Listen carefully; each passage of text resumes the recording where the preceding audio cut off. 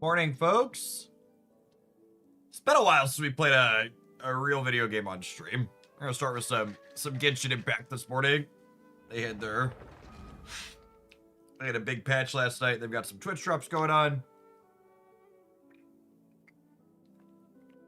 I'm gonna pull for their new character and do a little bit of the endgame content that queues up every month. Hang out and chat with folks. We'll do some snap and a data dive after is the plan. Happy Wednesday, gamers. Welcome to the middle of the week.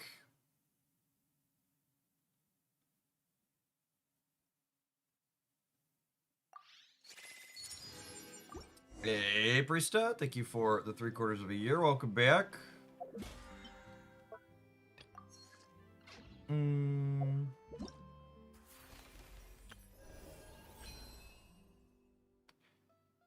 After completing adventure encounters, reaching daily trading goals every week, achieve 5 trading goals. You can select a character from the roster on the right to obtain Stella Force. Oh, this is the you get a constellation for someone, yeah?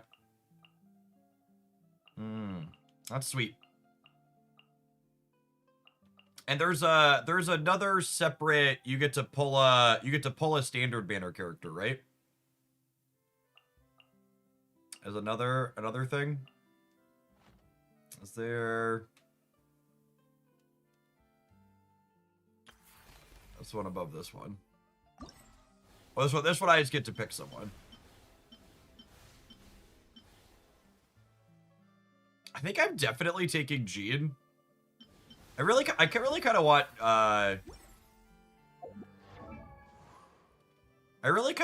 Jean C4. Her C4 shreds animo res. So I have my Wanderer pretty well built. Oh, you know what? Was Wanderer on the list of other ones too? I haven't been out in a while. Jean's probably gonna be good for Varka. Yeah, possibly. Yeah, Wanderer is actually one of my highest constellations 5-star characters because I went really deep on his banner pulling for C6 Faruzan because I wanted her for both him and Xiao. I kind of wanted Shenhei's C2, but between the standard banner and this, I could put Jean to C4, which is nice. I've not played this game in years at this point, but Jean was one of the OG characters, wasn't she? Is she still relevant? So, one of the things about Genshin Impact is one of the reasons why I've played it for so long is that it's largely a single player game, right? So like we're gonna do a little bit of the end game content here, but like a lot of that, even while some of the characters get bigger numbers in some ways, a lot of it is based on like what your gear looks like for the characters. So you could do like there's content creators who like regularly do the end game content with like just good 4-star characters. How's the Genshin bunch of these AG characters paying? So I don't usually buy extra. I buy there's a $5 monthly thing, and then their battle passes every 6 weeks. That's $10. So I spend like, I don't know, what's that, like less than $15 a month because it's $10 every 6 weeks and $5 every 30 days. Is what I do. I don't pull for every character or max them. Yeah, but a bunch of the best 4-stars are from the original cast, like Bennett and Singcho and Sucrose. Like Sucrose is actually on the NFA team I've been playing. Basically free compared to games that I whale in, I am basically free to play a Genshin these days. Yeah. Yeah, like my what's it called? My Wanderer being see-through, I spent a couple $100 to get Faruzan constellations forever ago on that one. I actually wouldn't mind. My Kuki's only C3. I wouldn't mind getting some copies of her. I think I want a constellation on this new character if possible. I also don't, like I said, I don't think I'm gonna throw dollars at it to do it. Whoo! Ask and you shall receive. All right. Well, I need one more Kuki. That's nice. That's nice. Getting constellation of 4-star characters is very high variance. Perfect. All right. Well, so with that start, obviously we're gonna get C1 on the new character today. Oh, we lost the first 50-50. We're gonna get nothing. That's sad. Oh, I missing constellations on him too. All right. Well, the good news is I have enough pulls to guarantee the new dork even through that.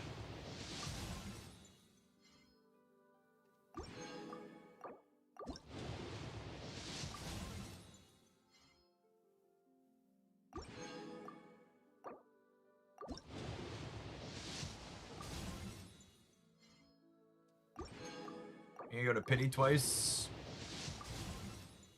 Yeah, looks like it. We got a good number of C4 constellations though. Plenty of kooky to go around. Oh yeah, it's gonna take us the max here. We'll see. This is probably a banner where I'll keep pulling on it for the duration of it to try and get constellation, but like I said, I don't know that I'll swipe directly. I'll pull the rest of these here. See if we high roll it a little bit, but unlikely. I think that means I'm done. I've got 600. I guess it's to 1500. After I clear the abyss this morning, we can do one more 10 pull. Moment to quickly take down some notes. I'll have to build Kooky finally. What do we get? Well, we ride out constellations on Barber too. Oh, I didn't have Barber max. Look at that. Not that we're gonna build her anytime soon. What do we get? Second constellation on Keeching. Probably not. Probably not building her.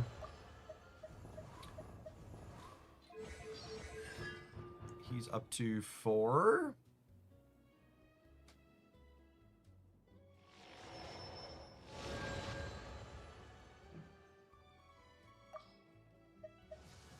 And that's enough Barber for the dealer team. Yeah, she's got some relevance. Dealer's not a character I have pulled. So Cookie's maxed.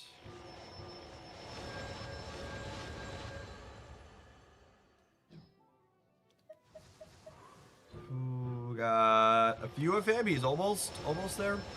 So what's his C6 do? Normal charge, punching attacks, hit an opponent. They unleash light. Does all dendro cores to burst. Cute. Yeah, we pulled the new dork. We went to pity twice and we missed our 50-50. So we did not get extra copies. We can get the first ascension from doing her trial, right?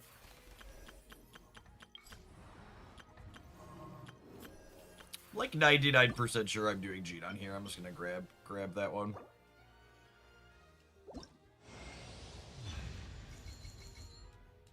So that's C3 on her, and then I just gotta decide, do I want Jean C4 from this once I do it, or do I want Shenhei C2?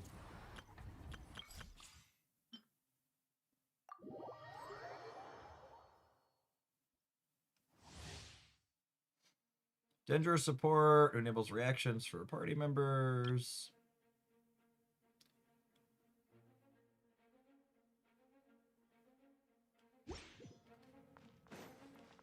Wait, are there not other characters with her? By the frost moon of old. You her last land. Oh, it's not killing it, it's doing different things. Hold elemental skills to consume Verdant Dew.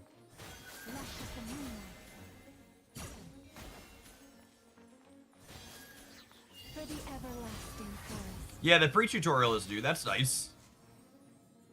Gives you a little bit. Yeah, they've been bringing like QOL features. Okay, and now we have an actual team. Oh look, that's one of the teams I was thinking about building with her. It's interesting they put another 5-star character in her trial. Usually they don't do that. The Temple of Wisdom. Grow. I'll settle this. Our bond is Draw, witness the power of Gugwa. Come here, bud. Leave this place. With one heart, we pray. Oh, her, Committed to memory. her, what's it called, follows her around, huh? Rain cutter. The, her skill damage around her. It's not just a patch on the ground. Forest, protect us. The little deer creatures jumping out of them. Yeah, it's not circle impact. It's, The everlasting forest. it's cool. Out of my way. It's a nice QL for button pushers. I like that they upgraded it so they automatically give you the trial stuff for characters you already have pulled though. That's nice. I always thought it was a little silly that they, like, alright, go do this thing for these rewards for this character you clearly have already.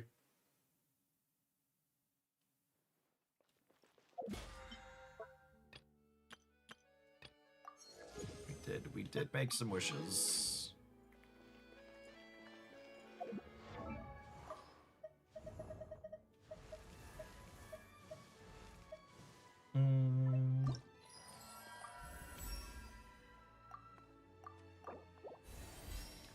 I assume her flowers and stuff are all part of the new area.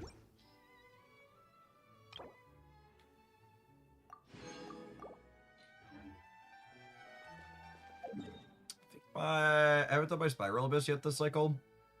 That's the theater. Only 5 days left on this one.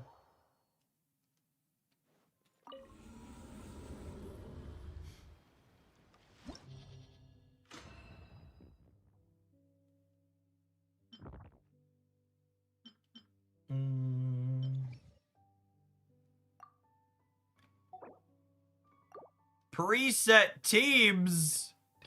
Oh man. There's so much QOL in this patch. Holy.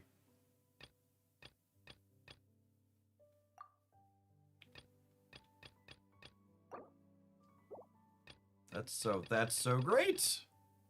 Oh, you know, while I'm on PC, I should rename some of these team standing bys I have at the bottom. Oh, you can't see their names on screen. Opponent details. This is target defense. My teams probably mostly don't matter for this.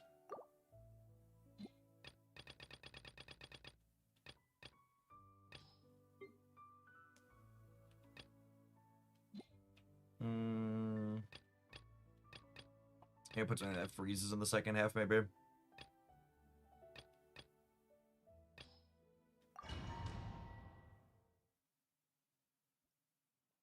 I have to think a little bit about my teams for the 12th floor typically, but the 11th floor usually my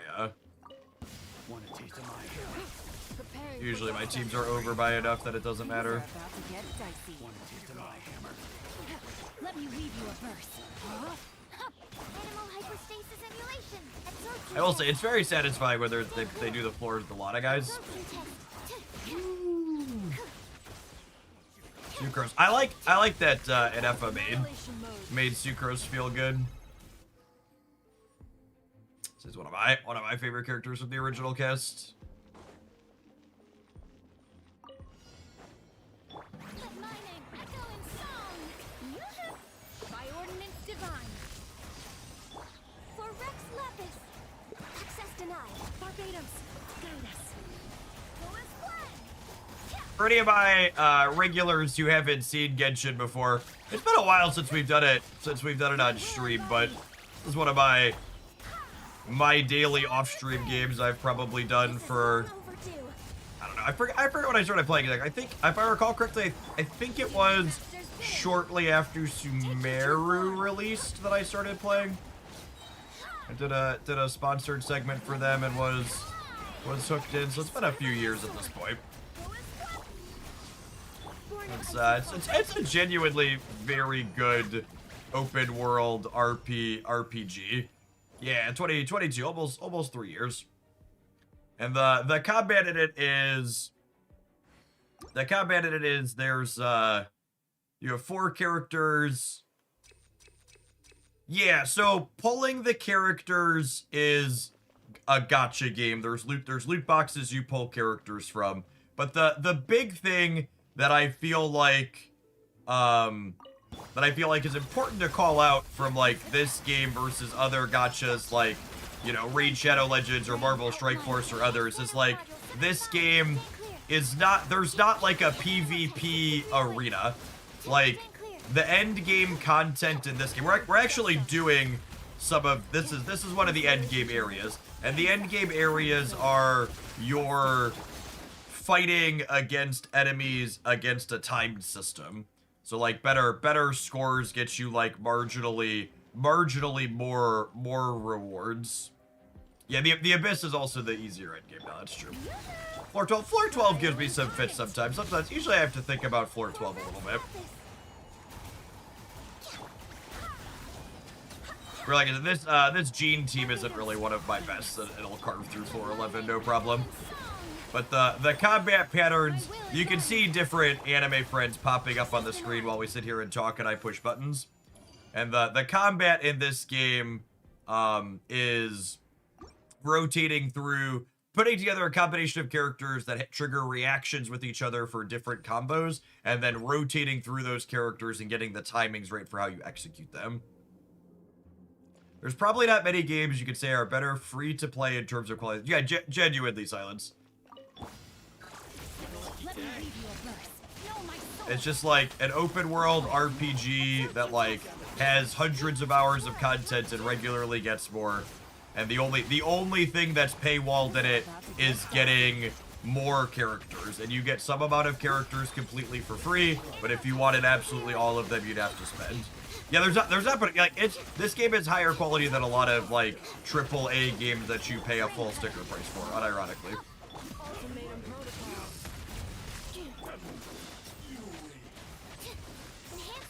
Yeah, I agree. All the Hoyo games are very high quality. I played what's it called? Star Rail for a little while.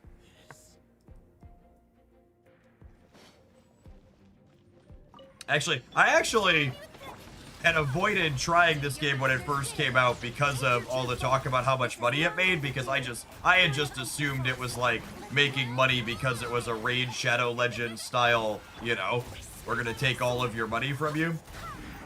But like, people just spend on the loot boxes because the game is genuinely good. There's no like flash deals or FOMO or anything like that. No, there's limited time banners, but there's no like, this deal pops up and is 400% valued. If you don't buy it in 2 minutes, it's gonna be gone. Like there's none of that, which is nice.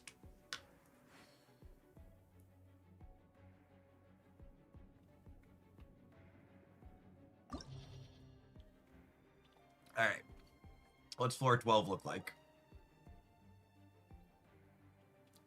Can I use my Sucrose team on the first half? That would be great. I would love to use my Sucrose team on the first half. Ooh, I think we can use the Sucrose team on the first half.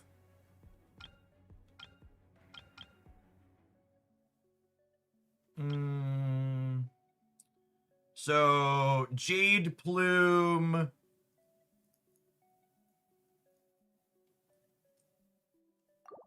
Second half, Night Souls align damage is increased by 75%. Okay, so yeah, I think we're gonna keep Edefa for the first half, and then if Night Souls is buffed for the second half,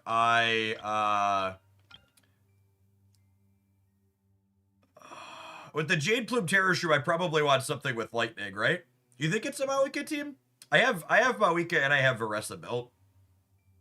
Mawika could probably just chug through the Jade Plume, is fair. To play the Varessa team, I think I need to re-kit my Toba. I think my Toba is currently built for Bergen. Might play Varessa. I like Varessa's I'm gonna swap Tobas.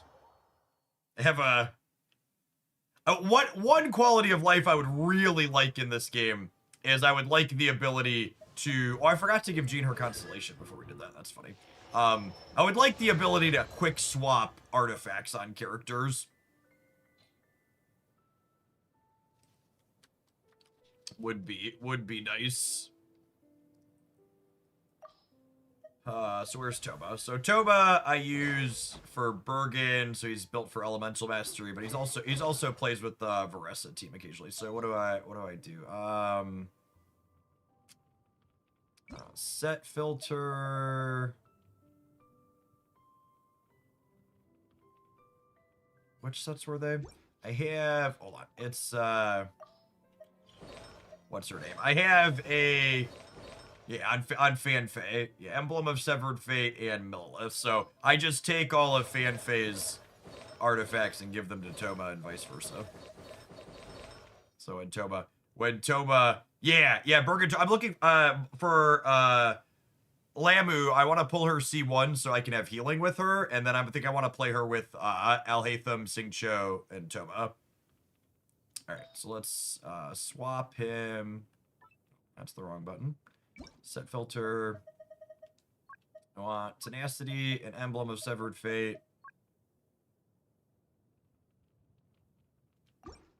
And then I'm gonna look explicitly. This is the best you can do when you are hot swapping artifacts, is just switch them between particular characters. I can see this one's on Fanfei, so we'll just switch all of Fanfei's gear to Toma. Although, does Fanfei have a different goblet? She might have a different goblet.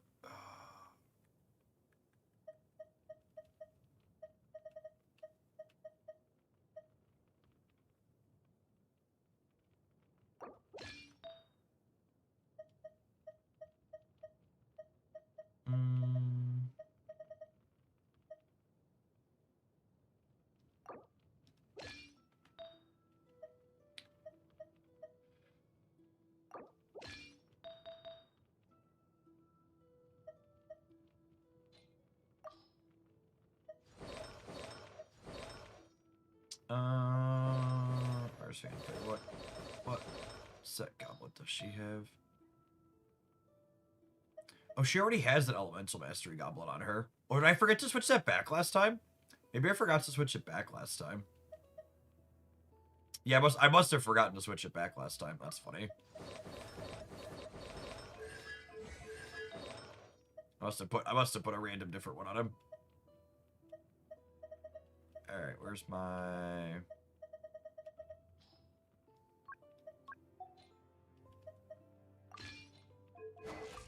Alright.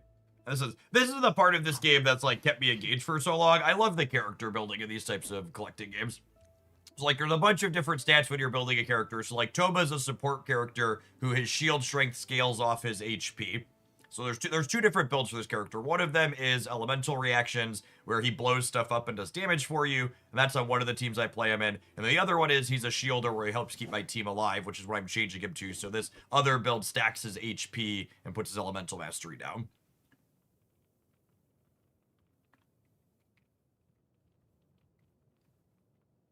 CJNJ, thank you for the 83 months. I appreciate that. Welcome back. Luke, sorry I missed your 2 months a little bit ago. Apologies about that. Priesta, thank you for the 3/4 of a year. What was that?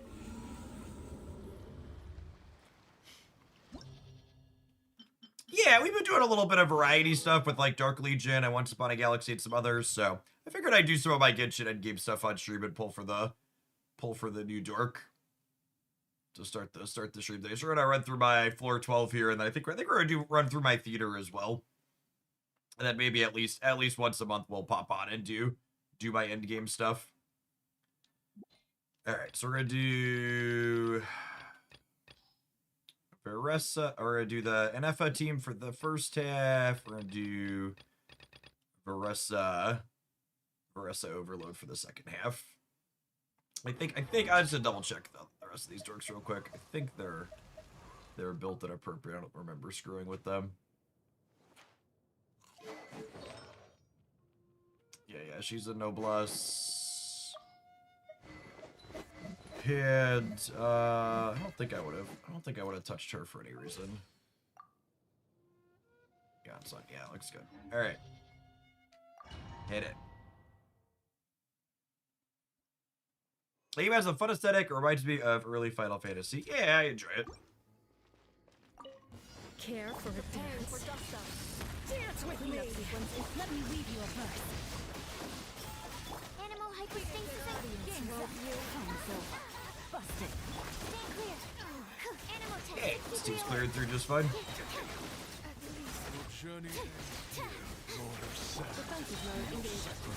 My NFO might be slightly low on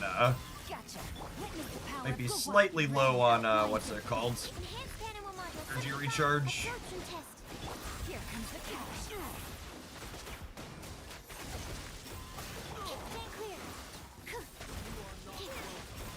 Stand clear. Okay time, so part of this game mode you need to get the time under a certain amount to get the most rewards from it.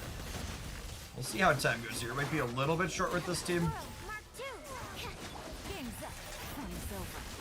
Quietly now. Absorption test. Oh, is there a new artifact set for an FO? Animal test 6308. Annihilation mode. Your sacrifice is ready. Witness the power of the walk. Here comes the catch. Gotcha. We're gonna be like right on the edge here. Stand clear.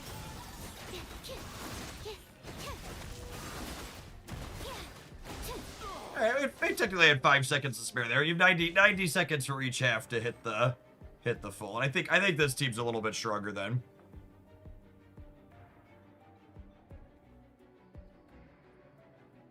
My Varessa is well built. I hadn't pulled for characters in a little while when we pulled for Varessa. Start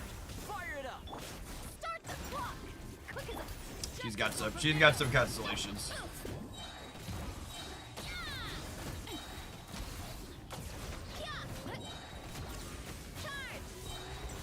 Oh yeah, look at the pogo stick girl go. And now the rotations on this one are much cleaner too. faster. Hands where I can see 'em. Charge.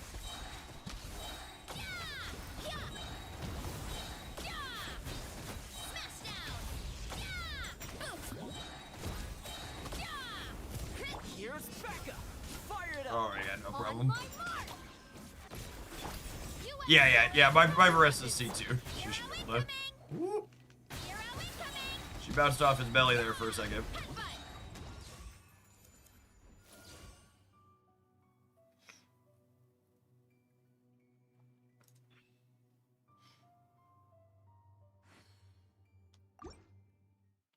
I like the plunge damage characters. Chao is one of my favorites.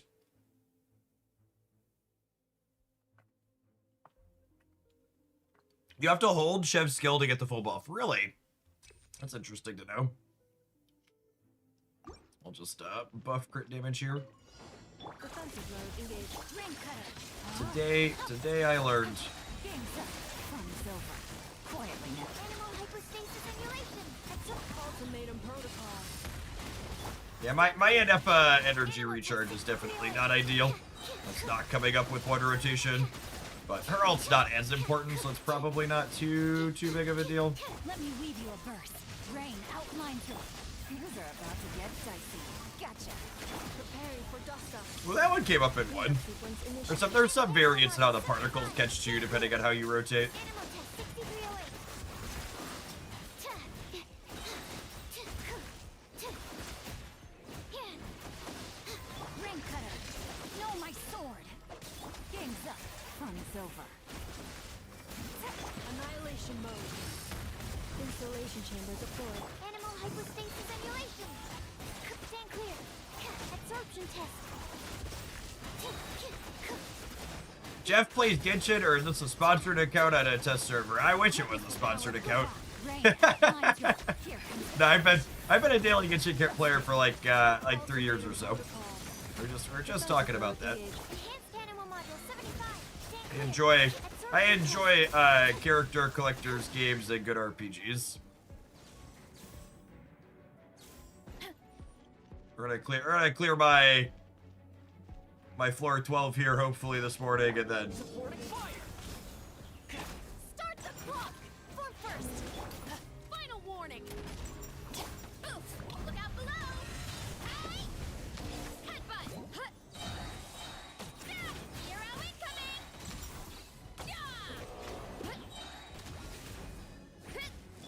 I picture Jeff sits on his couch after streaming and like clears dailies for like 3 games. Well, unironically, a lot of days I clear Genshin dailies for 2 people because my wife plays, but she doesn't always do the dailies. So usually I'm clearing dailies for her Genshin stuff too, because I want to make sure she has primo so I can pull characters on her account. My wife's Genshin account is like my second Genshin account. She likes doing like the story stuff and collecting and exploring, and then like I do her end game content so she can have extra gems.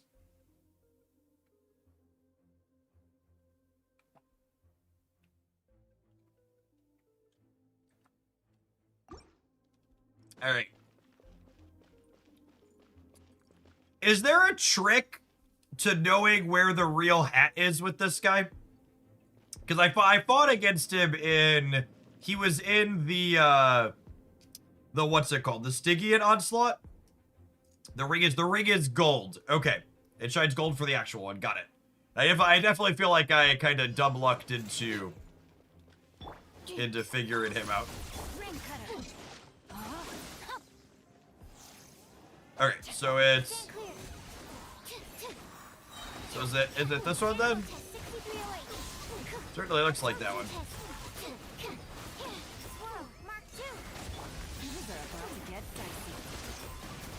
Installation chamber. Stand clear. Preparing for dust up.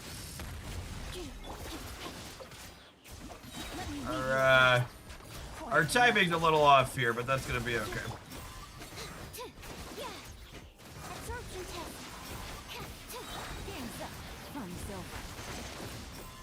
Gotcha. Defensive mode. Enhanced animal module 75. Annihilation mode. Yeah, and Effa super gen. I've tried so many Sucrose taser comps.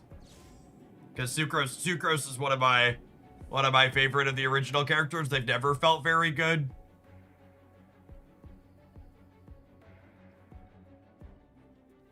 Timing isn't off. You finished at 1 minute while short racing. Sorry, when I meant timing was off, I meant timing's on my rotations.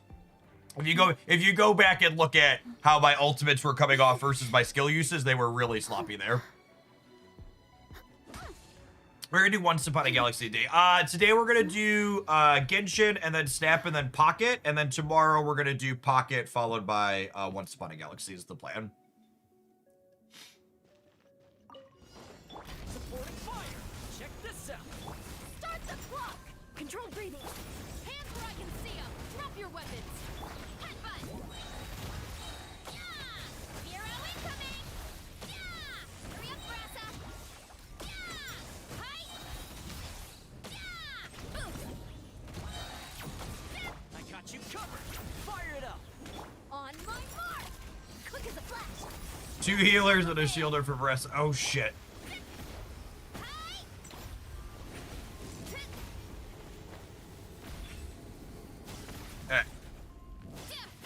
I forgot this guy does the thing. It took me forever to figure out how to get up there and clear that thing. I've definitely push buttons first, read the descriptions later type person.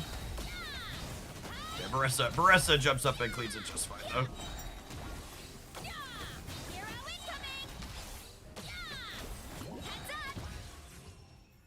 Alright, easy. Nice, easy floor 12.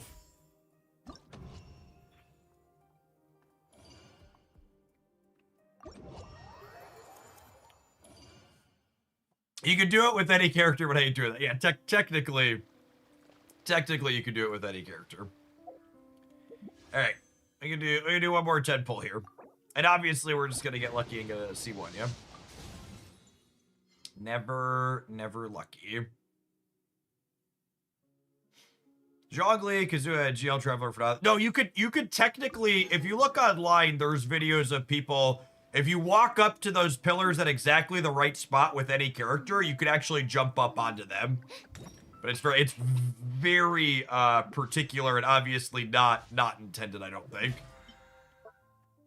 I think it was like it feels like it was like a modeling oversight.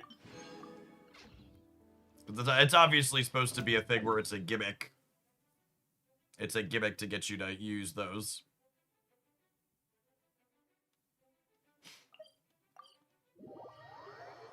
I think I'm technically one character short of having the appropriate number of characters for the max theater this time. Oh, I should put Toma back on his Bergen gear before we do this.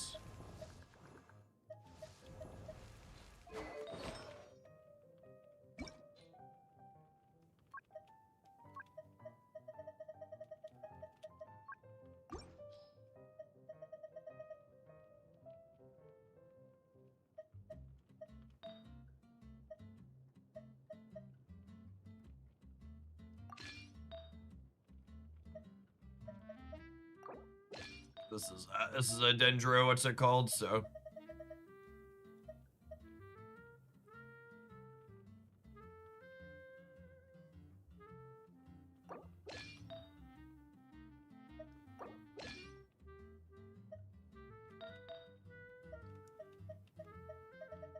oh, and then which pieces?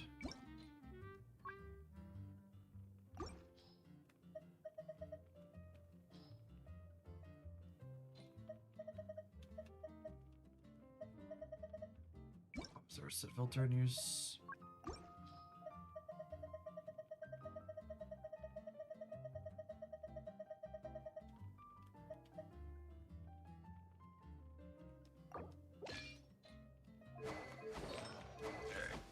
And 853, he's back where he needs to be, and then we'll be using Fanfei in the theaters. Let's make sure she's okay.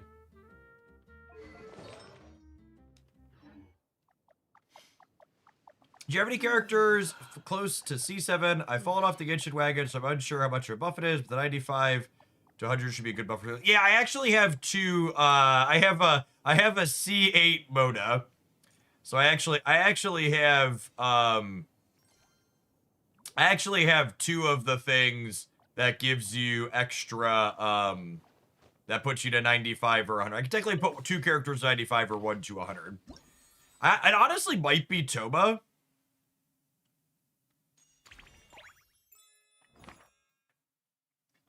As he scales HP and he does Bergen reactions, but I'm gonna wait a minute before I decide where to put those.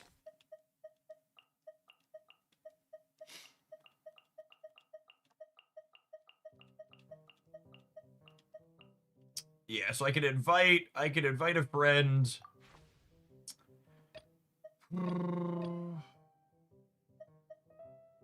I might just grab someone's Cheska here because I'm missing her.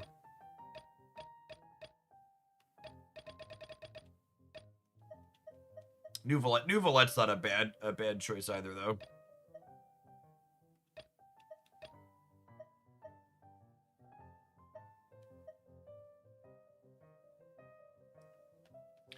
Yeah, I just re-updated my shared characters.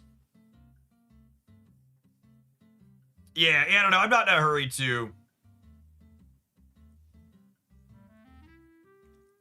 Yeah, I know I could have chosen Mona. I want Jean C4. I want my Jean to res shred for me. So I think I'm gonna take 2 copies of Jean between the 2 selectors. I did her on the standard selector. I got her to 3, and I think I'm gonna take her C4 on the other selector once I get the option. Ah, New Valette or Cheska. They're both carries. I have too many carries. I think I have enough supports. I have these 2 are supports. Then she's a support. This is a support. This is a support. So this game mode, I think, is probably my favorite of their endgame game modes. I'm gonna take Chaska because she's fun. I guess this is my favorite of their endgame game modes. So you use characters that you've built in it. Oh, and I should look at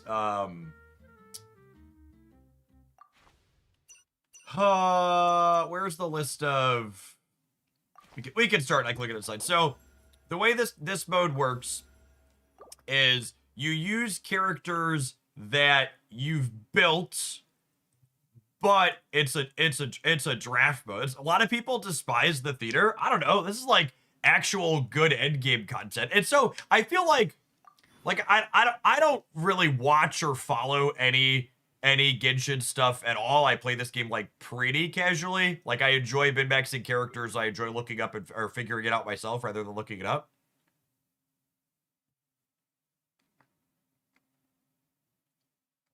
Yeah, the theater encourages me to build lots of characters. All right, who are the bosses in here?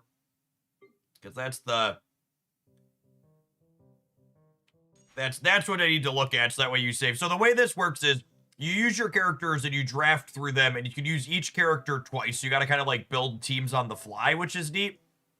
But there's particular bosses, so you just need to make sure you have right characters saved for the bosses.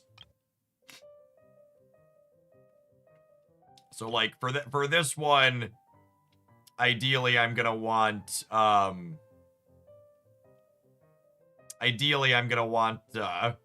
what's her name, Mawika. And if Chaska shows up, we'll want Chaska and Mawika for that one. Characters who heal have an advantage. Pyro characters have an advantage. So probably Father or Mawika for the last one. So Mawika, if we find her, is going to be one of my boss characters. We should definitely have her or Father by the dragon statue at the end.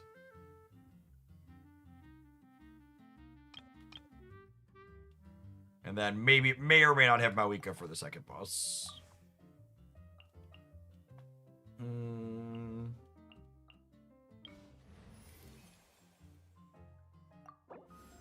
Save healers for the third boss. We have plenty of those. Oh, who's our starting? Oh, we have Nilou. Nilou's one of the starting characters here. That's nice.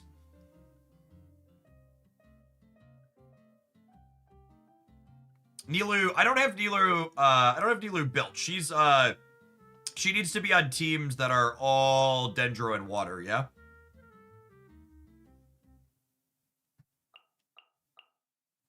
We'll pull Nahida to play with her earlier. Vaporize. Yeah, I guess we have Xingqiao with Hotao. It's probably we're definitely gonna be triggering some vaporize reactions. I get at least a couple of these. 2 Dendro, 2 Hydra is best. How do people feel about the mystery caches? I feel like the mystery caches screw me periodically. And so a lot of the times I skip them, but maybe that's being too timid. Like there's random mystery caches that are like, you don't get to pull any more characters and like your run dies.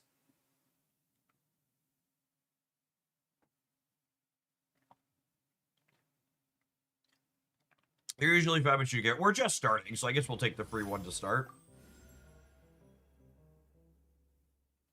Consume all flowers in your possession to get 1 random. When choosing a mystery cache, you can reselect the selectable effects 1 time. Oh, well that makes future mystery caches a lot less punishing. Well, I'm going to do that one, because I don't want to give up all 135 of my flowers for, like, 1 random person. Ooh, another box. Select 1 character at random. If you successfully complete this X combat event with these characters in your party, you'll get extra flowers. 1 alternative cast member joins the principal cast, but after completing this X combat event, no more alternative. Yeah, see, like this one just screws you. So I guess we'll take this one. I don't want to burn my reroll until we need it. All right, so if we complete this X combat events with her, we get extra. I grab an extra vaporizer reaction here too. When vaporizers trigger, unleashes a title shock that deals hydro damage to hit. This can be triggered every 4 seconds. Blazing explosions are hit.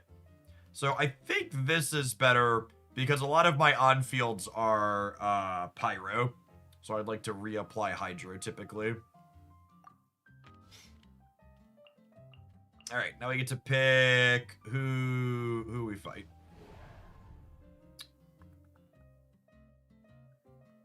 Yeah, it seems fine.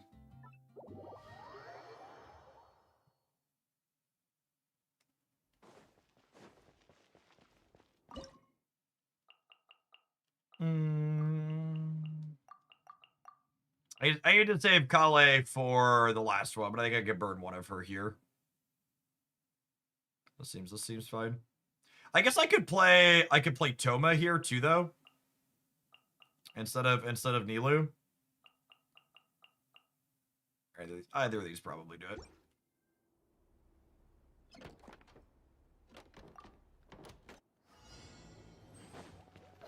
Oh, they're both water to start. Committed to memory. Forward Emma, help! That's fine. Remember, health comes first. Mine. All eyes on me. Grow, grow, grow! Yeah! With all my strength! Yeah! Ridiculous! Alright. Putting Nilu in the team was probably a mistake, but that doesn't really matter. To memory! Seems like an emergency. Yeah. Just like we rehearsed! Grow, grow, grow! Mind the side effects. Dance with the waves. Two positions! Committed to memory! The Temple of Wisdom! Ooh, I guess we might not get the bonus here. A bitter pill to swallow. We'll definitely restart if I need to get the bonus. All eyes on me. Committed to memory!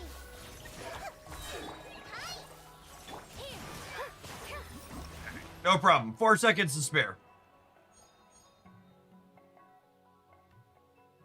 All right.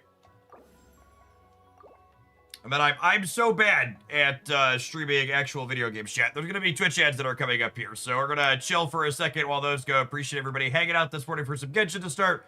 We're gonna run through my theater, and then we're gonna do some Marvel staff followed by some Pokemon Pocket. Appreciate everybody here. It's bright and early. Good morning. Good morning.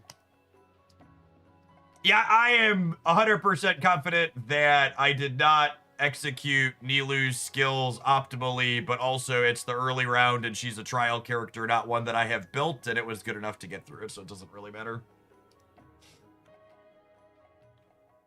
I know loosely how the character works. Tap an ad on YouTube as well, might as well. What is it, Genshin today? Is it on the bounty board? It's not. I just felt like doing some Genshin on stream, but we've been doing variety with other stuff, so figured we'd start with it. William Wilson, welcome to Hoaglandia's latest Shillionaire. Perfect time to take care of that. Appreciate you watching so much over the last year and more. Be sure to ping me in Discord to get access to Beverly Shills. I'll make sure the next Shillionaire pays a little bit less. 999,711 shillings. Mr. Steve, thanks for the half a year. Welcome, welcome. Yeah, Genshin does drops every cycle. I don't know. I don't think we're gonna have like good viewer numbers for Genshin drops, but it means the people in the community that play Genshin can get their Genshin drops from watching here. So they go in somewhere else.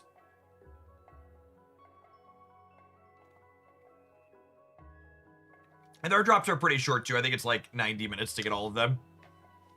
Yeah. It's not like Snap where it's 6 hours. So, and this is the interesting from a drafting character's perspective in this game mode, because you can only use each of them twice. So, Father is my better built character. Like she's the more powerful. My Gabbing build's not bad, but I think we take Gabbing early because I want Father for the last boss of this run potentially.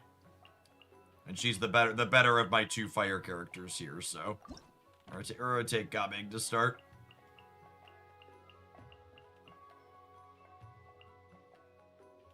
You want to save your better DPSs for later.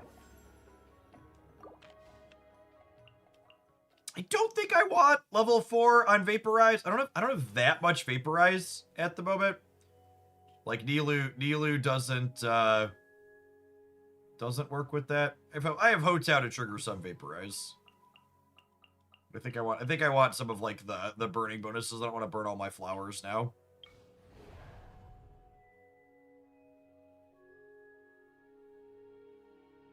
We don't have any characters that meet... I don't have Farida or Nuvalet on my team.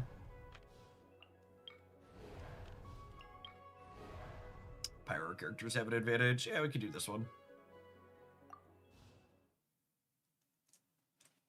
Yeah. And one of the goals is like the first couple of rounds, I want to prioritize utilizing the trial characters that like aren't my characters that I have built, because if I can clear them using those characters up and say my characters are better built than like the trial characters. So like I wanna get like the Ho Tao and what's her name's uses in early.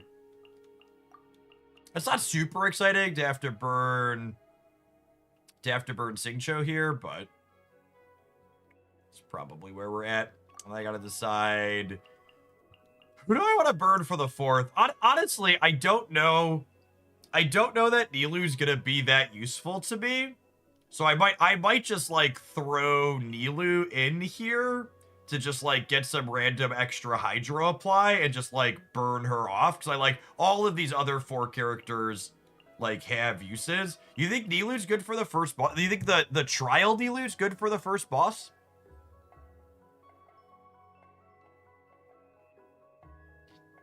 You think with these other 4 she's good enough?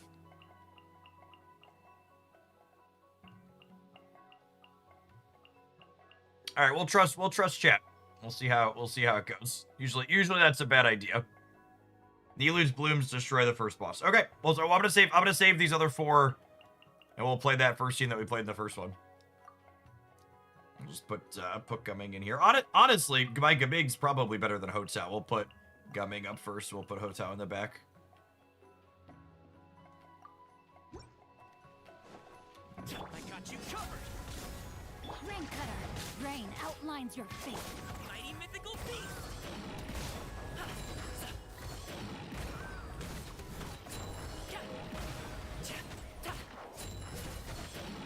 I love the plunging characters. My Gumming's built pretty well.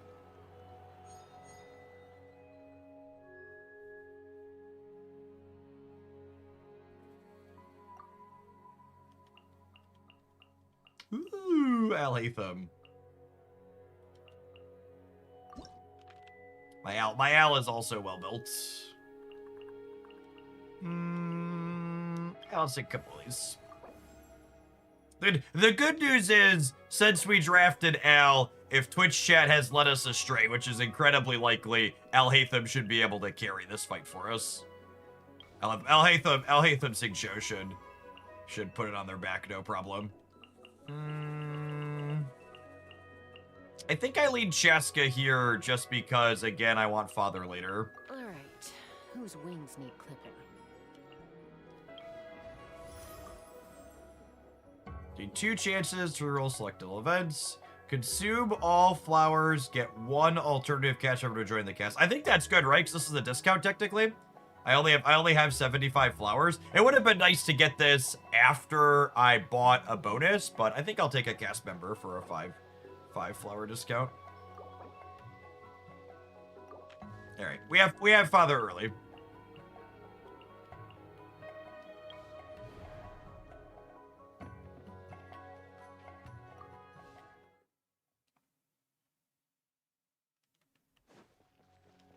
We're gonna try and hold at least her second use for the end, but if we get stuck in a place and like need to break glass in case of emergency, she'll be good.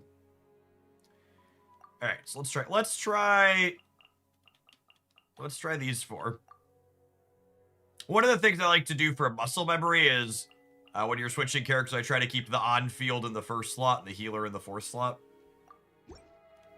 just so like, from a button pushing perspective, you're like, all right, this is gonna go how we expect it to go. Remember, health comes first. Mind the Just like we rehearsed. Go! Dance with the waves. Position.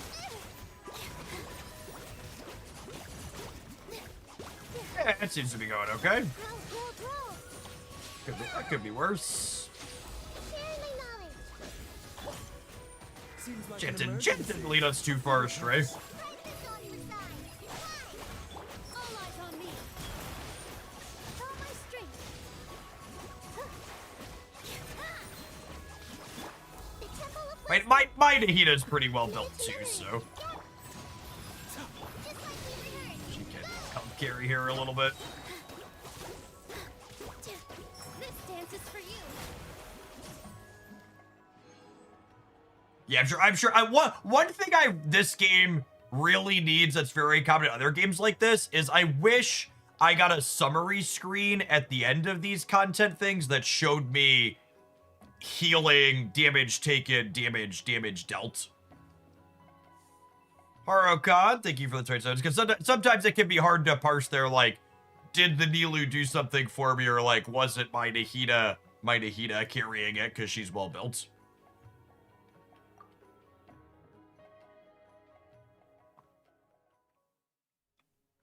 All right, and super happy to grab Maoika here because I want Maoika for the second boss.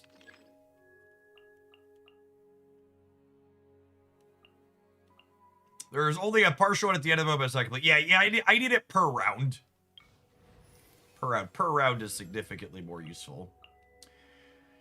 All right, so looking at my characters here, I only have Toma left as a support at the moment, and Toma is built to Bergen more than anything. So I think we definitely take fanfakes. I need more healers / shielders. Next time, be sure to make a proper appointment.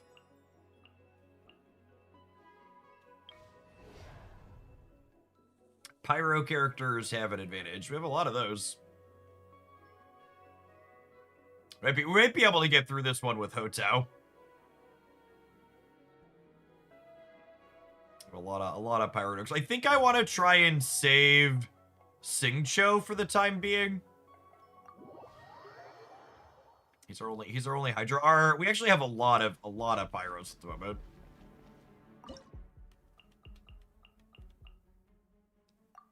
So I'm gonna try and Hotao and Fanfei. I don't know who else exactly I want to play here. It might just be Hotao's in the back again, and maybe we burn Gaming's other one. I think I want to save Singcho. Maybe I just have too many DPS is the problem.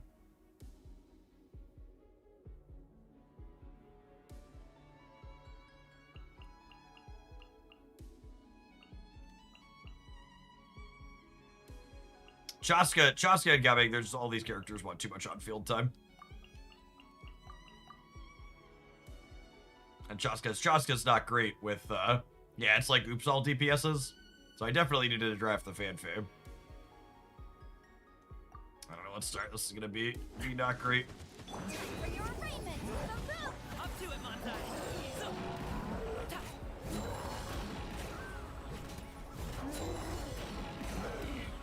Hold on to your hats. Time to go. Tap the Ooh. Incinerate.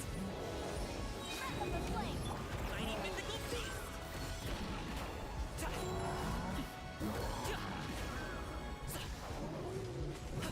Boom boom.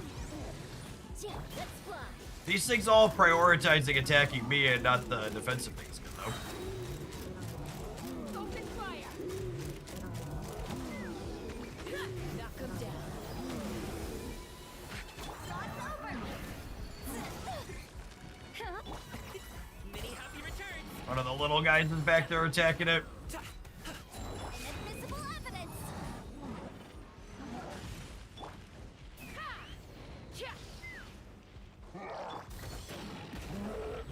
Incinerate. Gee. Up to it, Montai.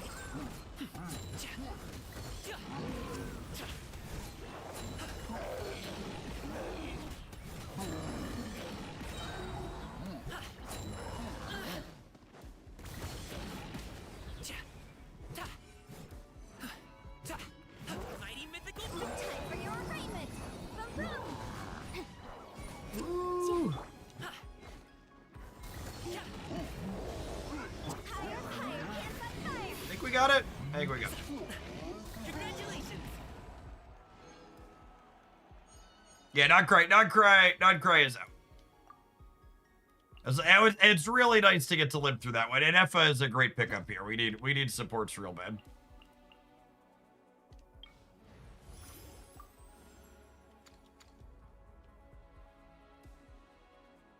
One of the selectable events will be replaced with a mystery cache rare event that costs 15 Fantasia Flowers. One random character with 0 vigor returns, but you gain 20 fewer Fantasia Flowers after completing this X combat event. I mean, that seems great, yeah.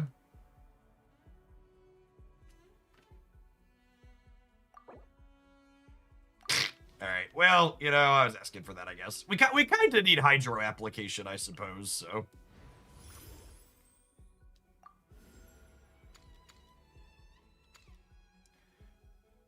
When you select a companion event, one more characters will be added to the lineup. Yep.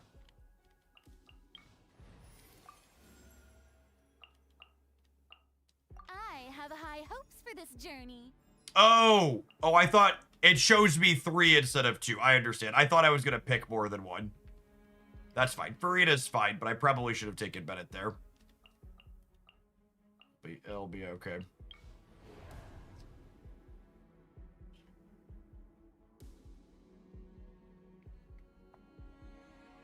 I don't have a healer to go with Farina. Of course, I could also use Farina as a healer in a pinch, I suppose.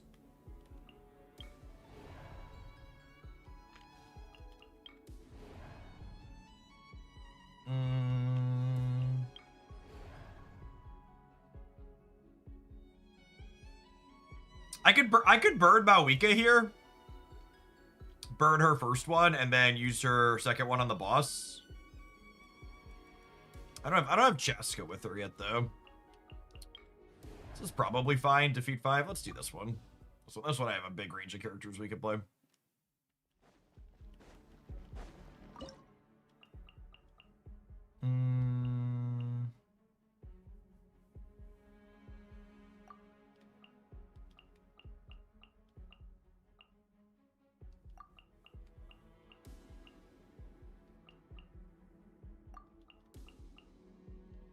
I think it's this.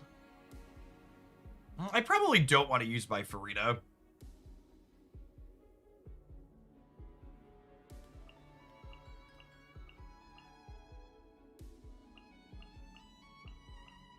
That's fine. We can use the first one. Let my name echo in song. Use your invisible evidence. Motion light of the blazing sun. Try and stop me.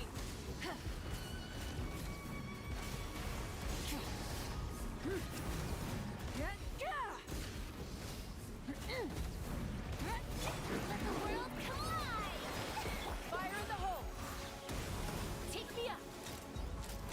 Open fire. Locked on.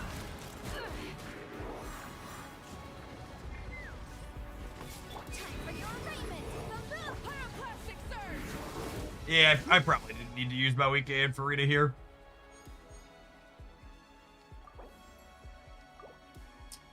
Who? I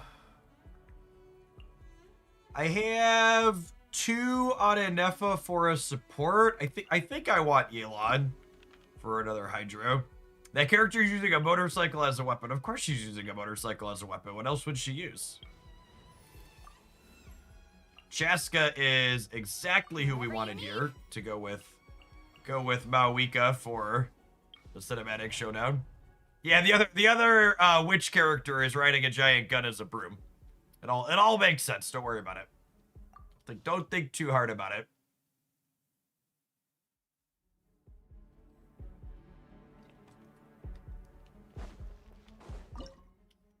Okay, so this is... We're playing Maoika and Cheska here for sure. I think I'm gonna play Yelan for some extra. I don't know who I want the 4th to be.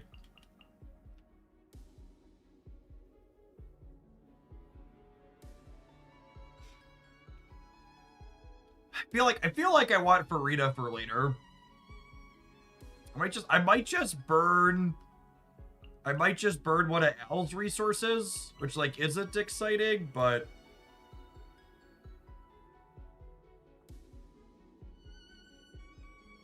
you need to save Sigcho. Absolutely.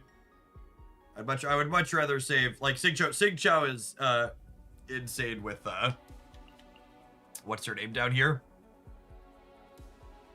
Yeah, I think I want Farina for later. I think I'm just gonna burn. We just have so many DPSs. I think I'm gonna burn one of my uses off of Al here and probably just play three-handed. Suffer the wrath of Eatley. We'll like do his ults here real quick. Busted. Light of the blazing sun.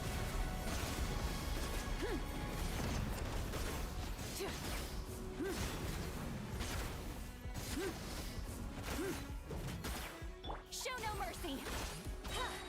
You two. Time to end. Here you are. Game's up. Fun's over. Pyroclastic surge.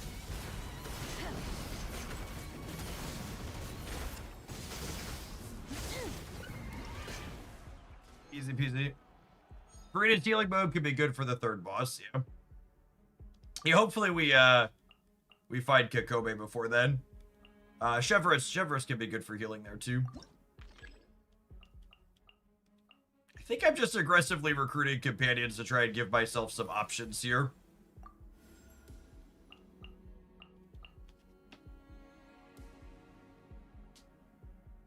I feel like we're still caked in DPSs. Although I guess my week is gone now. What I have Father, I have one on Al. Moda actually rounds out some of these teams a little bit because she's a decent sub DPS. She's holding Noblesse. I'll take Moda. This is how it must be. Oh yeah, this is perfect. I want Kakobe. All is accounted for. Let's move out.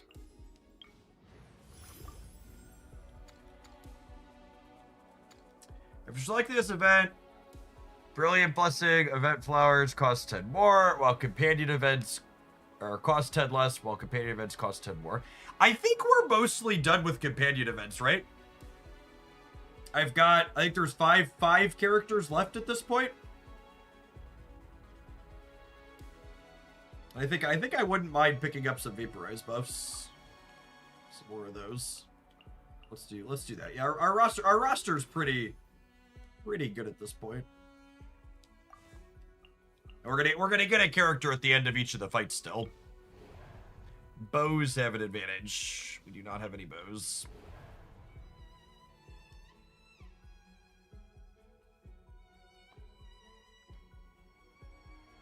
I forget. Does Father count as Numa aligned? I don't remember. I think this is the one we're doing regardless. We could probably muscle through it. She does not. Okay. I'm gonna see if we could do it without using Farina. The mechanics mostly irrelevant. Yeah. And Nefa is gonna be my support here. And then do I want to use up somebody, or do I want to just like tap Chevrolet for her nominal buff?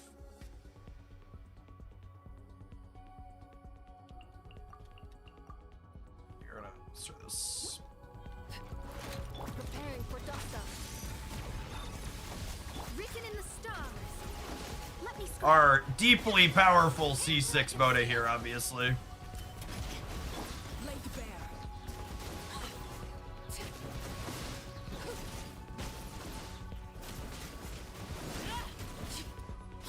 Witness my rise. Cleanup sequence initiated. Decided by destiny. Shadows of fate. Justice will prevail. Annihilation. I usually skip visionary mode. It always feels too difficult for me. Yeah, I mean, when it feels hard, I don't stress about it. But a lot of the time, I'm usually able to get through it, no problem, on my account. Delves into destiny. Final warning. You asked for. Laid bare.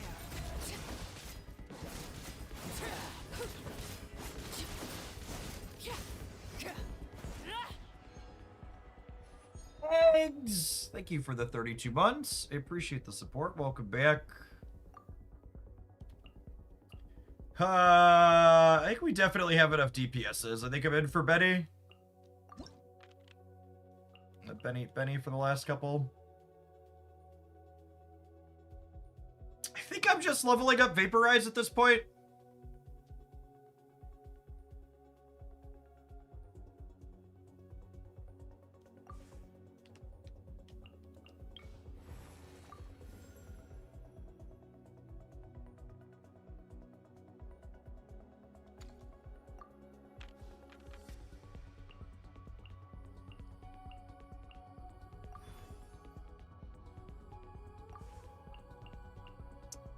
Want burning too.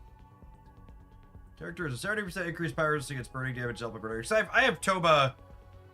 I have Toba and Alhaitham still. We might want to tap in one of these fights.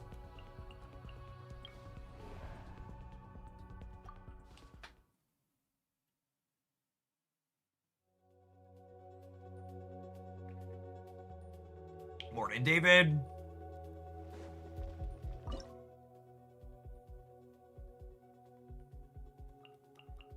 All right, so this one explicitly, you need to have characters that heal, right?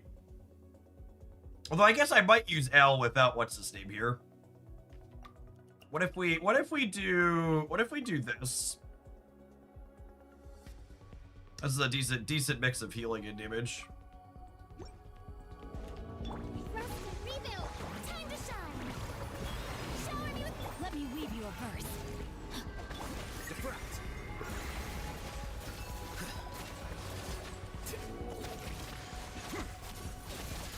Covenant of the deep.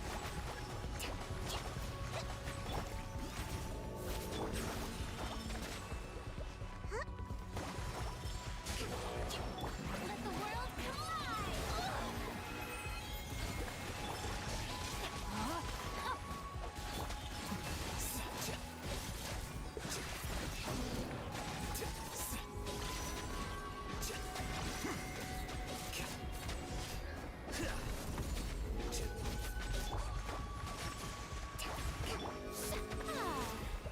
Strike a pose. Set up my guard down. Witness the power of Gua.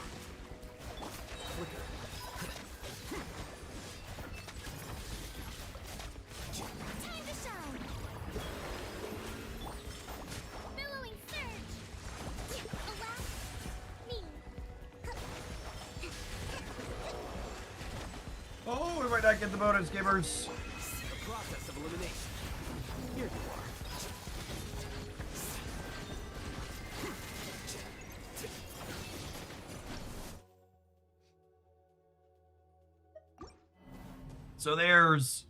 So we can definitely kill it with that team.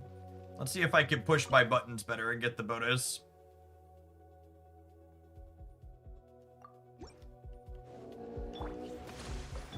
Let my name echo in song. Let me weave you a verse. Deflect.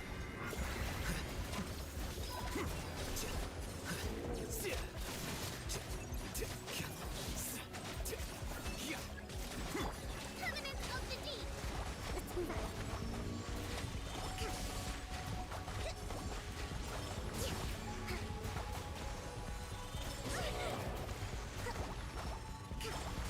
Time to shine. Yoo-hoo! Witness the power of Gua. Know my soul. Here you are.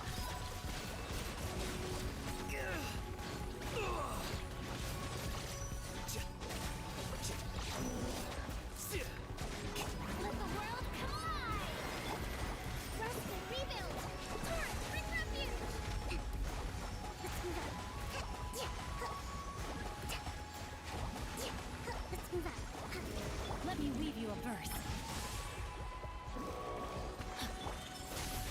Shower me with praise. Scatter.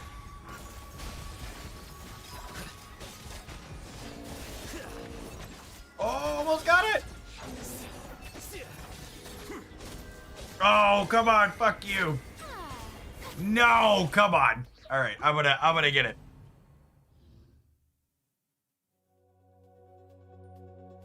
It's crazy how despite following a few Genshin creators on different platforms, your channel is the one who reminded me to watch for drops. What's going on, Dark King? D. Joes, thank you for the 23 months. If I was like really far off, I would just go.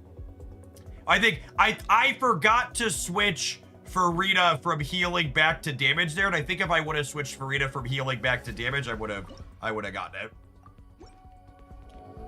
Time to shine. Strike a pose. Hold the line. Billowing. Oh, I pushed Kokome's ult at the wrong time. The process of elimination. Honestly, might be worth restarting just because of that.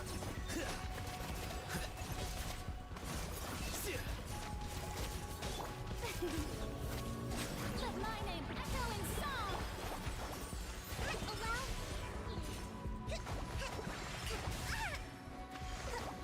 Let me read you a verse. Know my soul. I meant to switch to. A rash maneuver. Torrent. Bring refuge.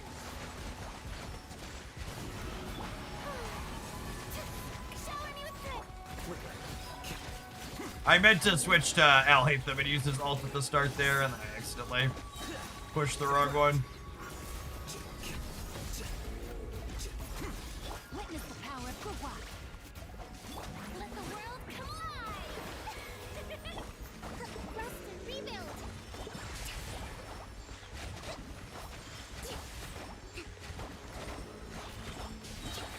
Covenant of the deep. Yeah, mistake at the start's gonna cost me. How dare you? Oh my goodness, we got it with 1 second left. So, we were beating, for people that aren't familiar with how this mode works, we were beating that level regardless, but if you get it within 85 seconds, you get a bonus towards a thing at the end, so we got it. We were so close. We were like 86, 87 seconds on the first couple. And that one, even with a button mispress, we were down to 84, so that's nice.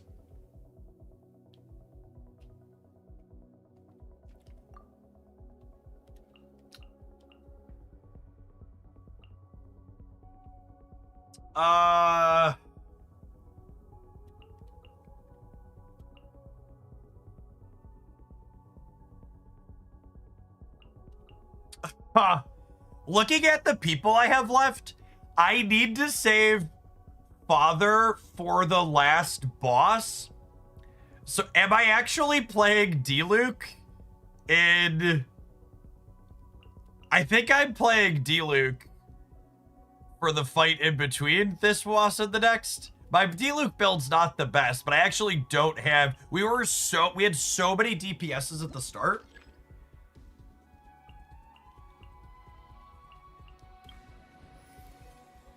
I mean, he's not terrible, but he's not the best either. I wouldn't hate, what's the cooking lady's name? I always blank on her name. We get to see 3 of these characters. Yeah, her. Just sharpen my spear. A sub DPS sounds lovely. Yangling. No, the original cooking lady, chat, not Escoffier. Yangling. I'm sure I'm pronouncing her name wrong, but she's the one we wanted there.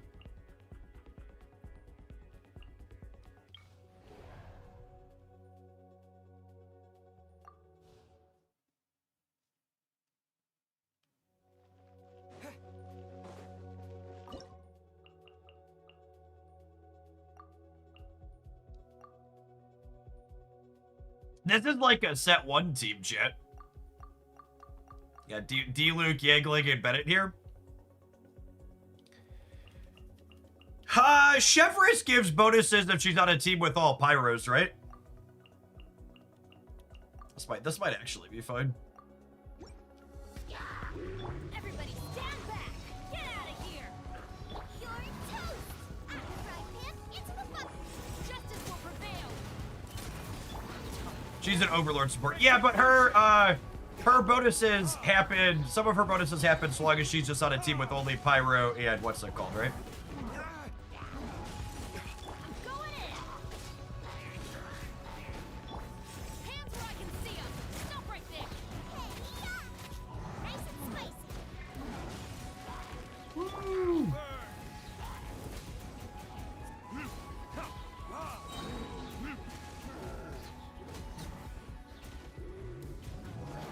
I can miss 1 star in this mode, right? And still get the top bonus. Am I remembering that correctly? 1 flower. Because there's no way we're max starring.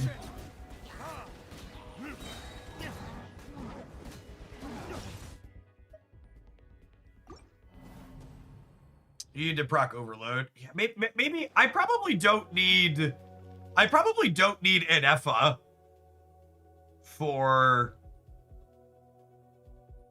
Do you think I need an Effa for the last boss? I could probably just play.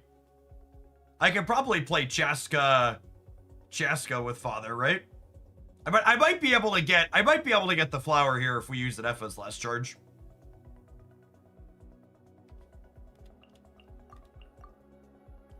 That gives me the overload bonus. Preparing for dust up. Defensive mode is... Hands where I can see 'em. Final warning. Oh yeah, look at those overload reactions. Cleanup sequence initiated. Nice and spicy. Justice will prevail. Drop your weapon. Annihilation mode. Yeah.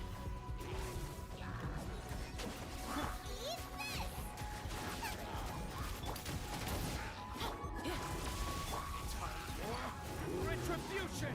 Ha! Ha! Ha! Preparing for dust up. You asked for it. Burn! There we go. 3 seconds to spare.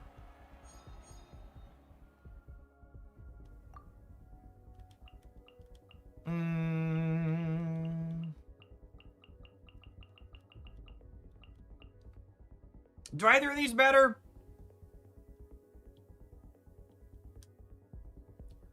And Effa's largely a Natland support, right?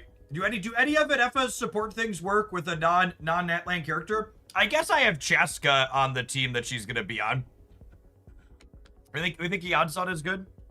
She's fully built. I'm gonna play Father as my on field. So I'll have I could play Father, Yelan, Yansan, and Chaska.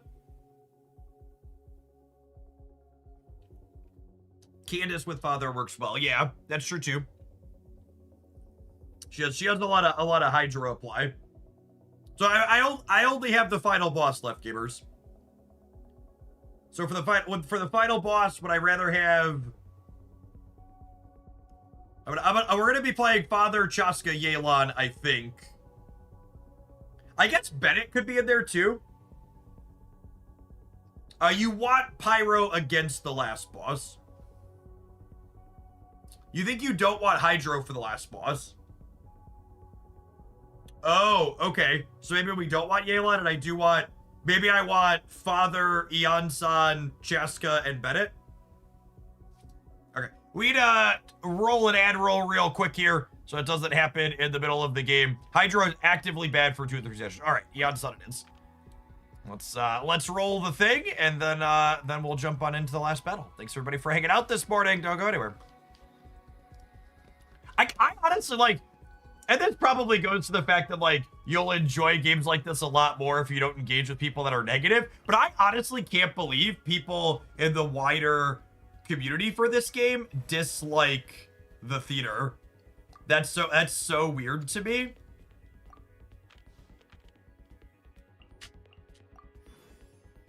I'm not triggering any of the blue related events, so I guess I could grab her just to have her just in case. Stay close. My vaporize is max, so yeah. I think all 3 of their end game modes. I think all 3 of their end game modes I enjoy in different ways, but I think theater is definitely the most interesting of them. I like having an excuse to build and play with lots of characters. I think they does a good job. Yeah, Sticky and Steed. I like the team building aspect of Sticky and with the 3 teams. I think that's really well done in general.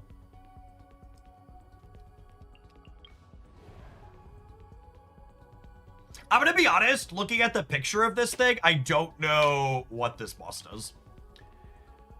Creature with 2 forms that is capable of continuously generating heat. When it's in geo-human form, you use pyro attacks to cause it to enter molten dragon mode. At this point, if you continue to use fire attacks, it will enter overburn state. However, if you manage to cool it down, it will revert back to geo-human. Oh, so water cools it down. Got it.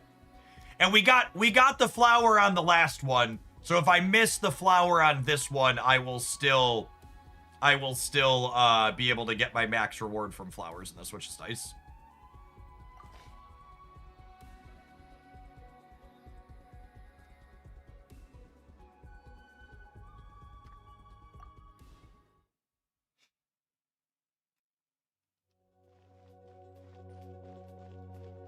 My issue with theater is that the barrier to entry is so high. I've been playing for 7 months, so I have nowhere near enough characters built for it. Yeah, I mean it's endgame content, right? So like, if you're 7 months in, you're probably not an endgame player, yeah. It's absolutely. This is content for people who have played a significant amount. All right, so no water. This sounds good. Oh, can Shaska cool it down? Should we be concerned with that? Suffer the wrath of Easley. Get to work on my mark. At the right hand, it's Overruled.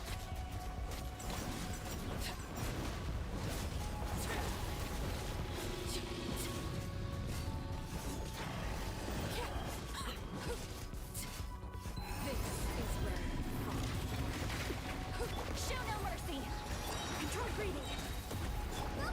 You don't want any cryo or hydro on this boss. Well, let's move.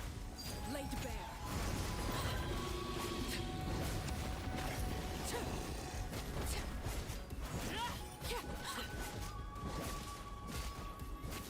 At the right hand, it's Quick as a flash. Everlasting as the moon. Overruled.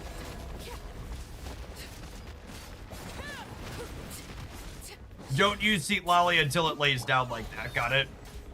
nice and spicy. Start the clock.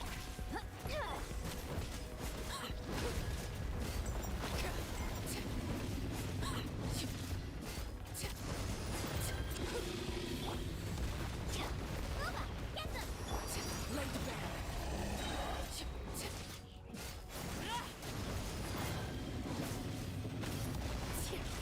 You're toast. Witness my rise. You two, time to end them. On my mark. Form first. Transfixed.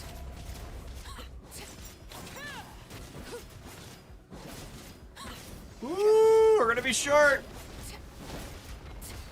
I think if I button press better at the start, we can get through it. I think the you're not supposed to use Seat Lolly until it lays down is accurate. You just way to do statues burning. Yeah, I didn't I didn't save any of our Dendro characters for here, which is probably a mistake.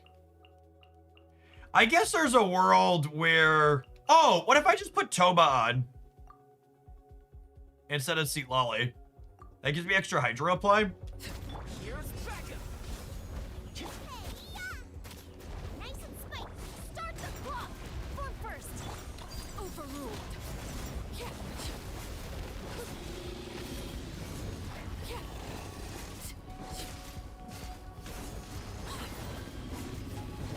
Supporting fire.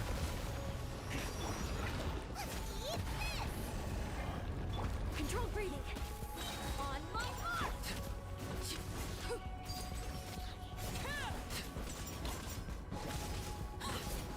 Oh, we have Bennett too. Yeah, Bennett's probably better. Honestly, Bennett might even get us Bennett might even get us the flower.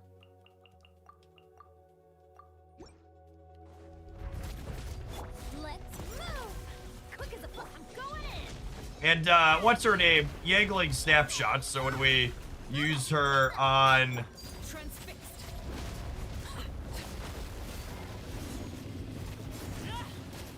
when we use her on top of minutes thing. It works out how we want.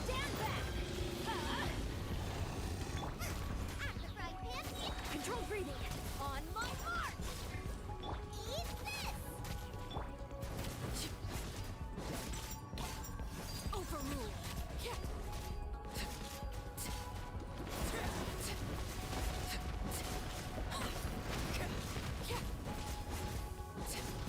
Nice and spicy. I'm going in. Oh, he missed. Quick as a flash. Start the clock. Transfixed.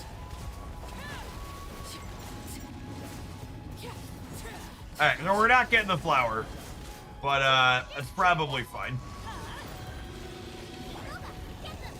Control breathing. This is where you fall. Overruled. Eat this. Nice and spicy. Everybody stand back. Get out of here. Let's move. Everlasting as the moon. Transfixed. I'm going in. You're toast.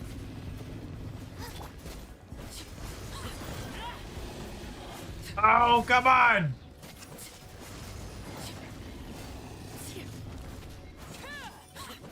Overruled. Oh, come on, you son of a bitch.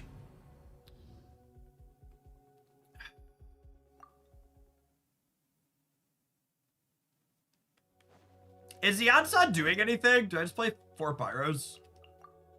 Just burn it down.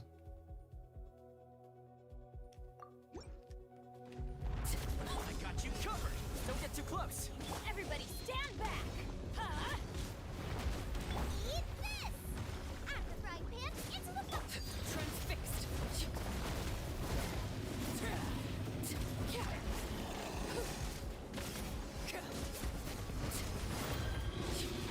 Here's backup. Check this out. I'm going in. Get out of here.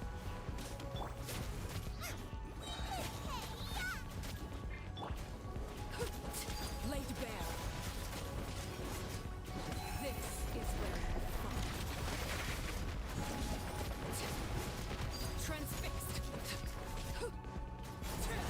I got you covered. Teamwork is dreamwork. Nova does so much pyro apply when he jumps out. Ticker on it fills up a lot.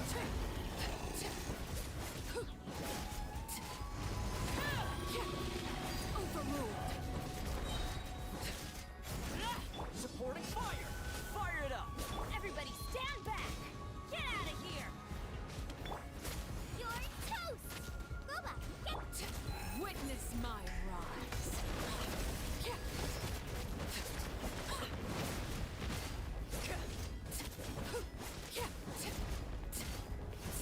Here's backup. Check this out. Teamwork is dreamwork. Huh? Eat this. Out the frying pan into. Everlasting as the moon. Transfixed. This was worse than with Fire it up. Eon Sun. Everybody stand back. Get out of here. Not sure if you have father constellations, but I think if you let her E stew a bit, E swap, and then support stuff before hold attack to gain more bond of life, you probably get bigger father DPS. I need you to translate that gamepad for me.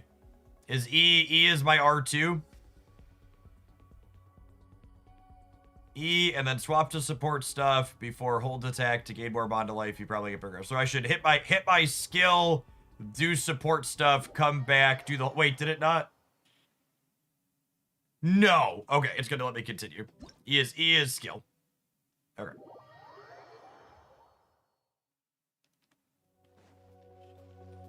Father skills, support stuff, father hold before. Okay, got it.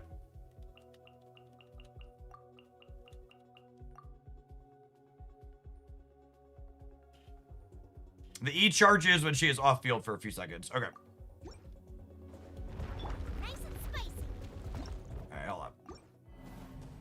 We clicked the wrong button to start.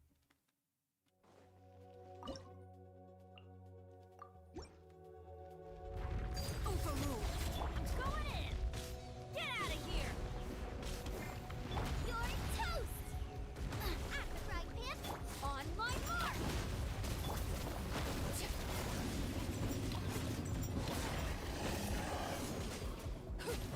Witness my lies. Laid bare. Everybody stand back. Huh? Eat this. Nice and spicy. Quick as a flash. Start the clock.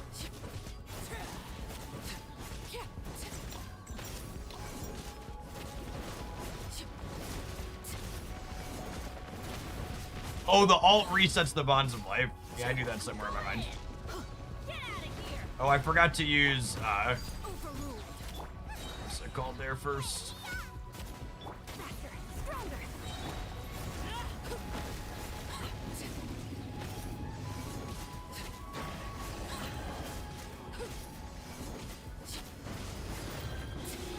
Laid bare. Teamwork is dreamwork. Eat this. Boba, get them. On my mark. Controlled breathing. Ooh, that was a big difference, huh? We didn't get the flower, but the tap the skill and then roll through the supports. That's good to know. Look at that.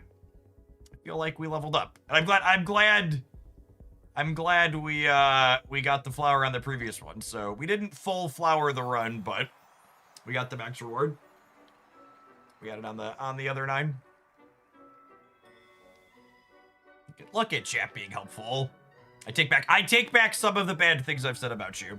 Maybe it's just Genshin chat. Maybe it's Genshin chat is more helpful than the average card game chat. Mawika does make big numbers.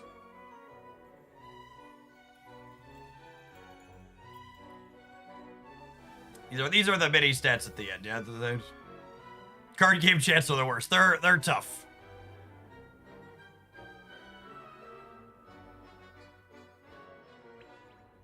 Cool.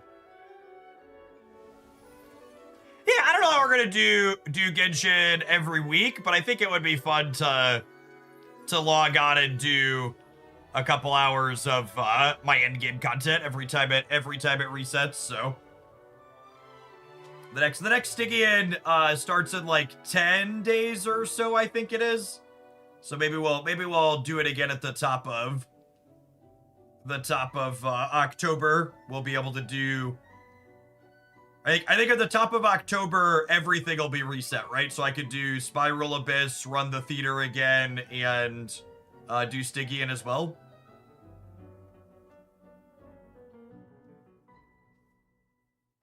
Boop.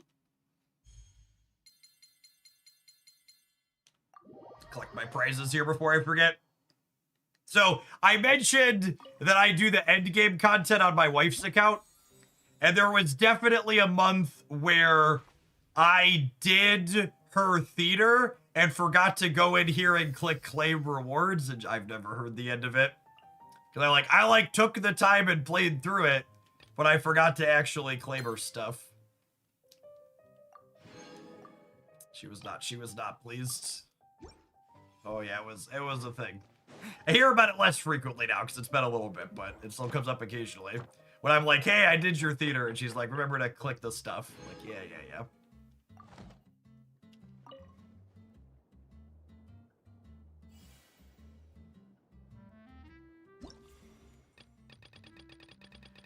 Whoop. Got a couple of these to unlock.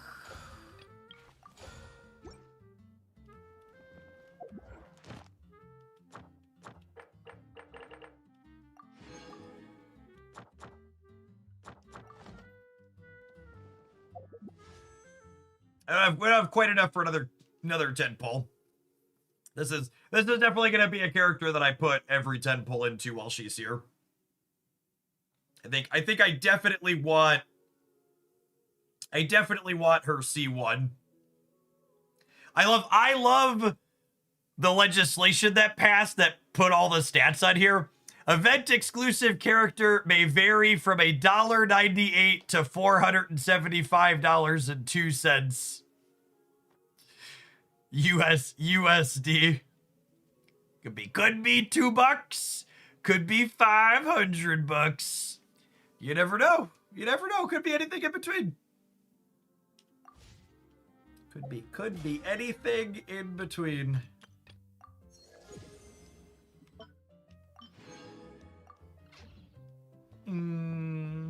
Speaking of, did I buy the extra pulls from the shop this month? I did. I'll buy this crown. Should I buy a couple extra pulls with these? How big of a spew is it generally considered to buy pulls with these? Because I buy pulls with them periodically. I usually make sure to buy the crown every month. But like my Sing Chow is maxed. It's actually optimal. Oh yeah, that's what I needed to hear. That's what I needed to hear. Actually optimal. So I guess if I buy 3, can we do a 10 pull? And then maybe we could do another 10 pull? Oh! Oh, look at that. It's meant to be. It's meant to be. Perfection. And then I think we have enough in there to buy one more 10 pull. Jeff can quit anytime he wants. Listen, I spent $0 this morning pulling for characters, okay? You should applaud my self-control. I can't remember the last time I bought Primos to pull for a character. I don't remember.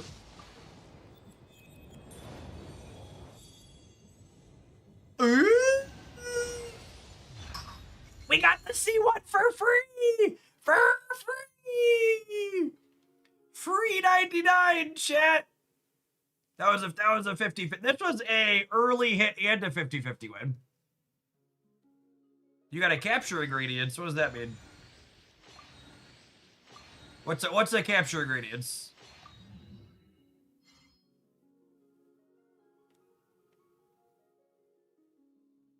Is that new? What does the capture ingredients do?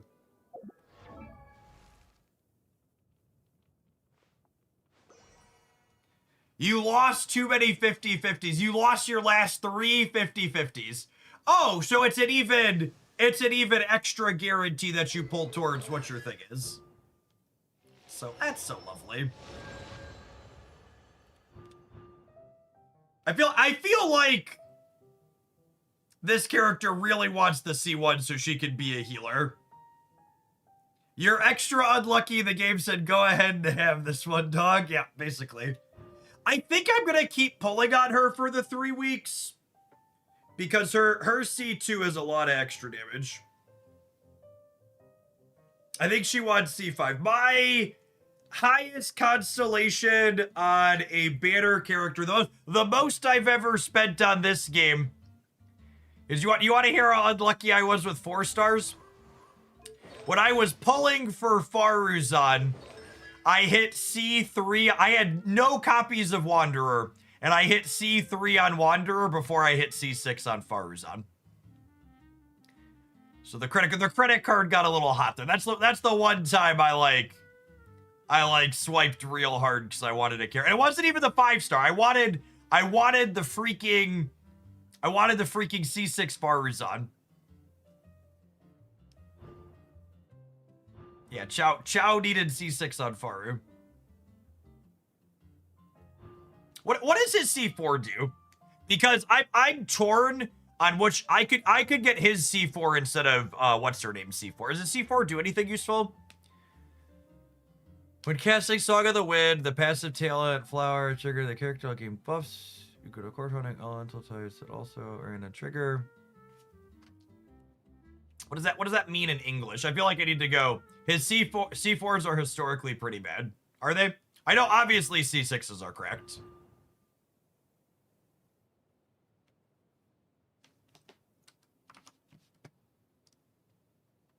How many 10 pulls is this? Not Jace. Oh man. Oh man. That's some number of 10 pulls. Look at Ben giving me gotcha pulls. All right, okay, hold on. This might be slightly awkward though. I'm 99% sure I have to go to my PlayStation to buy this.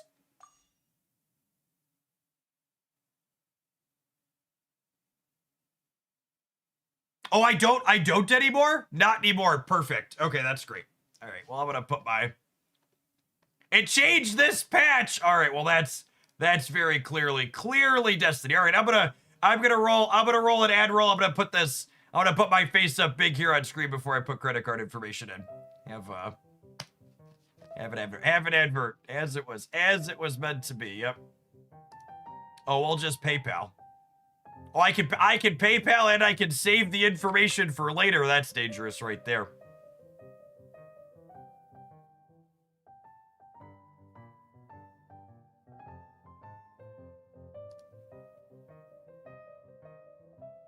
Save this PayPal for the future.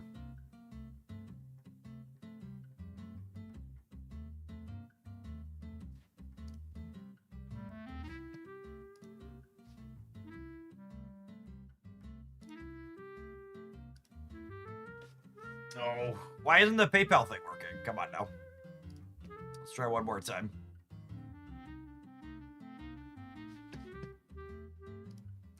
Chat! It won't let me have my anime friends! Why? Why? I have to go find my credit card. I have to go find the credit card. Alright, hold on. Do they have like a top-up store on their website I could use? Like a lot of these other games do, or do I have to go through the app here? PayPal is telling you to stop. It must be something weird with their...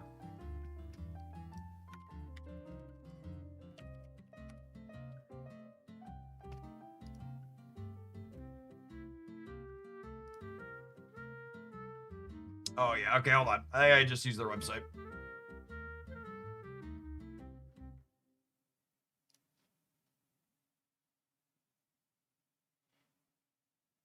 Oh, yeah. Could definitely do that.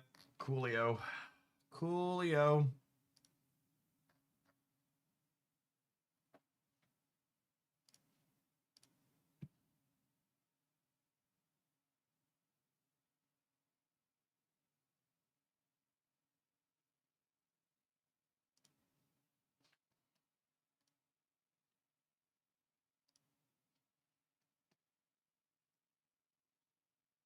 All right, the real question is, do I... Oh, look at how good this technology is. I was just about to ask, do I need to, like, reset anything in order to...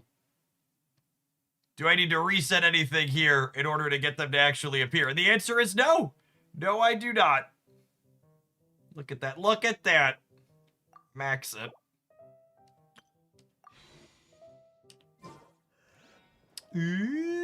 All right. Well, naturally our C2 here is going to be courtesy of Ben. I believe. And even if we miss here, we could very likely get it over the course of the 3 weeks. With the spew. The spew!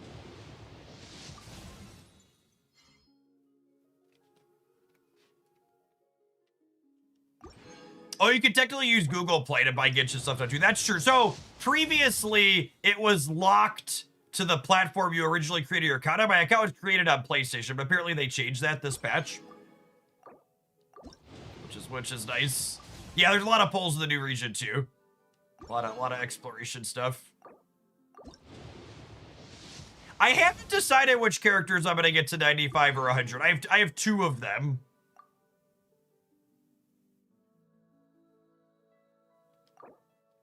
Oh, did they reset? Did they reset? Well, now I mean, I lost a 50-50 on one hand. But on the other hand, that's the Gene C4, so now I can pick a different character on the character selector. So, like, on one hand, we didn't get our C2 today. But on the other, we still got both. We might get the C2 today too, but that's the Gene C4 is... The Gene C4 is, is something I really wanted. All right, hold on, we're not done yet. We've got more we can buy from the thing. Oh, I'm so excited I got Gene C4. How much of I would like opinions from the Genshin enjoyers in chat. How much of a spew is Shenhei C2? Oh, it's 2 more for 100. Okay. No, you need 3 of them. Like, I already have Shenhei C1. Her C2 reads like it's useful. Animo res shred on my girl. There we go. There we go. That's fun. She can support Chow now. No, we don't see 6 characters, chat. I'm not that much of a whale.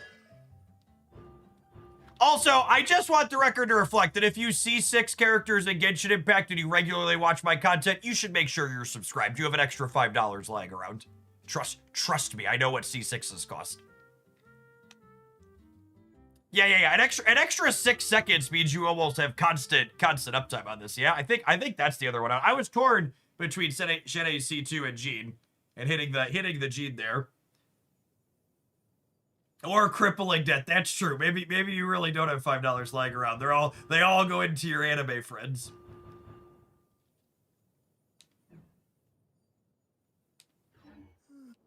I don't have Skirk, but I play a lot of Ganyu. I like Ganyu. I didn't pull Skirk on my account. I have Skirk on my wife's account.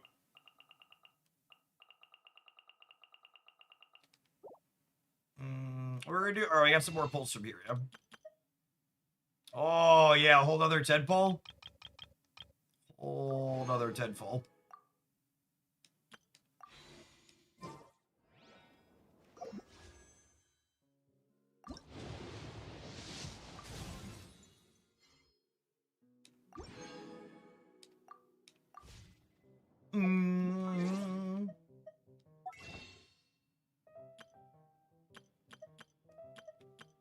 Oh, they did double all these up. Okay, so this resetting, someone asked me how much I spend on Genshin, and I lied earlier unintentionally through lack of memory. But I spend I spend the $5 a month, and I spend the battle pass, and then usually I buy all of these every year. That's usually there's only been one time I think where I spent outside of that.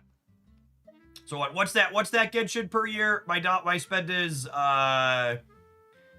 what's 5 per month is 60, and then 10 per every 6 weeks is what's that, like 10?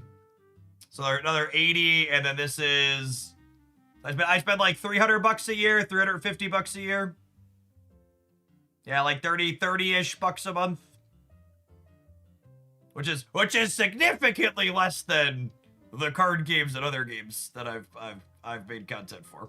But this is mostly my four fun game. That's my number one thing. Like, I'm someone who's very like, it's okay to spend money on things you enjoy and games you enjoy and all that jazz. Just like, have a budget and stick to it. Yeah, so once per year, they reset this, and the first time you buy each of these, you get double.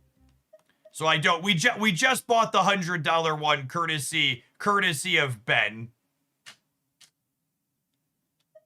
He donated for us to do some pulls. Usually I buy each of the doubled up ones in addition to the small spender stuff. For my loosely $30 a month. It's in one big burst at the start of the year typically, but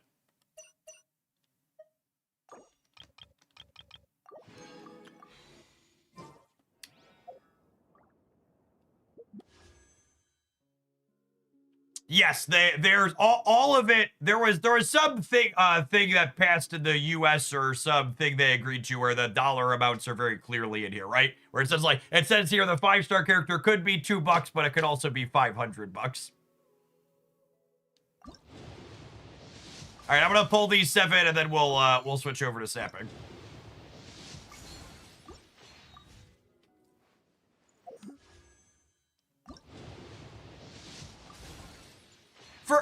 the record, I think transparency and that type of thing in the client is really good, but it's also freaking comical to me that they went after Genshin Impact to put that transparency in their client of all companies, because Genshin Impact is like, to set a low bar, the least predatory, easiest to figure out system of all of these games.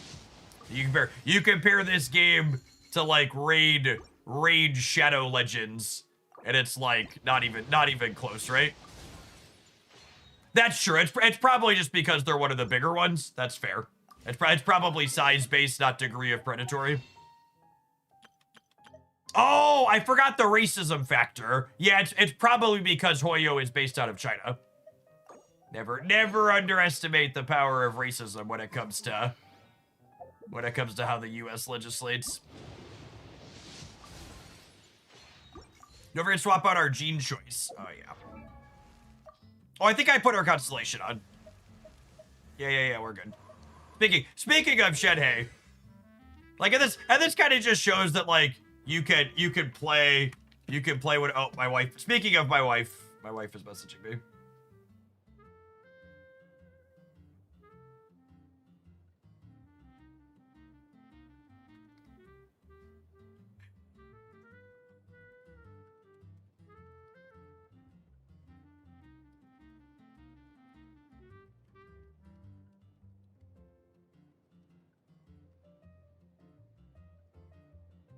Sorry.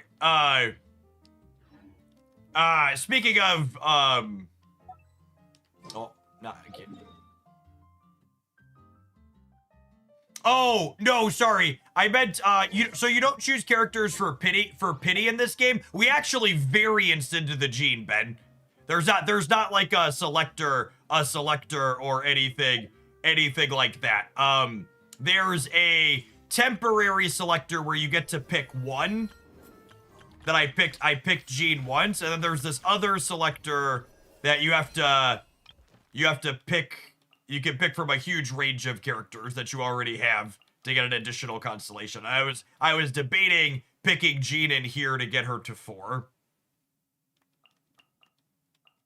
But now I think I'm gonna get Shenhei. Because speaking of, Gene C4 is not useful in this team, but one of the teams I've been playing and by running around just because I enjoy the characters are Gene, Shenhei, Ganyu, and I think Farita's the last one.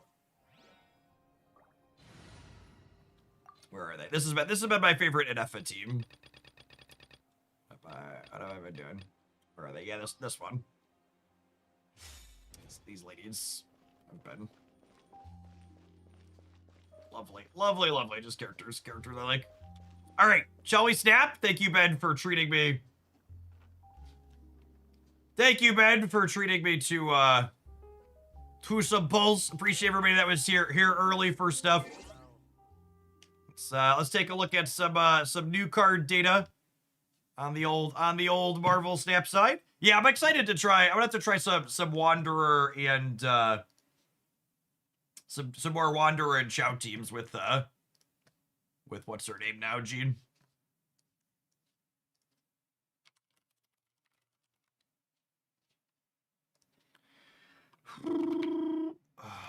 Get this loaded up.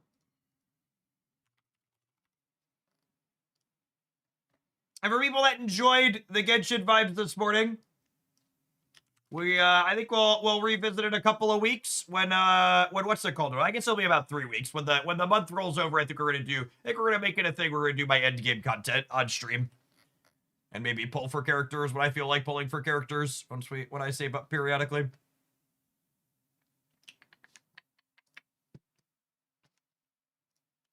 So this is fun clearing the theater and whatnot. And next time we'll be able to clear Sticky and Onslaught as well.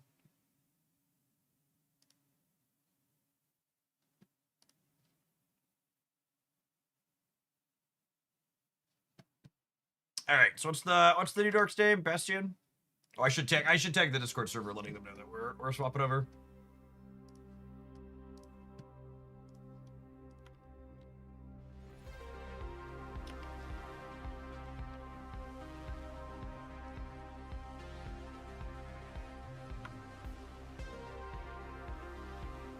And if you're someone that supports my stuff, by the way, and you're not in the Discord server, we have a pretty active Genshin thread in the Discord server. It's one of the places I chat the most.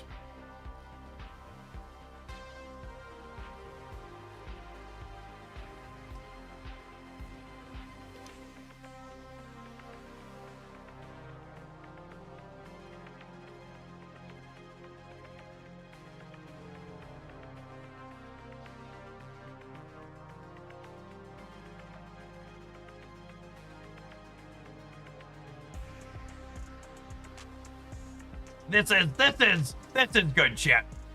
We lost a Victoria hand mirror match yesterday to someone doing this. It's nice. It's nice to see the tech card build eating shit.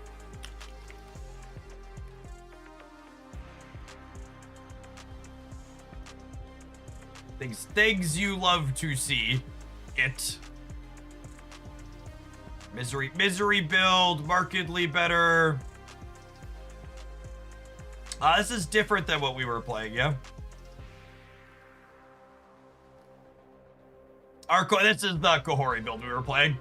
So not insane. Less negative than the tech card one.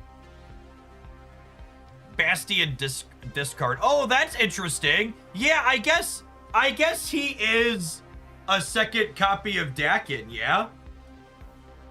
And if you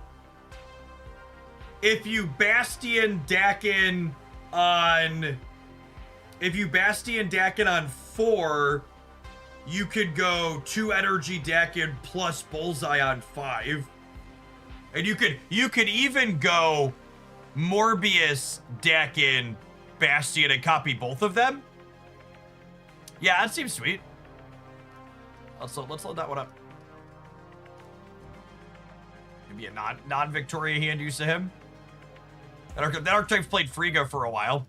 Yeah, you could copy Bullseye too. Yeah, that sounds great.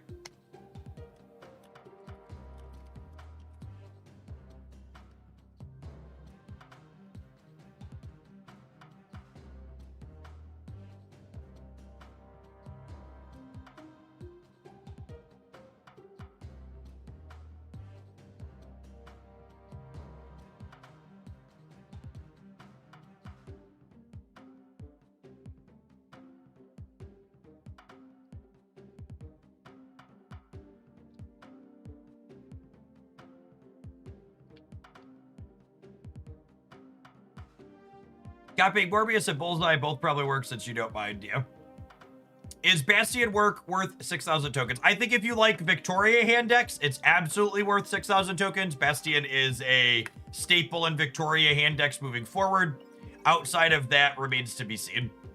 Honestly, I didn't think about him at discard, but I wouldn't be surprised if he's gonna be a new staple for discard. God, that's hideous. Delinear, thank you for the 2 years. I really appreciate that. Welcome back. Let's finish scrolling the Bastion data here real quick before we start playing games. Definitely looking like the Misery builds are the best statted Victoria hand ones so far. The ongoing one looking really bad. That doesn't surprise me. We played games with it and it felt real terrible.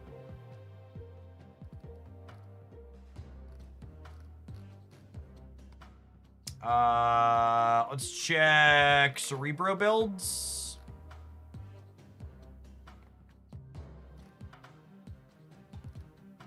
Man, those are all super stinky. This move one looking okay, but the sample is really small.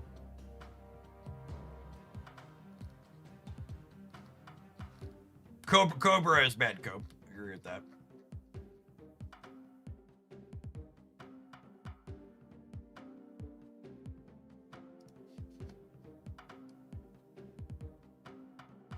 I wanted to check it out with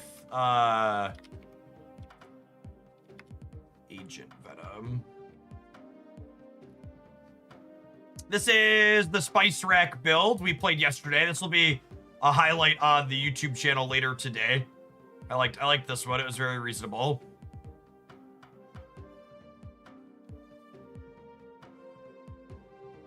Yeah, I think that's a good assessment, Zodiac. I think Bastion seems like he's going to be good in places where you want to play Frigga. I think it's a good takeaway. Cerebro 3 numbers do not look impressive. This had really solid stats though. I need to run to the restroom. I'm gonna tap a Twitch ad. While that happens, when we get back, we're gonna start with this one. I think. Thanks for hanging out. Don't go anywhere, gamers.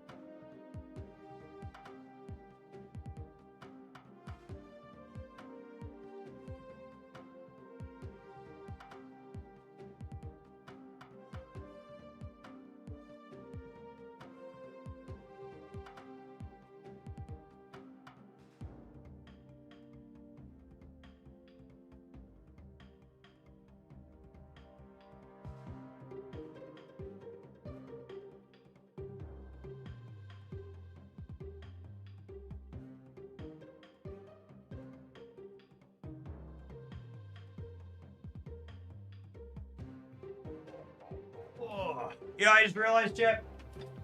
We started with Genshin this morning, and I was lazy, and I wasn't pedaling while we were playing Genshin.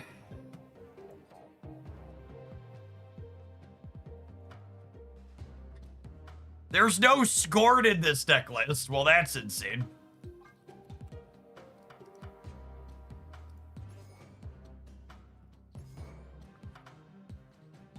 Let's fix that. Yeah, Grandmaster is definitely the flex.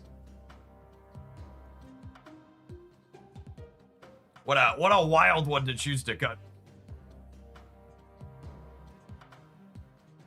I'm doing well, man. Duke. Good morning. Good morning.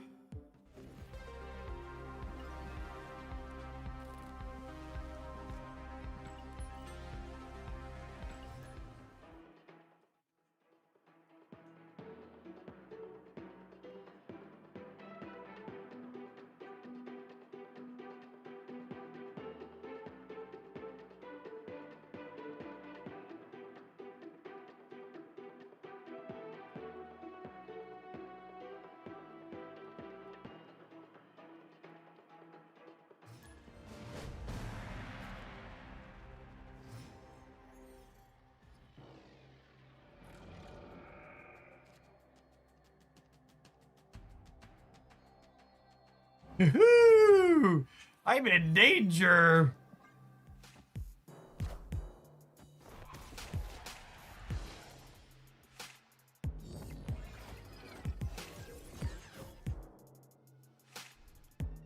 All right, we won that 50-50. That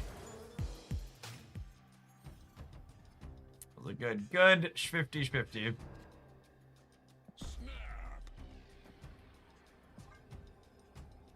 Top tier Harley, thank you for the 19 months. I appreciate that. Welcome back. We won the 1 in 4, then we won the 50-50. All right, let's play for it, gamer. Do I put one of these in the middle, actually? Just so I don't risk overfilling my hand? I'm gonna add a card. I'm gonna draw. Yeah, I wanna play one of these out, so this way, if I draw Dakin, I don't brick a draw next the 2 turns. Because if I don't play this, I'll be at 6, and then Dakin would draw me to 7, and then if I played Dakin, it wouldn't be ideal. I guess I could have played it out next turn, but I'm just a little restricted on board space with this.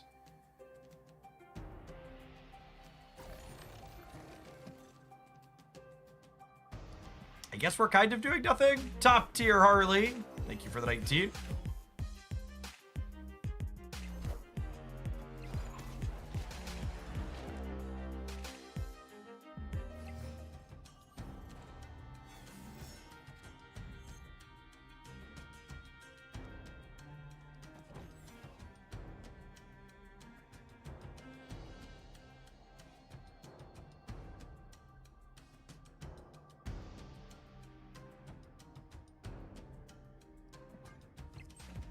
So I'm gonna do this.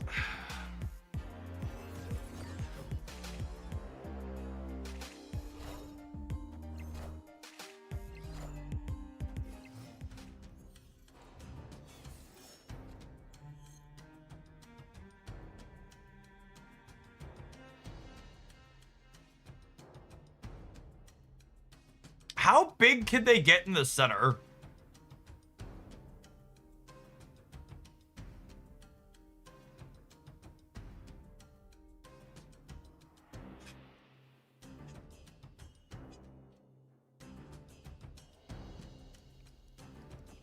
There's no way I can compete on the right?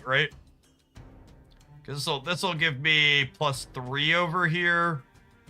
Up to 5. And then I'm 6, 7, 8, 9, 10, 11, 12, 13, 14.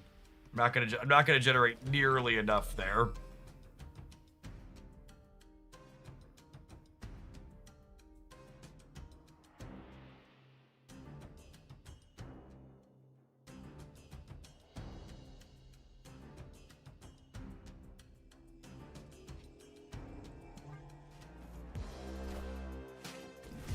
Oh, they have misery.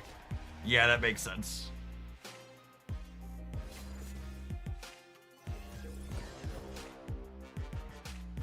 I think we're dead.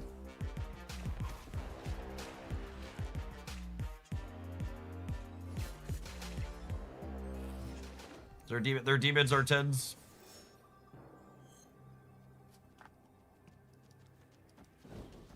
I can do this, but it's just not nearly enough.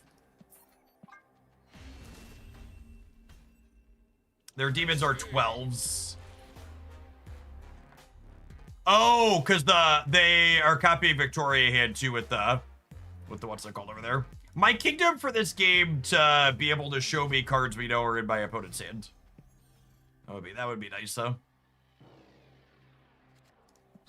Someday we'll have the technology.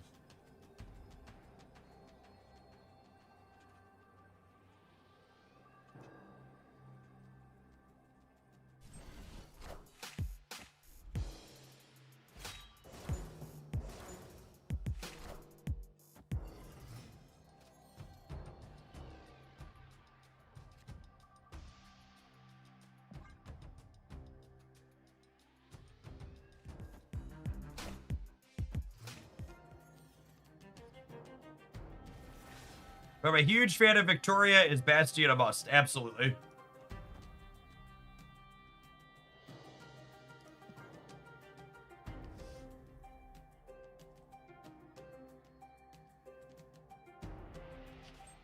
Let's go. This could be another Clintar.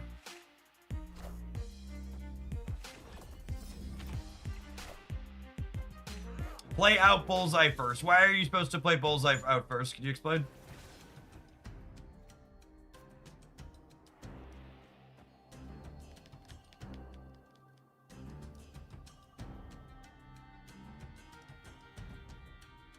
I guess Bullseye first means you could go Bullseye on 3, into Dakin on 4, into Frigga on 5, play Frigga Dakin on 6. I guess that makes sense.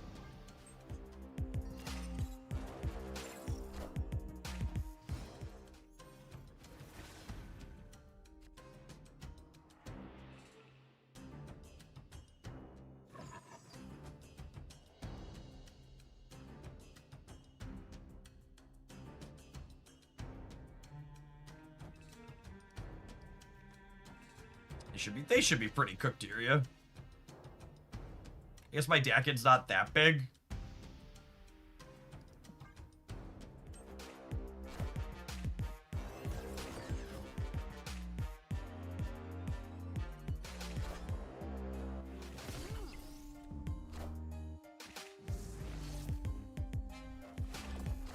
Ooh, Joaquin Torres potentially has a lot of some value for him in the last year with the Merlin spells.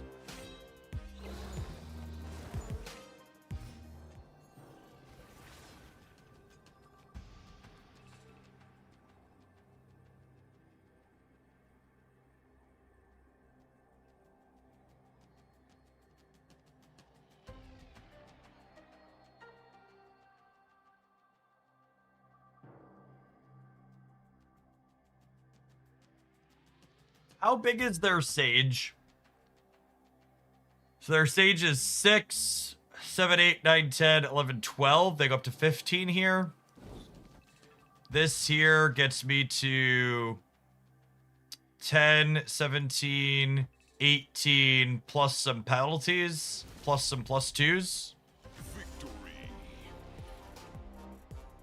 And then over here, obviously, we're discarding 5. Then we're discarding 5 again, so we're massive.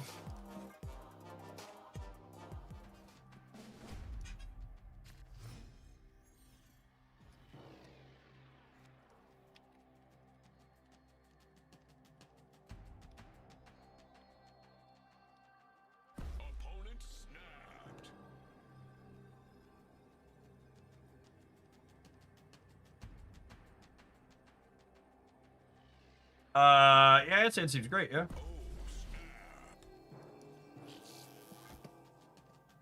Hopefully this this center location is kind of so we can go Meek into Collector into Bastion them.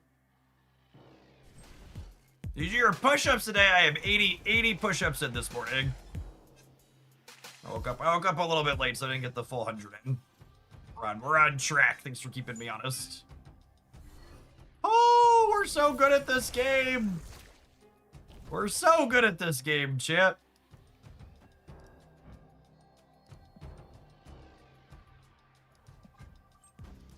All right, this card's insane here, yeah? No ifs, ands, or buts about it. Like, what even is this curve?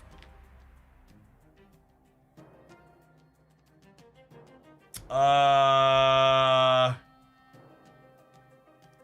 I move Meek? I don't think I'm gonna have another chance to move Meek, right? I think I need to move Meek, right? Like, it's like a second one's appealing, but I think I'm gonna have enough here with these. So yeah, so now I go Dakin, and then I get to Bastion, the Dakin, and the Collector, and then I can play Bullseye plus copied Dakin on turn 5.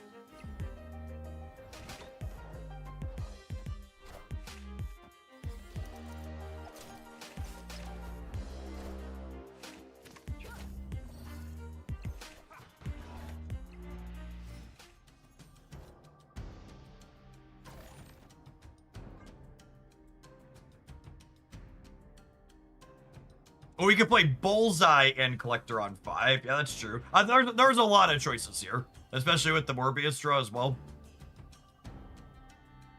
Bullseye is definitely getting played.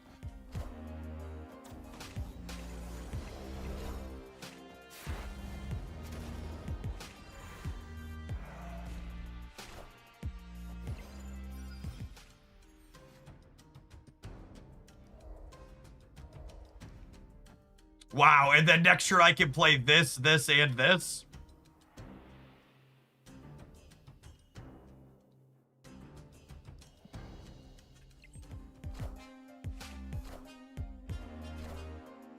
Wakanda forever.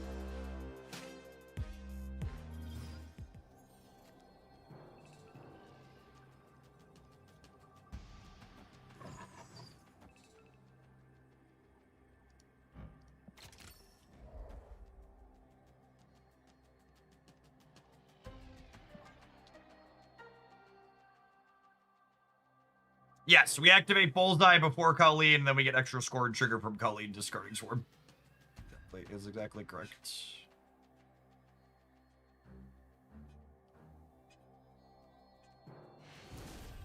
Absolutely cooked. Bastion looked real good there, gamers. Looked real good. Location variance definitely breaking a little bit our way, but their draw was strong, and we ran them out. I am putting Meek in the middle because I want the ability to Bastion Meek, potentially. Yeah, I honestly feel a little bit silly that I hadn't thought about it myself, but someone in chat put it really succinctly.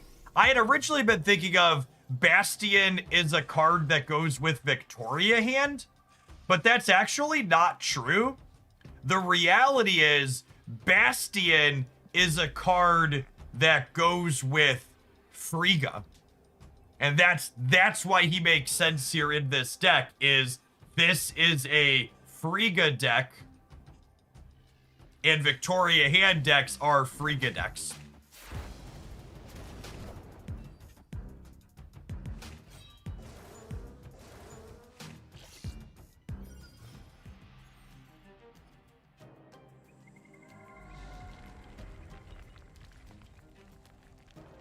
Man.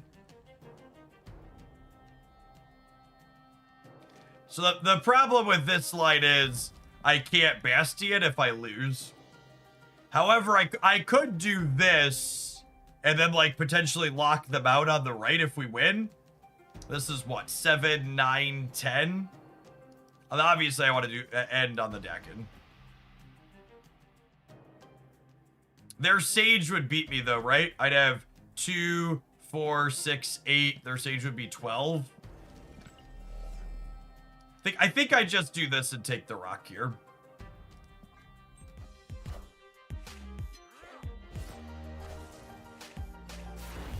We could have locked them out there, but Sage would have been real bad for us. So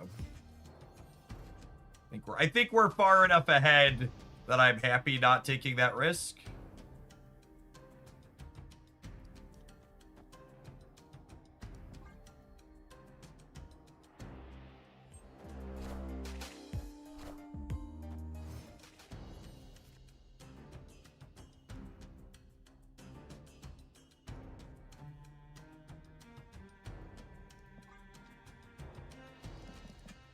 That was the best draw by deck here, yeah.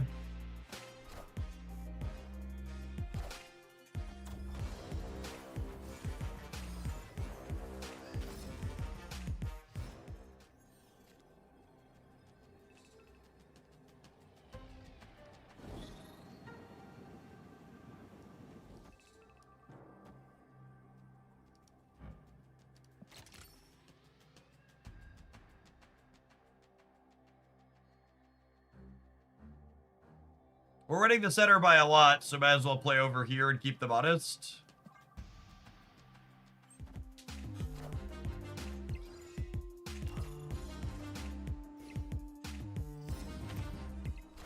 Two Expo and a 9 power Nico's a lot. I think we're winning the left though, right? My collector over there is quite large. And Bullseye's gonna chip shot them some as well. Yeah, we're winning even without Bullseye chip shots, just from the... We're gonna generate 7 more here.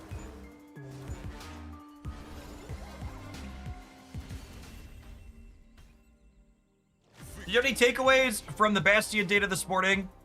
I looked at it myself and it seemed not great. So, I think my number one takeaway from the Bastion data this morning is that one of the reasons why our current metagame is so good is because tech cards are not amazing, right? Like one of the big standouts in my mind from looking at the data was a lot of people were shoving Shangs and Shadow Kings and Juggernauts into these decks, and those builds were worse than the builds not playing all of that tech slop that were just playing synergy cards, which is great. It's one of the reasons why Marvel Stat feels good at the moment, is because playing tech card slop is not something that's ideal. This game is significantly more fun when tech slop is not the go-to. Hey, good luck in the rest of your conquest today, Rocky.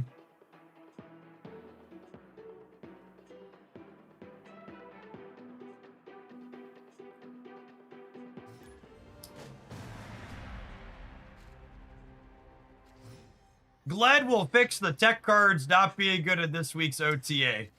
Ooh, I wouldn't hold your breath on that one, gamers. Ooh, foreshadowing.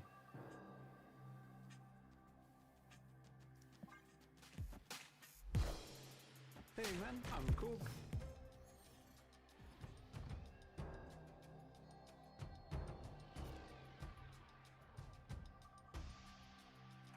So we can get us a 5 power score. I'm gonna snap here on 1, not because my hand is good, but just because I don't want to play more than 1 game against era shit.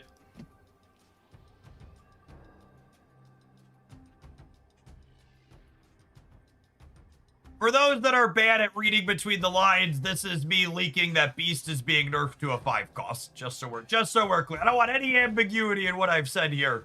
So you should expect Beast to cost 5 energy Thursday evening.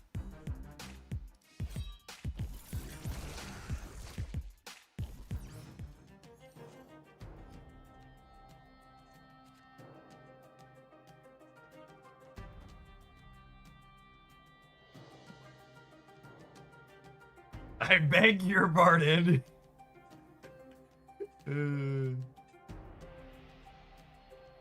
Beast is 5 cost and activate. There's the real rub. Yeah, usually we meme about Beast getting a cost increase. Making him activate is it's lovely. Jeff, you're beautiful. I appreciate someone whose first thing is they come in the chat and they lie to make me feel better. It's very kind of you, stranger.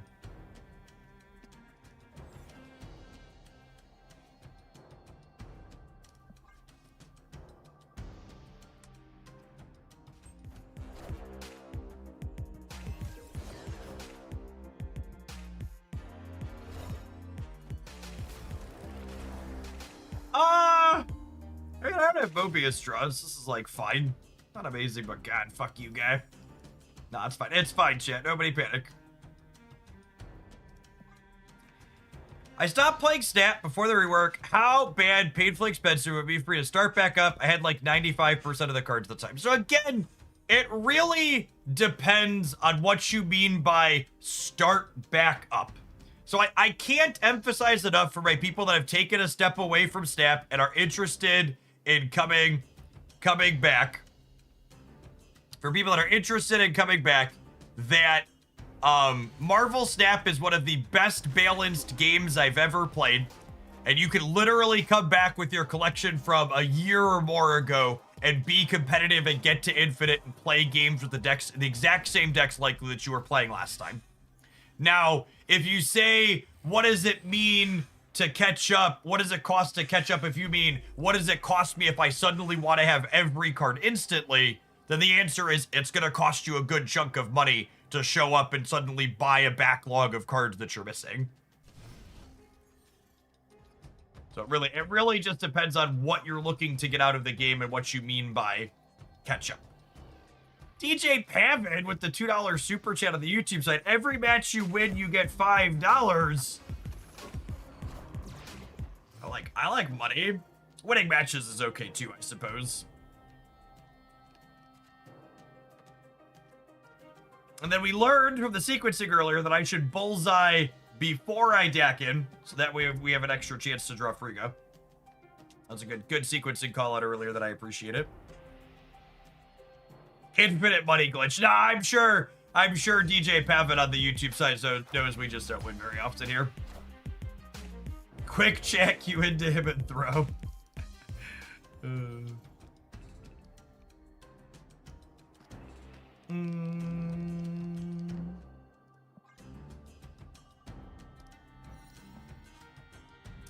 What a dusty boy.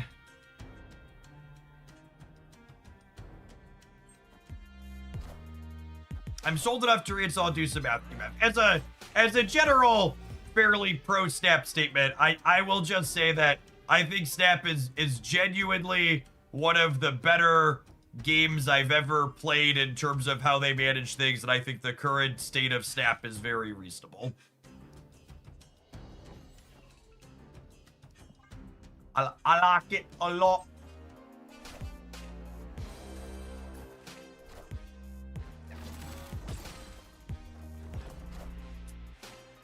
Cool. Cool, cool, cool. Cool, cool, cool. Average era shit experience.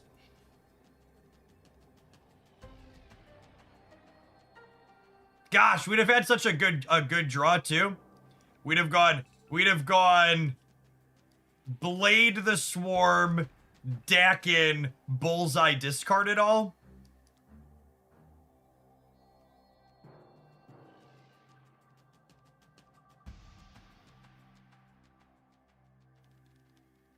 Bullseye still discards the Swarm. So if I discard the Swarm, I can't discard any Maramasa shards.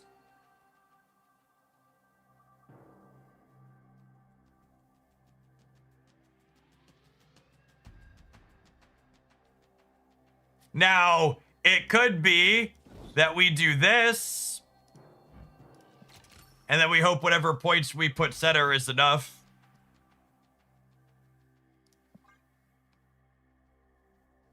They have 11 energy though. Here is the problem as well. We would have been able to likely beat 11 energy if would have been likely able to beat 11 energy if we hadn't gotten Gorgoned.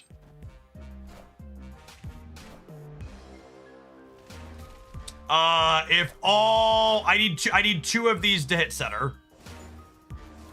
I need one of them to hit center. I think we win the breaker if one hits center.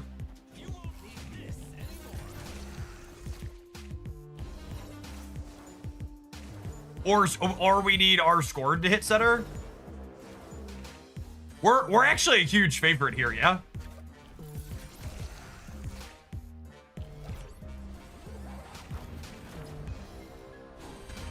Yeah, get fucked, Buttercup.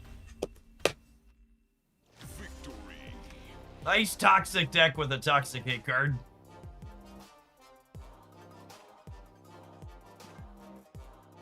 Nice score, good nerd.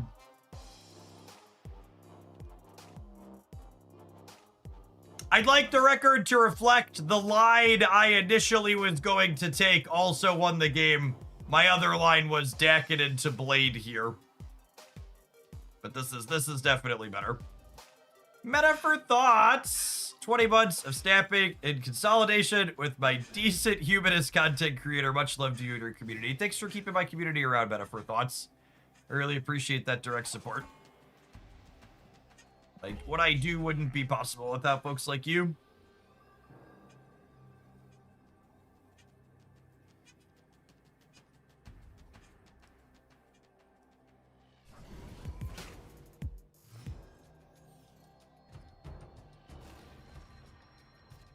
Ah, shit. I made the mistake of looking at the vibes market and we lost all of the points we gained yesterday. Why are the vibes bad? Who's harshing the vibes? Patch Treat, thank you for the super chat. Good morning, good morning. Oh, and Pavin, thank you for the membership as well. I can heart super chats on the YouTube side. Look at that. The more I learned. Today I learned.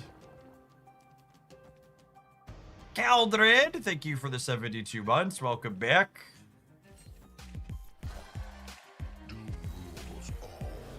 It's a pretty good Valentina hit.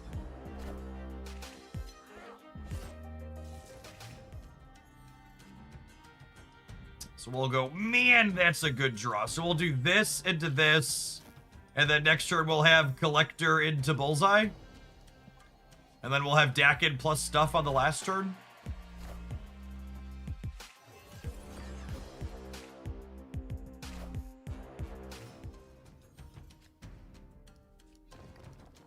Well, we'll have Dakin, Colleen, Blade. Hopefully we top deck a Swarm.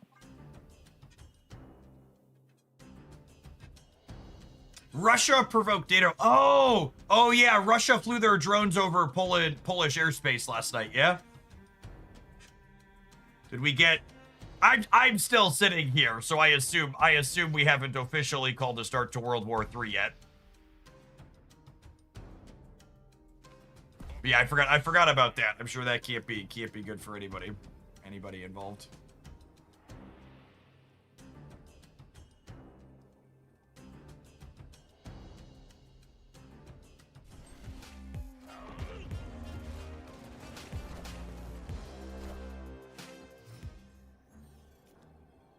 There was something in my feed about some Congress people investing their money in a fund that gets returns when small businesses go under.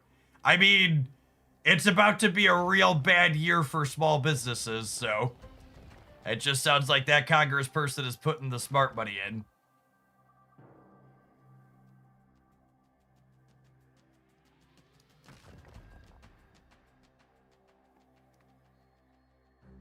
We're not going to have a lot of bullseye discards. I think we just don't play for the center.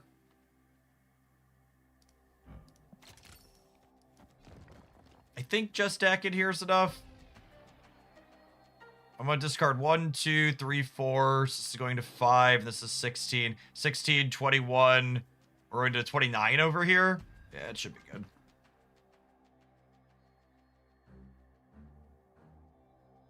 Yeah, I want to put the center. It doesn't matter. You're dead. Look at this toxic turn. Good night, gamer.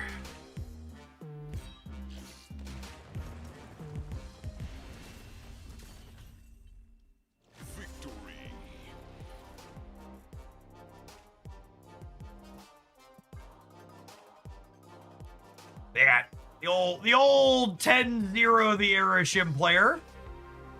It's a lovely start to this pile. This card really is such a quality deck. Very reasonable.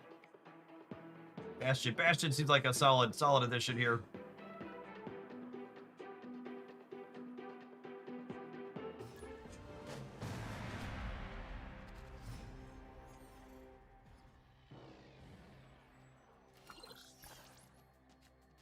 I read something the other day that really stuck out in my mind.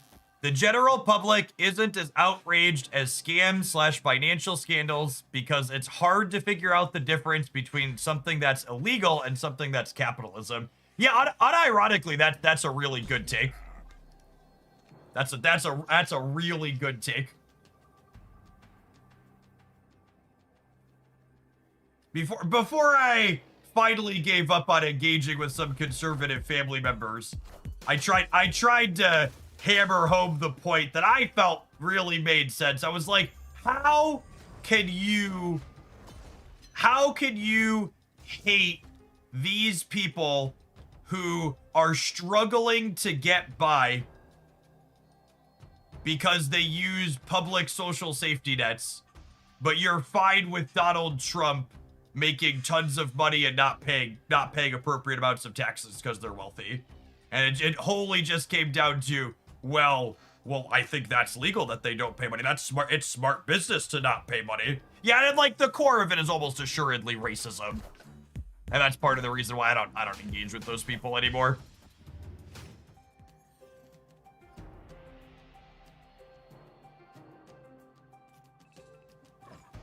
And then as a peak mental gymnastics things too here, this same person who was telling me how it's fine because it's legal, they've also complained to me at many points that they've never made more than $70,000 in their life in a year.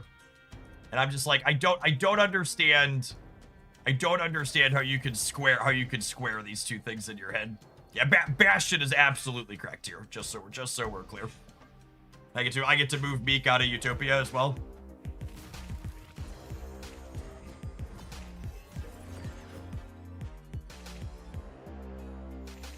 That's actually kind of annoying. I can discard my score now, but it's not the end of the world. Are they a Loki deck over there? So someone actually asked me about Loki the other day, and something that I really want to make clear is that Loki decks aren't really a thing anymore. Loki's not a card you build your deck around. So like Loki's a card you like throw in your deck, and in this case we're playing against Airship for the second match in a row. So like, you know, they're just like, Loki, I wanted their Airship deck. Which isn't Loki is not good against our synergy pile of cards here.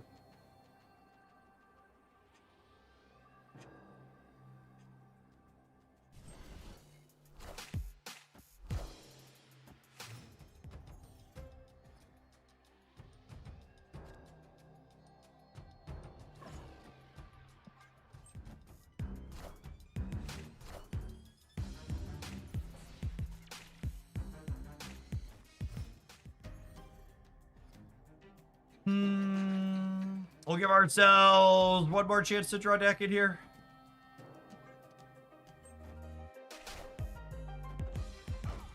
Glad we didn't try and freak of that. Dodged a bullet there.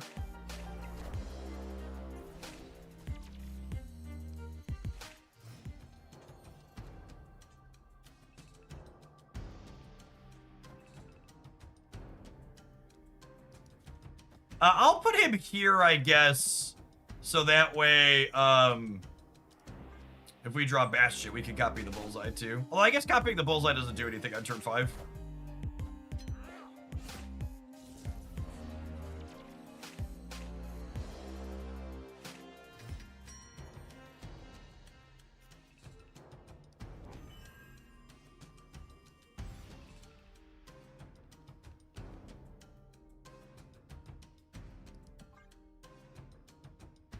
Do you believe that release Loki could ever return to the game, or is that design too strong? I just don't think it's a good design.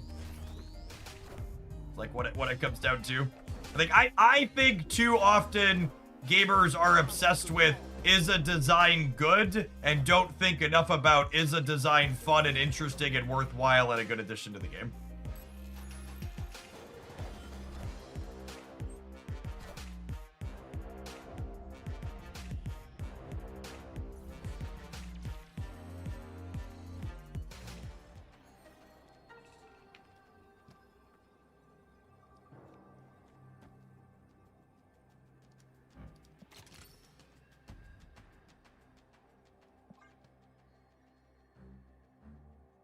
Get Goliath on the right, but... Excuse me?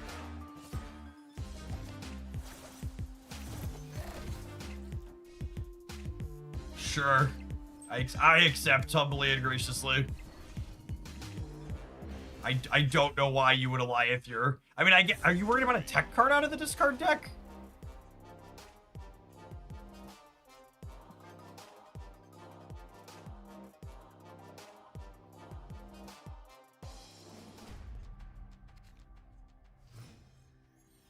Erishin gives a new deck every game. Yeah, so your base 12 stay the same, but everything else in your deck changes every game with Erishin is correct.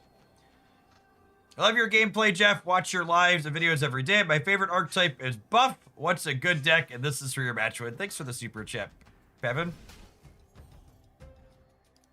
What's a good deck? Honestly, I think our current metagame is just like so diverse and reasonable. It's hard for me to be like, hey, this is the good deck. Like there's such a huge range of things that are serviceable and solid. It really feels like the Snap team has hit their balance tried in recent memory.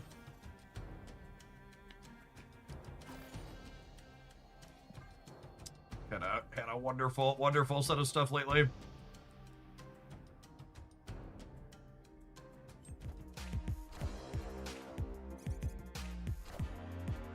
Punisher! Got me.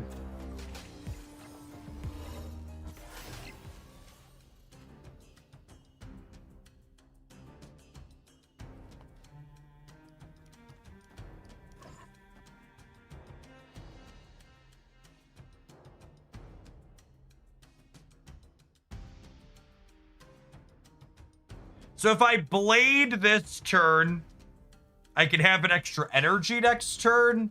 But is that useful? I think it's not. I think I'd rather just have Meek down.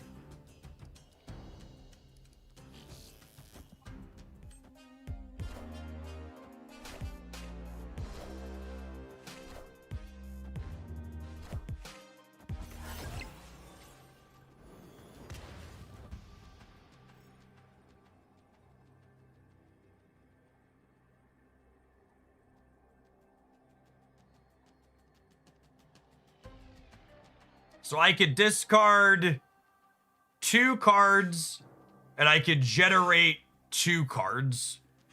So I'll gain 4, 6 on each side at a minimum, plus the stats I'm playing to the board. And I'll gain 2 in the center, plus the 8. I think I just do this and play for all 3.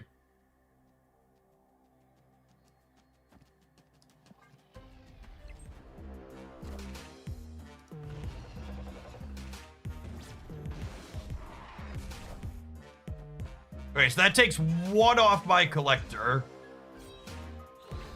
I think we're still good, yeah.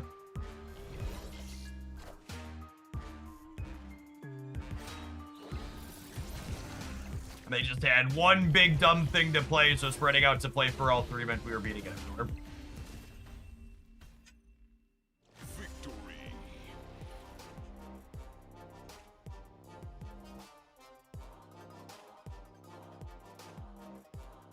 Oh, we should play Dakin and then Blade to guarantee discard Dakin's thing. Yeah, that's a good call. Yeah, that was a mistake. It ended up not mattering, but that's a good call out. Another Erishim player in the trash can. All right. Let's see if we can ramp up another infinite ticket with this pile this morning, huh? Before we do that, we need to take a brief pause for the cause to let some adverts roll. Appreciate everybody hanging out this morning. Bastion looking pretty good inside of the discard deck. I'm thinking, my opinion after this, that people ask me, should you pick up Bastion? My answer is going to be, if you like Victoria hand or discard, he's probably a pickup. It's seeming like anywhere Frigga is good, Bastion's going to be good behind her. Looking like it. Haven't had roll chat. We're going to play some more at this when we get back. Don't go anywhere. We're do 2-3 more hours of snap, and then we're going to wrap up on some pocket today is the game plan.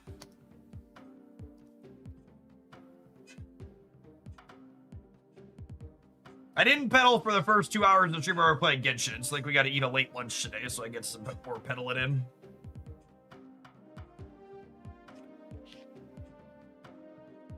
Is Frigga the more optimal play when Dakin is out versus Bastion? I don't understand your question, Mashu. Are you asking, like, you have Dakin and you have Frigga and Bastion? Which do you play? It really just depends on, like, what the board state looked like, what other cards you have that you could be copying with Bastion as well, what your curve looks like from there. Yeah, what your hand size is based on how much you're copying. It's one of those context is king type things.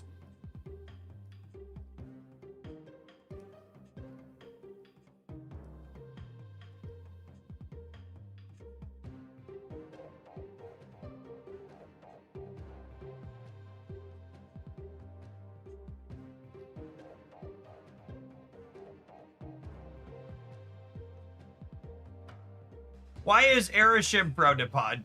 One of the key components of Marvel Snap, especially in Conquest, is making educated and informed Snap decisions based on probabilities of things that are likely to happen.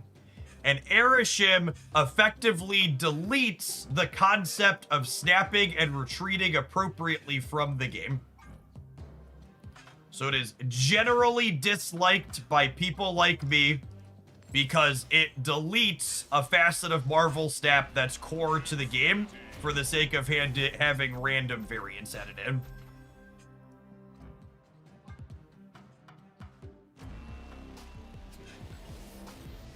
Mastery.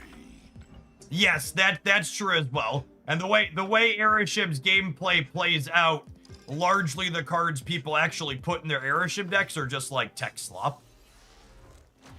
So it's like it gets rid of a key core part of Marvel Snap while also generating like real mid-tier gameplay in general. I've decided I would like gold on Scored. Let's spend our boosters. We played. I've enjoyed discard the last number of times we played it. Animated frame.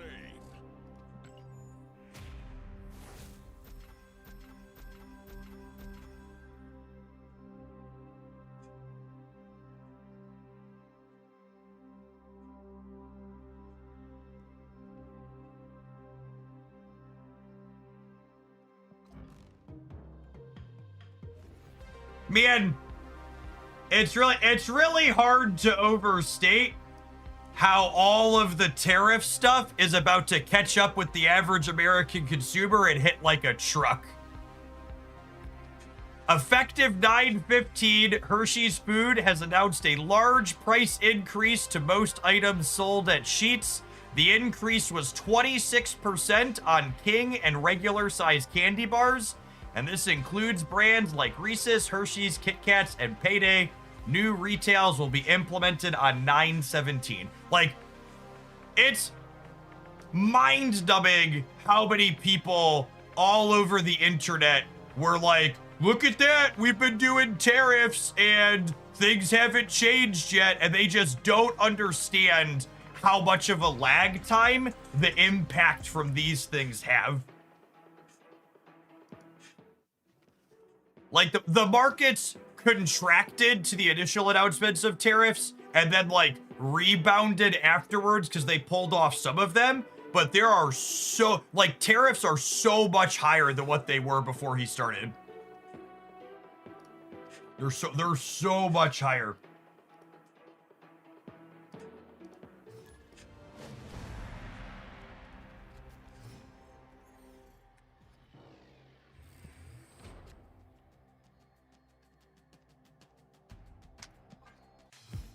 Between the Medicare, Medicaid cuts and people finally feeling the impact of tariffs, the end of this year and the start of next year there's gonna be a real squeeze.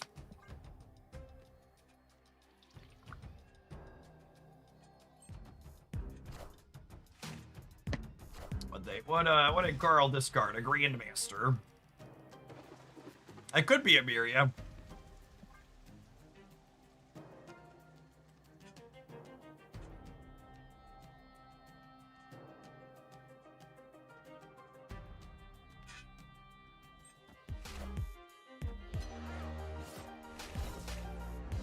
Not of your edge. Got it. What did they discard? Grandmaster. Destroy with Grandmaster's cheeky.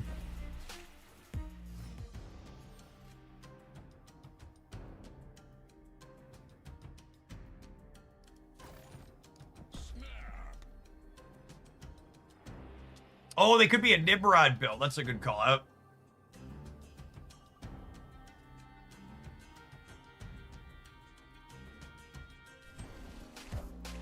It's a damn shame the raft encouraged me to play to here.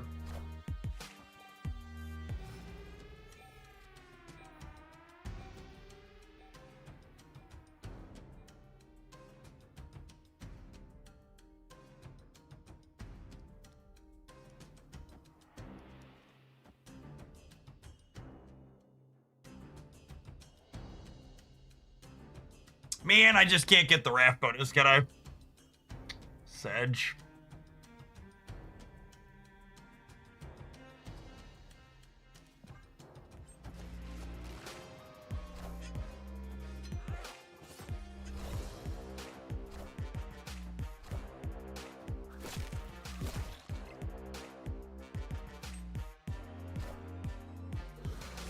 I work for a large discount retailer at a distribution level, and after tariffs were announced, we were asked to reticket 3x the amount of units in 3 months compared to what we typically do in a year. That's gonna be rough after the holidays. Oh, you think it's not gonna be till after the holidays that things really move? That would be both good and bad. It would be good from it's good for people perspective. It would be a bad from people understanding what's going on perspective. I'm just hitting this to start, right? And then we Modok and then we Blade. I want to discard the most with Bullseye to shrink the most things. Yeah, it probably does depend to a degree on how quickly inventory moves. That's true.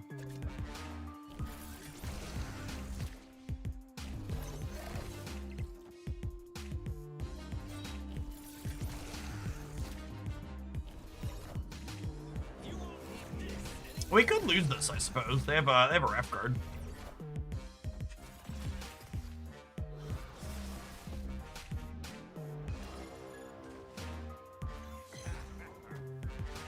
All right, dead to rights to the center.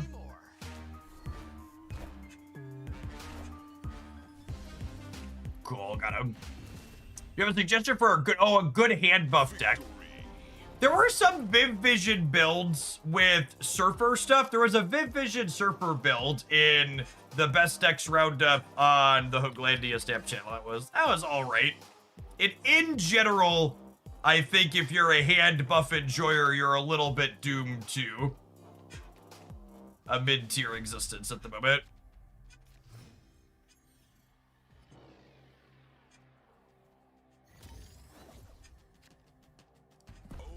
I would love to hide Meek in Wakanda. Safe and sound from the Killmonger.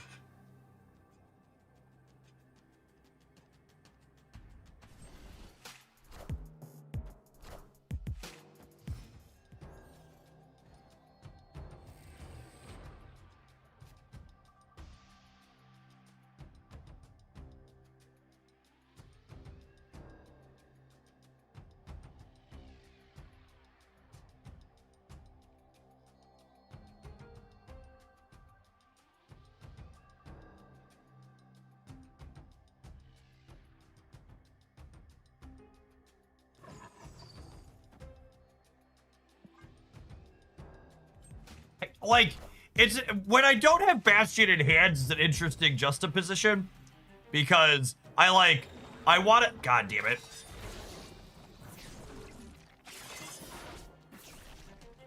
That was rude, Benjamin. I want to put both of my payoffs in the same spot.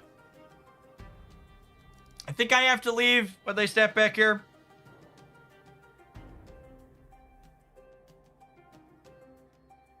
I don't have Bullseye or Bastion or Frigga or MODOK.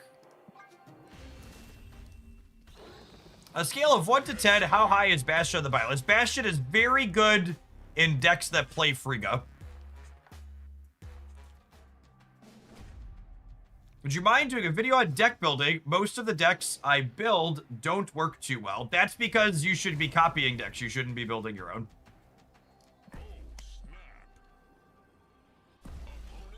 It is impossible to succinctly make a video about deck building, and anything that does a deep dive on that topic is not going to do well in terms of numbers. So it's just really, really not a good use of my time to put that type of effort in.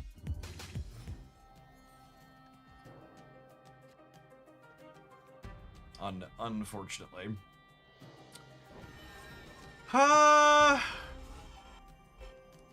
of just want another Morbius here, I think. Although maybe with the Limbo I should wait.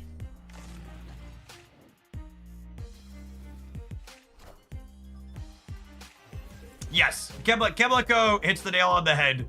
The way you get better at deck building is by working to understand the decks in the game that other people have built that have been proven to be good. And then you make edits from there, and then you build your own things afterwards. It's just like learning a subject in school, right? You don't learn math by starting with calculus. You learn math by starting with arithmetic, and you work your way up to calculus and other higher topics from there. As someone who's played Little Snap, is there a Snap world? So they recently started doing some type of tournament series for Snap, but I'm gonna be honest, I haven't been following it, and it doesn't really have any meaningful prizes in it, is my understanding. One of the many reasons why Marvel Snap has been so successful of a game is because it has an incredibly casual focus that isn't wasting money on things like esports by and large.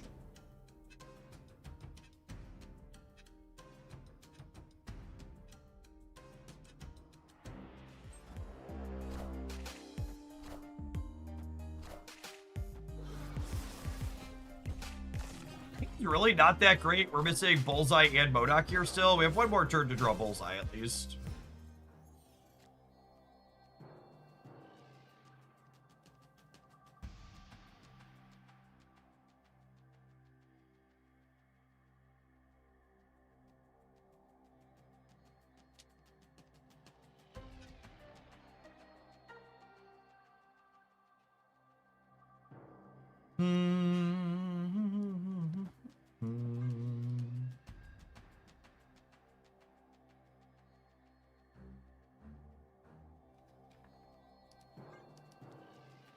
Don't really have a great way to discard here.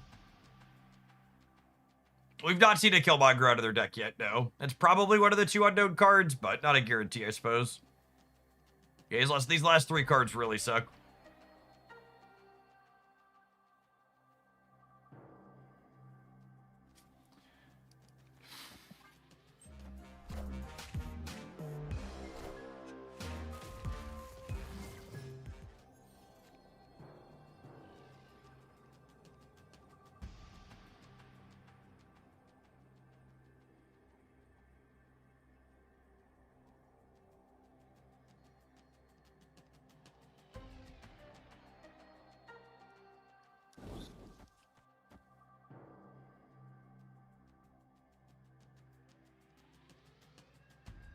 Each of these are going to go to 10.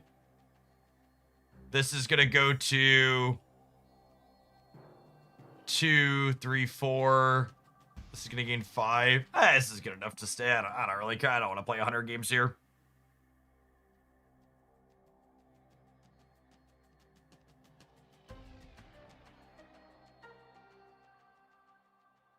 Colleen is one more point. Colleen is different because the blade discards the scorn.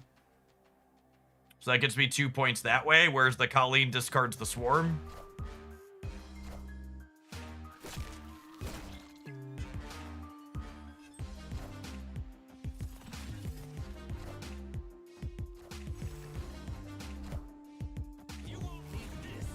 I think it's going to come down to...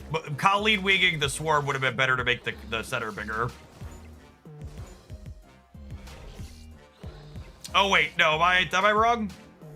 We're tying the center, actually, right? I thought we were discarding the swarm, but we're not. Breaker, give me some news. I got 10 points over you.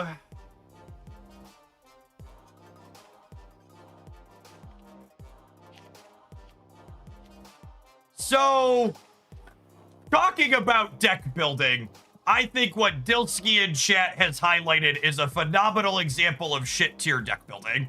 Dilsky says there's a version of this deck cutting Scorn for Grandmaster because Scorn could get in the way of discarding Swarm like in games like this.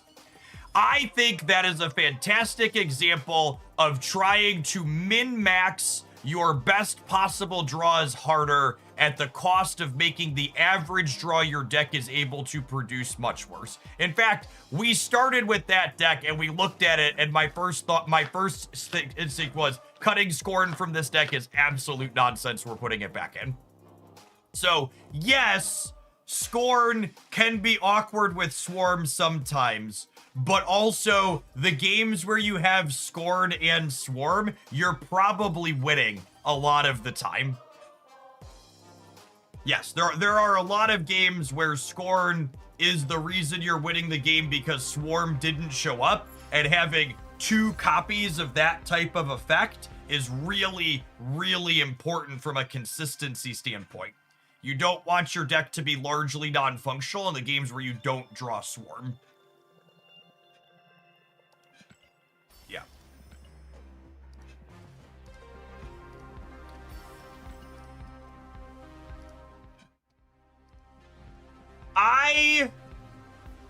And this is, honestly, this is probably a stronger statement than I typically make about a card the day after it releases. But I think there's a good chance that if you're playing discard deck in post Bastion and your deck doesn't have Bastion in it, you're probably misbuilt by at least 1 card. I think anywhere you consistently want Frigga, you probably want Bastion moving forward. And that's going to be true for Victoria hand decks. I think it's true for this discard archetype. And it's honestly, it's kind of the same thing we're talking about with Scorn and Swarm, right? Where, like, Bastion is a new card that gives you redundancy that you didn't have before, right? Like, for the same reason I want Scorn and Swarm to have 2 payoffs that are similar but different, Bastion and Frigga allow us to copy your cards in a way that are here but different, right? No, you absolutely should not cut Scorn from the deck. Stop it, bad gamer.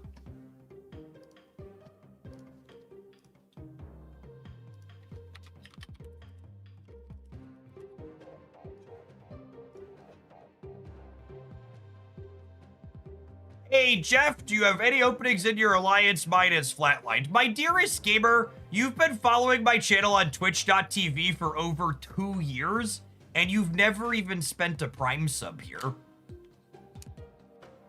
So no, there's not room in my alliance anyways. But even if there was, it would certainly go towards people that, go ask whichever creator you give your Prime sub to.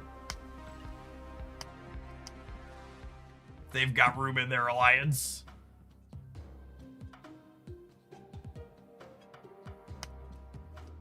Always funny to me. You're like, Jeff, I need extra. It's like, no, you've literally done nothing here. You get no extra. That's not how this works. The extras are for the customers.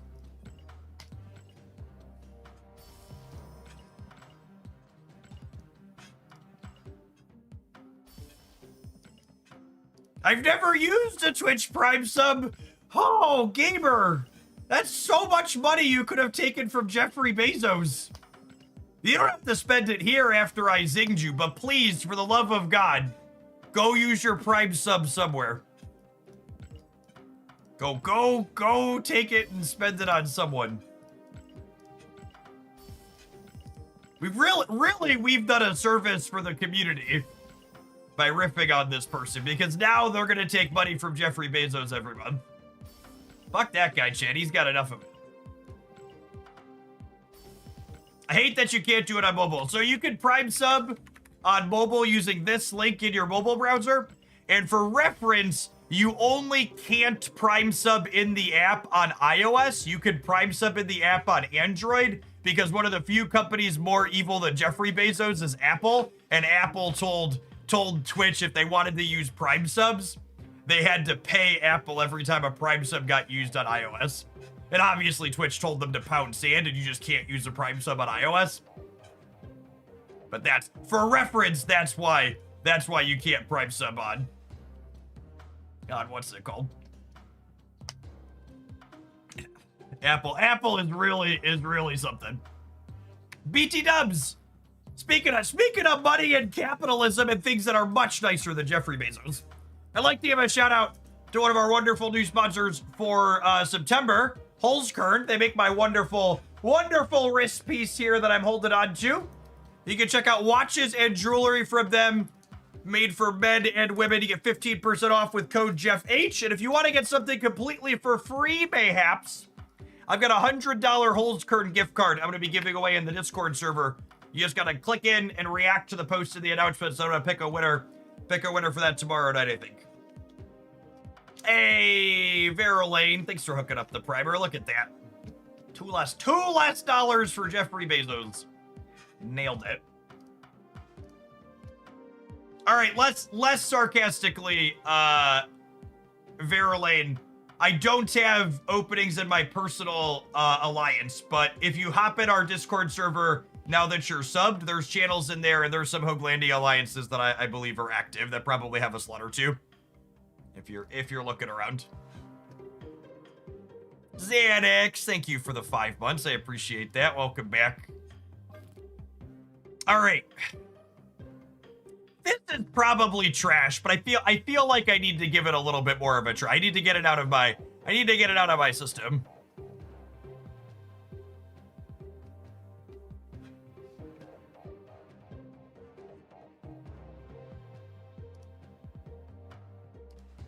I'm gonna be honest, just chilling.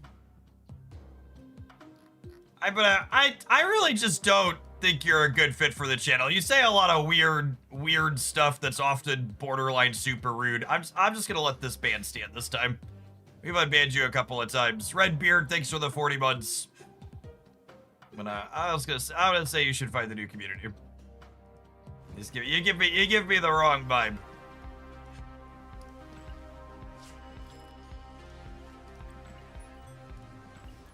Very, very wrong kind of vibe.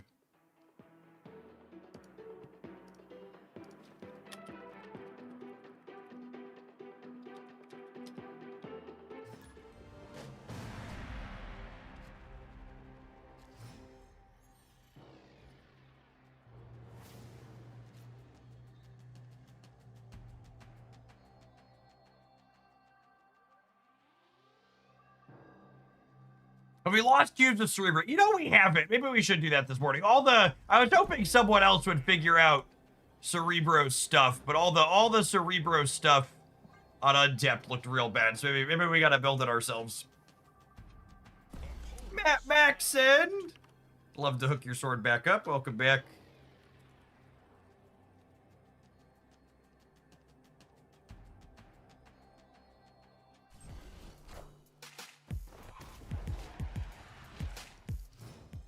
Yeah, I have it set up so people who are banned or timed out from the channel can still watch. You can technically make it so they can't watch, but I don't care.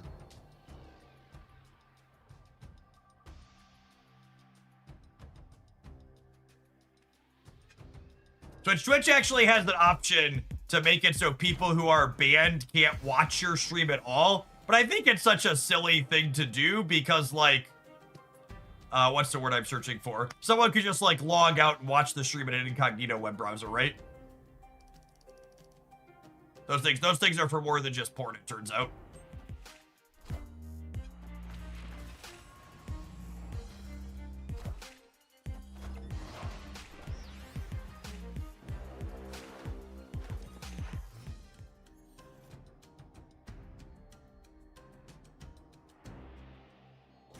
I'm curious why someone would watch a stream that they are banned from. You have no idea how many people hate watch things.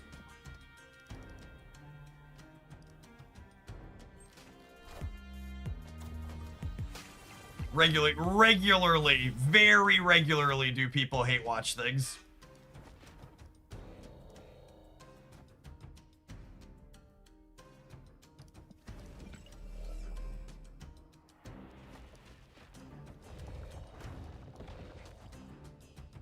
We do this, then we put like demons and rocks next turn? Oh yeah.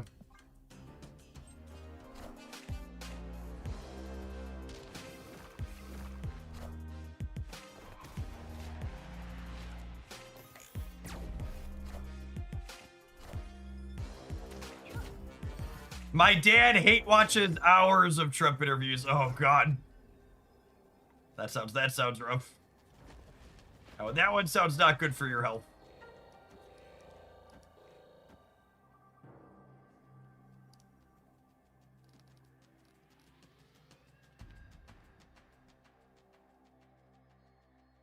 Is this enough?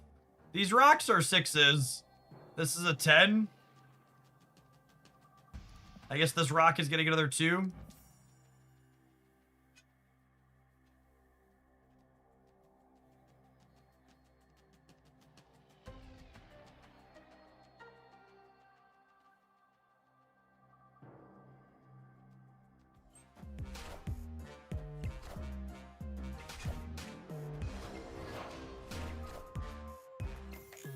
Don't you dare, Benjamin. I am Iron Man. Phew. Breaker, give me the news.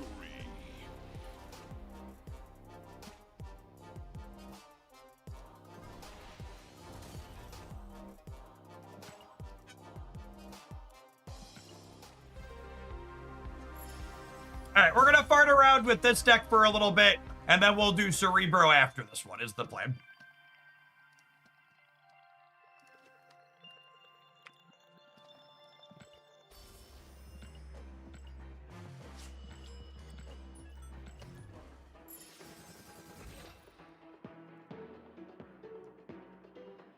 I think the plan is we're gonna play Snap till like 1:30 or so. And then we'll wrap up. We'll wrap up with a few hours of pocket.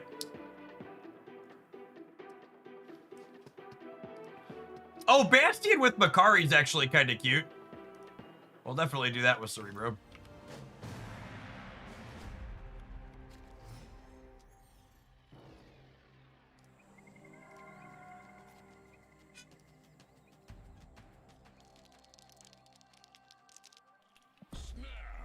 This opener is nuts, chat. Opponent snapped.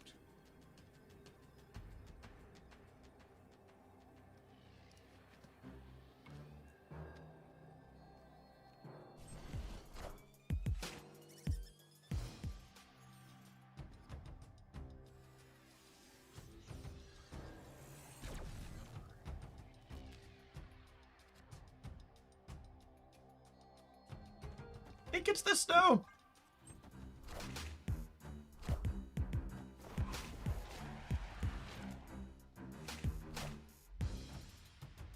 Ah, it's rude.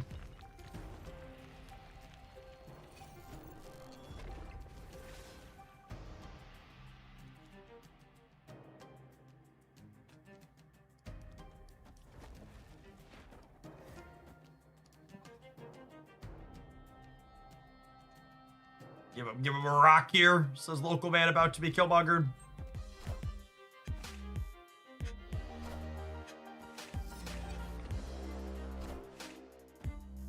Oh, we should end on Demon to give ourselves the option of Frigga. Yeah, that's a fair take.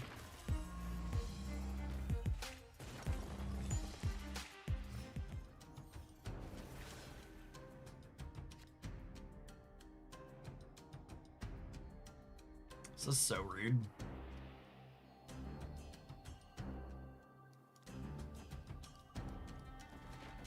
Yeah, but like if I would have ended on the demon here, I could have Frigga and once in future this turn, which would have been nice.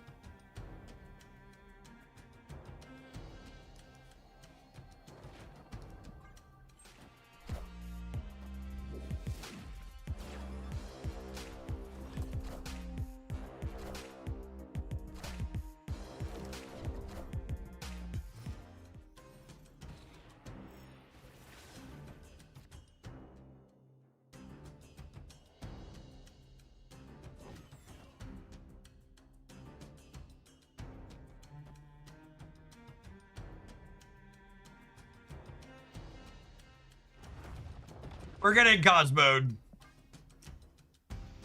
Which is unfortunate, but it is what it is.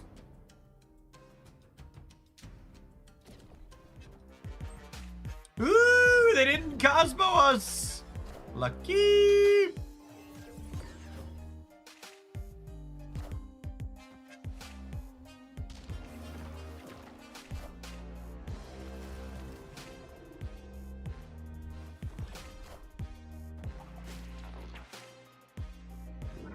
Alright, we want a copy of Victoria or a copy of Patriot?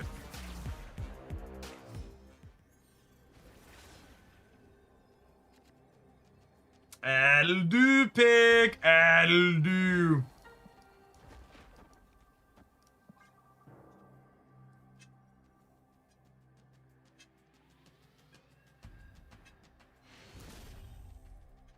Victory. Speak of the Cerebro 3 Devil that will appear.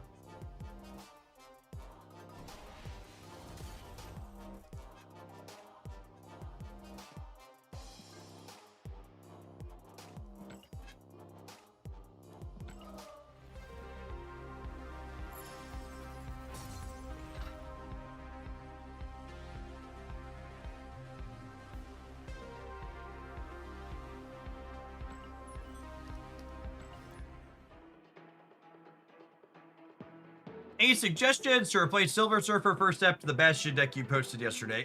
If you have Prodigy, that's a fine one, but otherwise just like a tech card that's proactive of your choice. Luke Cage or a Mobius, Gorgon, etc.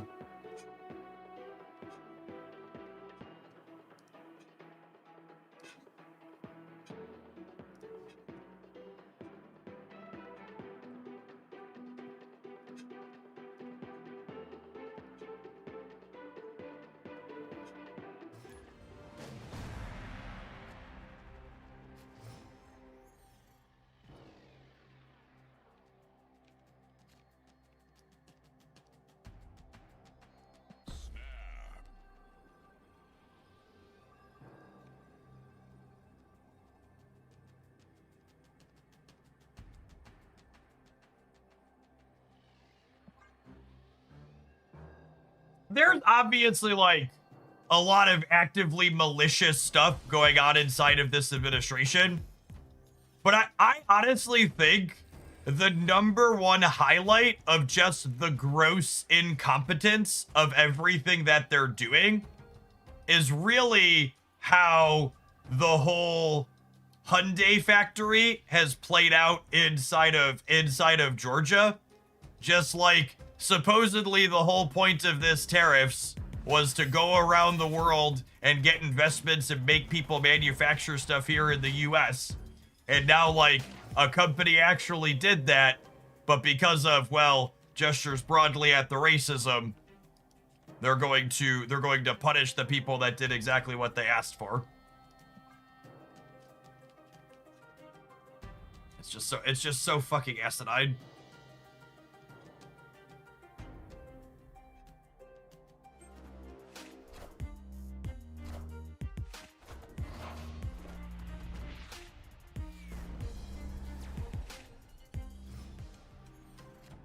A zoo enjoyer?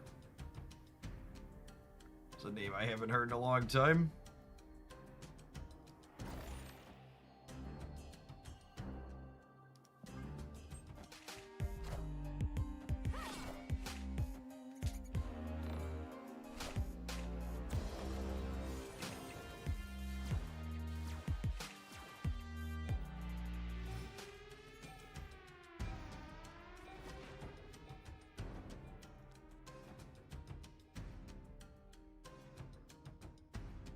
The real goal is never the one they'd say out loud. Yeah, unfortunately.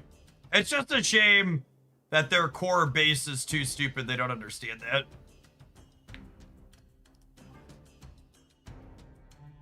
There's just so many good examples of...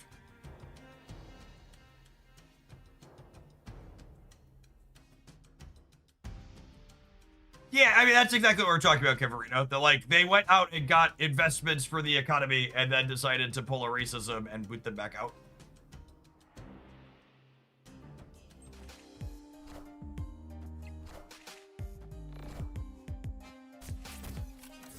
How big are we in the middle? I don't think we're quite big enough even with the Patriot, yeah. We're gonna gain 2 more there. But they're getting 4 more plus probably a Marvel Boy trigger. I just shouldn't have contested the center.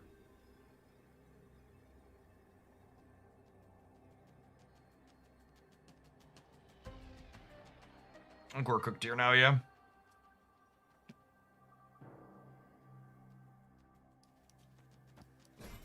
Does this let me win the center? This gives me +6 there, yeah? It's only 18. They're getting 4, 5. Yeah.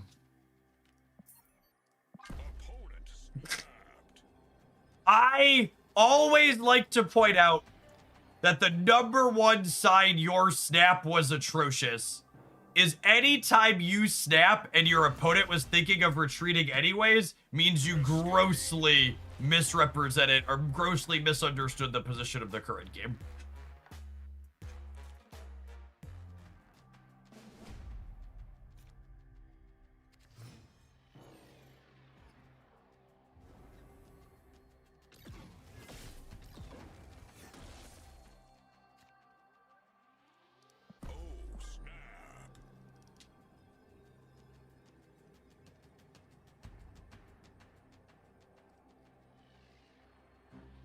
My brother-in-law blamed housing prices on undocumented immigrants the other day, and my brain almost broke. Well, that's Schrodinger's immigrant. Schrodinger's immigrant is the lazy immigrant who never works and contributes nothing to our society, so they should be removed. But also, that same immigrant who doesn't work and contributes nothing to our society took the high-paying job that you otherwise could have had and bought the expensive house that you now can't own.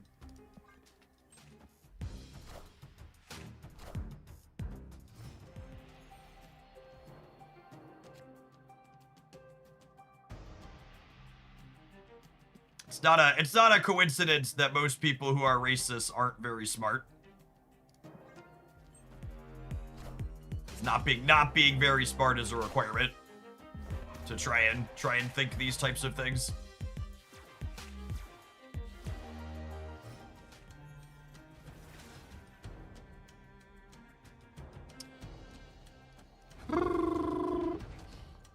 Yep.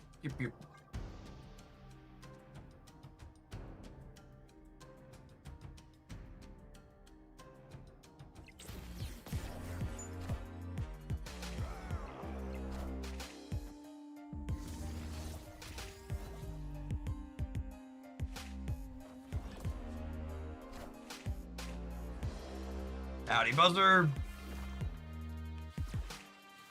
We're looking to draw Victoria or Patriot next turn.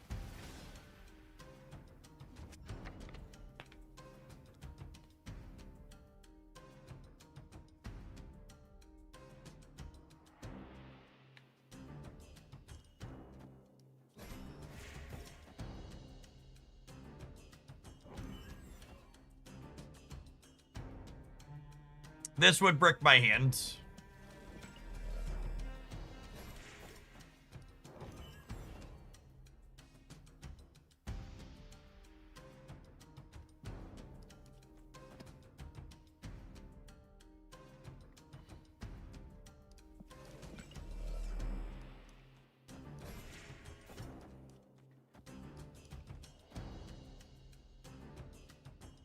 Omni left. The last, the card I'm getting from there doesn't matter. It's just a Bastion. Although I guess the Bastion might be useful to me. Yeah, I guess it might be useful. It's a 5/8. Or 4/8 or whatever. It doesn't brick a draw to do it, right? So I might as well. I'll get a Moonstone to 5, Merlin to 6. I guess if this location generates a card in my hand, I brick a draw now.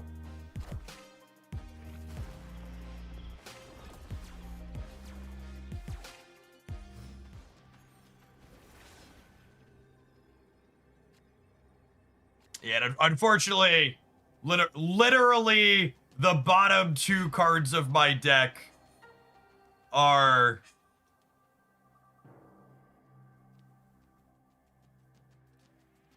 The bottom 2 cards of my deck are the Victoria and the Patriot that these 2 Moonstones would be able to take to the moon.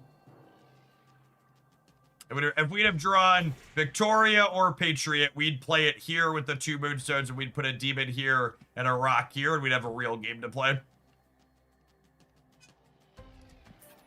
But unfortunately, we'll take one more shot here. They can't all have beats this bad, yes, assuredly. Assuredly about to win a 6-cuber.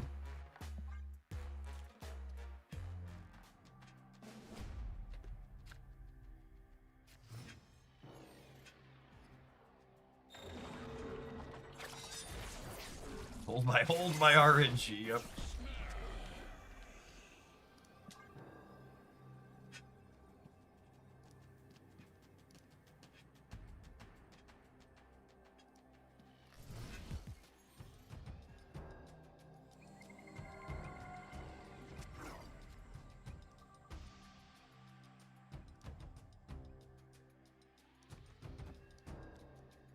Actually, I wouldn't mind a free rock, so not play there.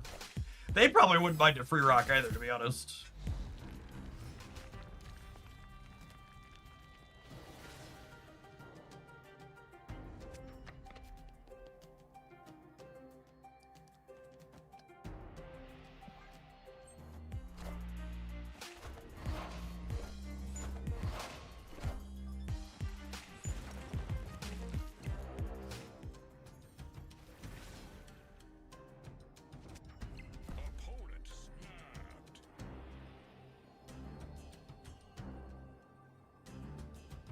Huh.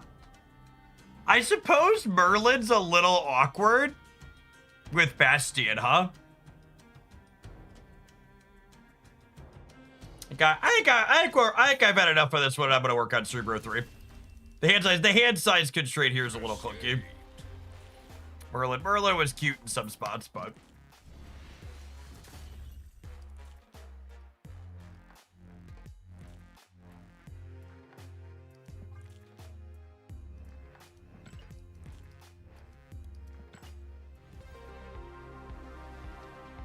all right, it is just past noon here in the cornfield. I'm gonna run upstairs and grab my lunch after we claim these before I don't forget.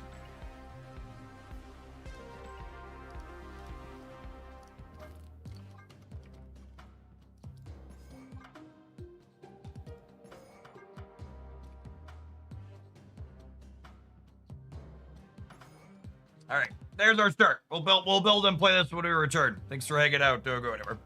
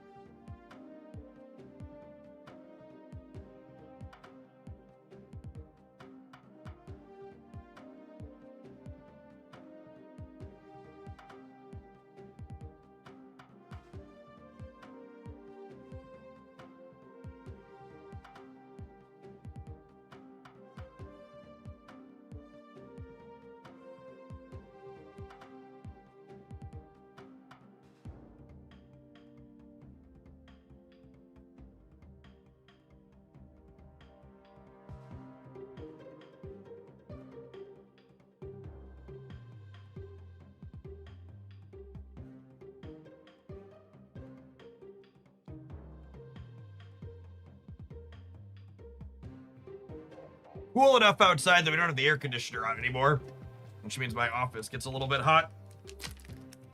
Thankfully, the kids not being home means I can have the door open.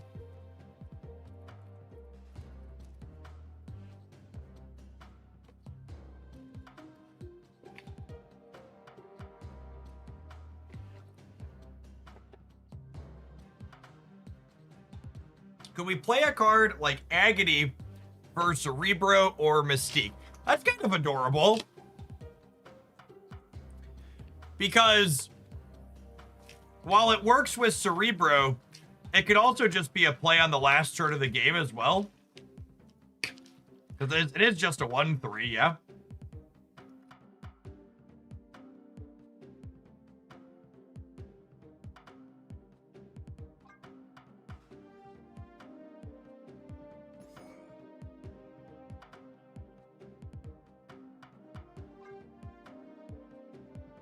Like, you can't play it out on curve ever, obviously.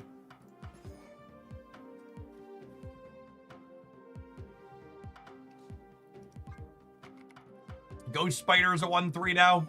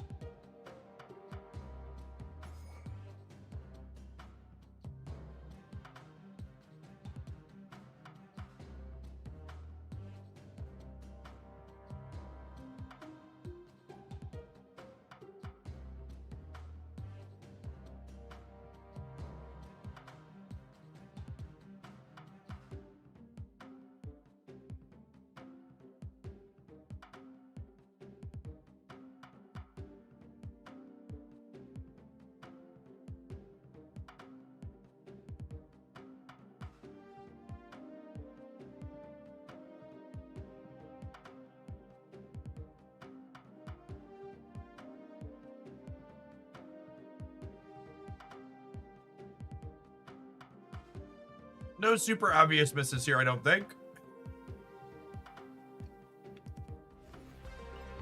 Let's give it a go, huh? I'll stuff my face while we play a little bit.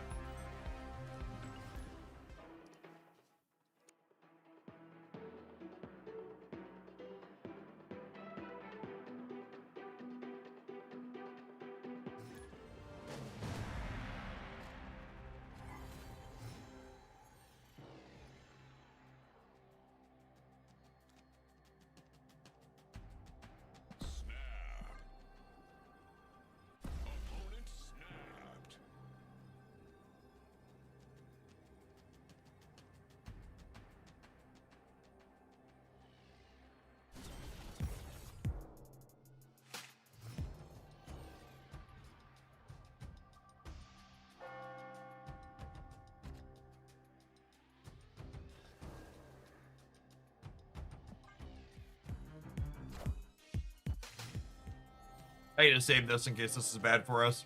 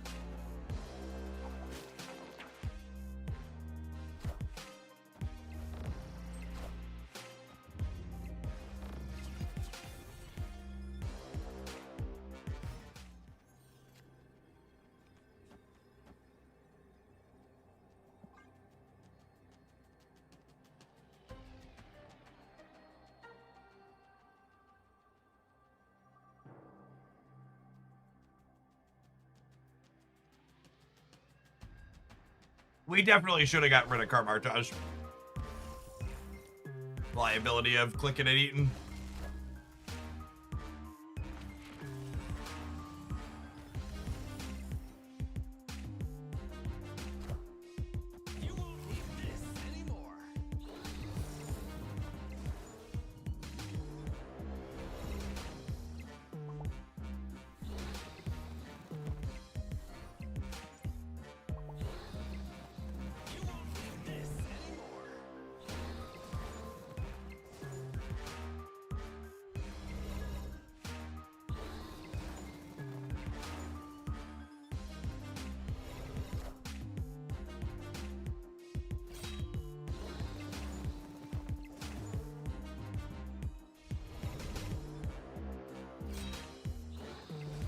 So all things equal, we'd have won that if I got rid of the right location.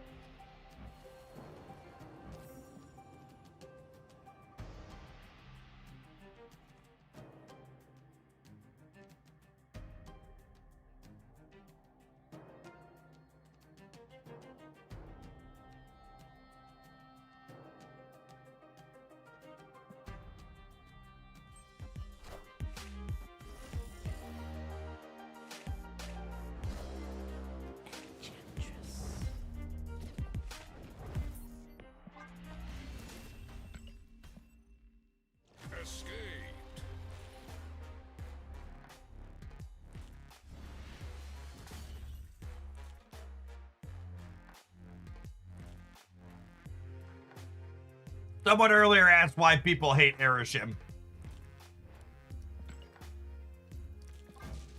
The defense would like to submit Exhibit A to the court.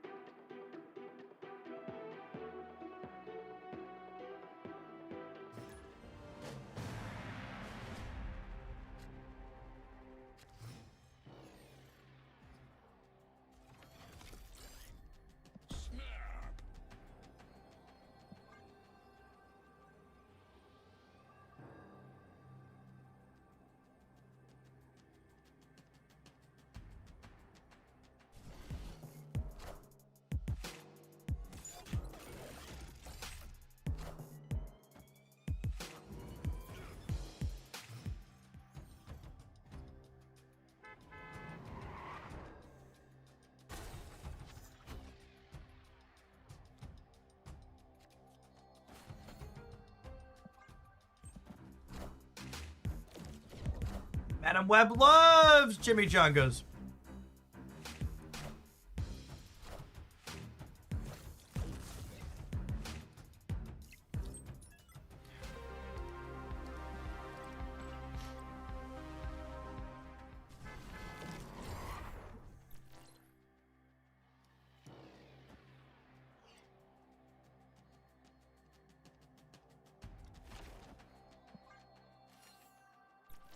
She's feeling a little hangry. Yeah, something like that.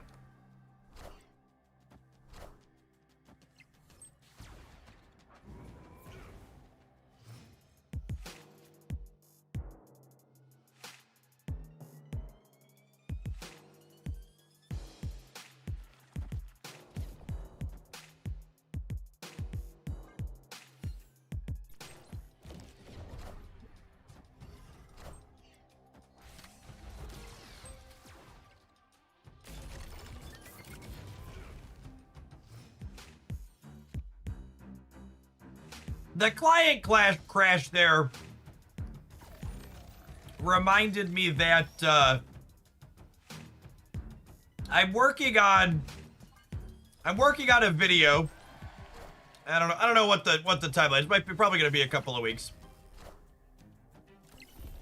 But as people who are, if you're someone who's regularly Marvel snapping, the topic of the video I want to put together is Marvel Snap 3 years in, the good, the bad, the ugly.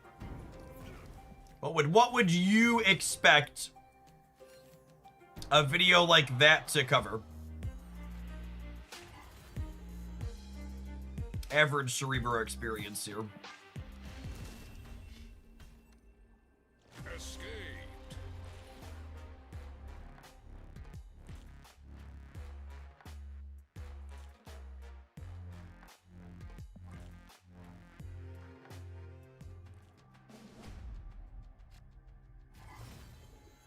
Yeah, I feel like the good are the economy rework, the game balance.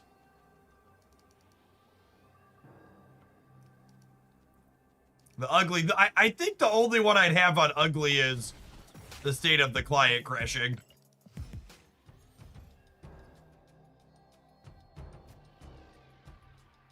Yeah. Yeah, maybe the bad would be like the lack of iteration on Conquest.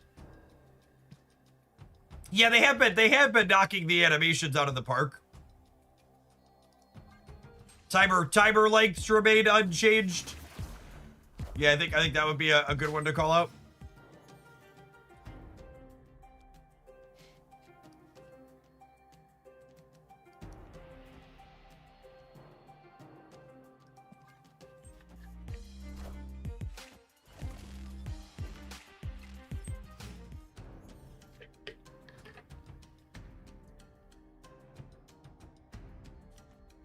Still no auto mute.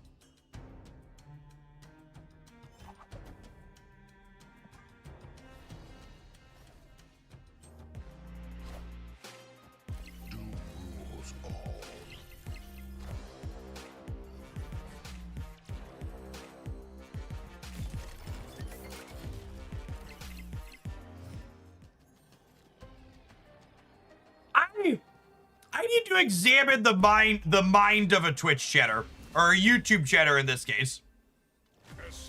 Can't fix bugs and optimize the client, but can release new bugs every day. Will release new bundles every day. I know software development isn't an experience a lot of people have, but do you genuinely think the Venn diagram of people that design bundles and their contents and the people that optimize the client and bug fix, do you think there's a lot of overlap between these two groups?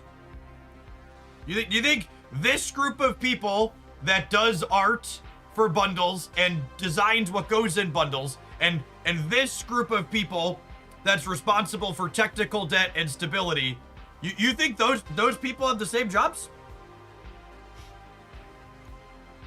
Yeah, someone, Bobby B's in Twitch chat nailed it. The people on those two teams are so far disconnected from each other, they don't even fucking talk to each other, most likely. Like, maybe Second Dinner's a small enough company that they talk to each other and they know who each other are, but those teams could not be more different people.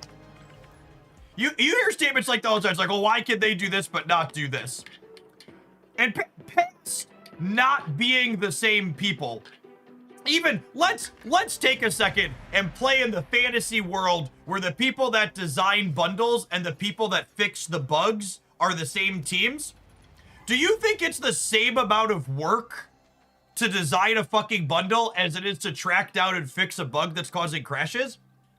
Because those are also, like, even if you lived in this fantasy world where they're the same thing, the amount of effort to do A and the amount of effort to do B are not remotely the same. I mean, how long have we been calling for these bug fixes? Oh, good. So the goalpost is moved. It's not that they shouldn't do both. It's that we've waited too long for bug fixes. And I think this is the problem with a lot of discourse. Is that, like, absolutely 100% we should have a more stable client, and I shouldn't have random crashes when I play the game. Nobody remotely reasonable is going to tell you we shouldn't have the client shouldn't be stable. I'm not here to tell you that. What I am here to tell you, however, is that you can ask for those things and say, hey, we should have these things, without being willfully ignorant and spewing nonsense at the same time. I regularly on stream am like, this is ridiculous and the game should not disconnect like this. But the idea that those disconnects are remotely, even tangentially related to bundles being added to the shop is just bullshit. Bundles and bugs are very close alphabetically. Checkmate. Genuinely, that's a better argument than the YouTube chatter gave.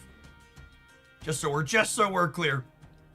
They're alphabetically close, ergo it's fine. That's a better, you know, I accept. Humbly and graciously, I accept your argument.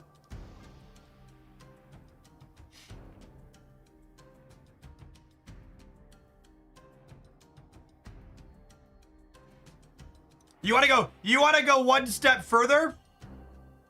How many times have any of you at home experienced a disconnect in the client and then gone and filed a bug report with the couple of clicks it takes to send in a bug report?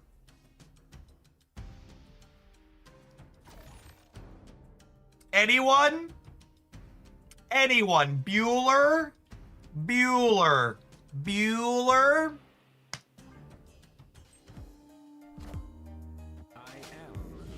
And again, just for reference, like, that shouldn't be your job. You shouldn't have to do that. But also, like, reproducing bugs is really difficult in software development.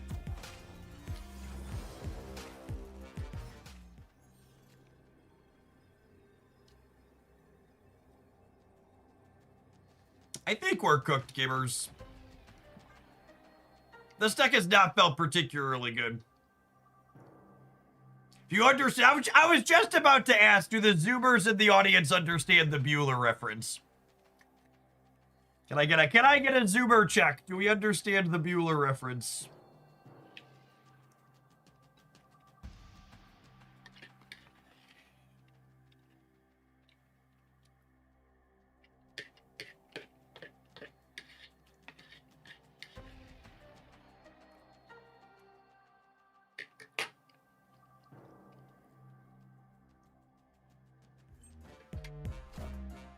How is that one aged, by the way? Anybody know? That one feels like it could go either way. Is that one aged? It's still good. For reference, Ferris Bueller's Day Off is the movie that's a reference to.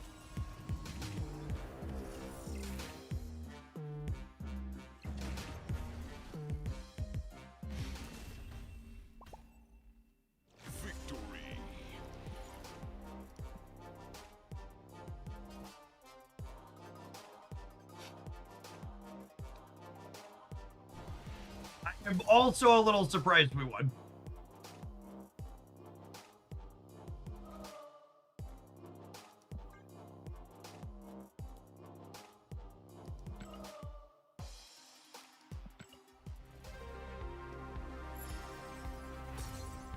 Let's go ahead, Angry Kachu. Yeah, the more things change. There's some 80s sexism, but nothing ridiculously bigoted. I call that, I think I'd consider that a win.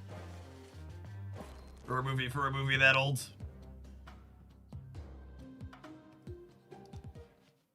The person who played the principal lead got caught with child pornography. God, people are awful.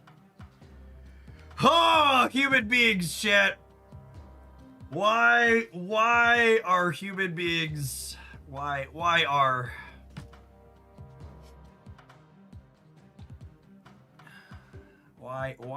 human beings? It's better without someone asked, can we cut the move package for tech cards? What tech cards would we even play? So when's their presidential run? Oh man.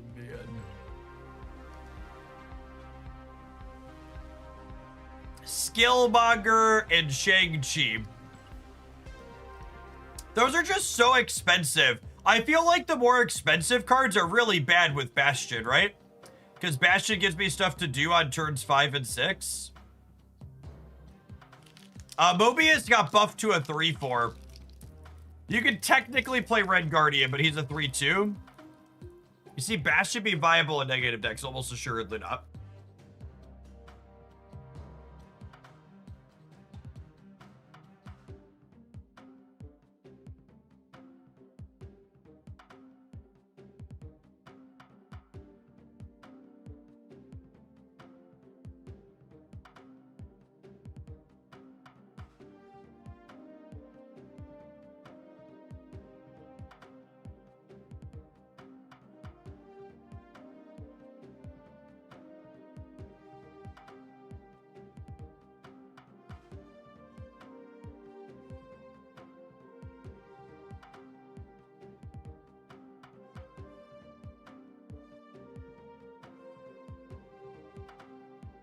You can play Cerebro 3 Clog with Daredevil, Goblins, and Debris.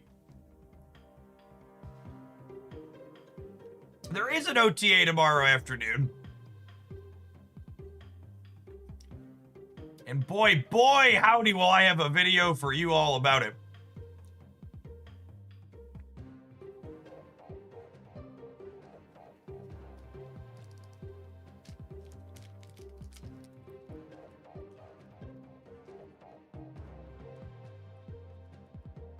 You can play Hazmat with Diamondback and US Agent.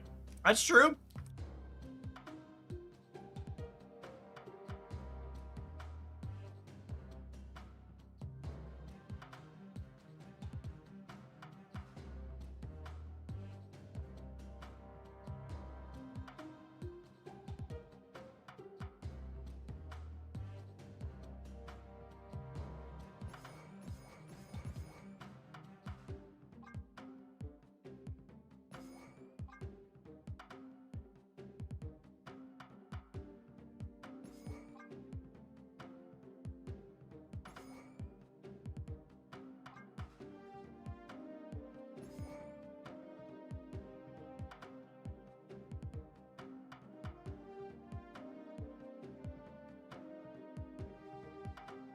I mean, this doesn't look good, but I don't know that it looks worse than the previous build we were playing.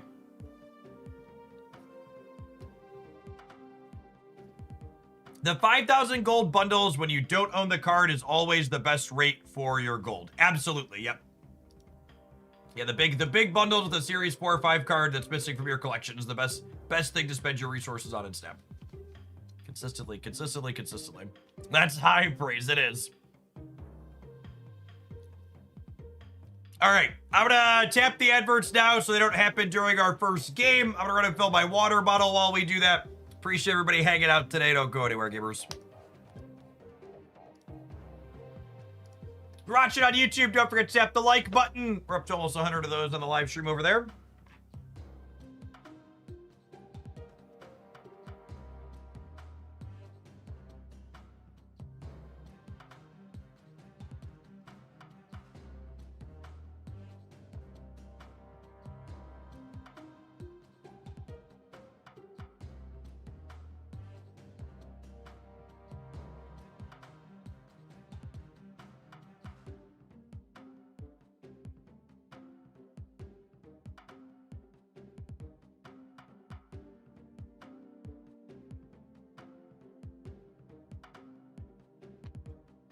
Keep closing the door to my office out of habit. Needs to be open with the temperature.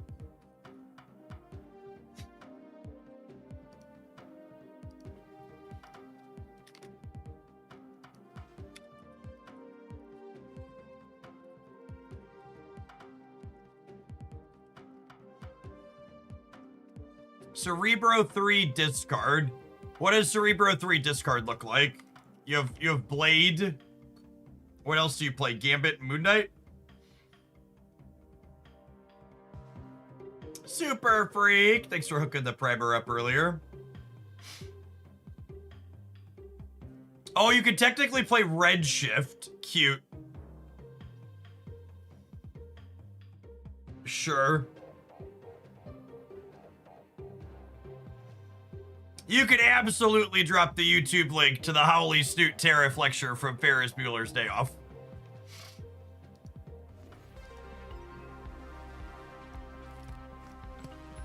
What a classic moment that is painfully relevant today.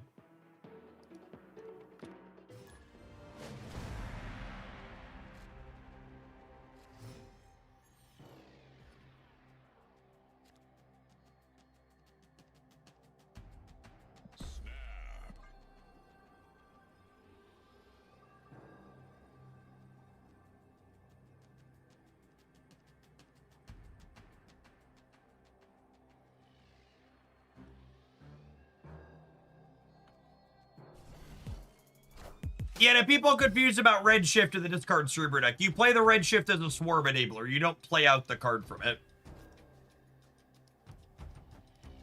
obviously playing out the card most of the time breaks your Cerebro.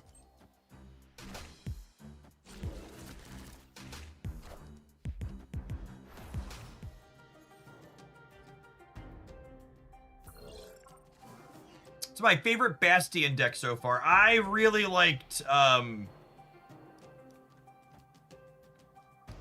actually, I should Cosmo here, yeah. I really liked the Victoria hand build we played. It was fun.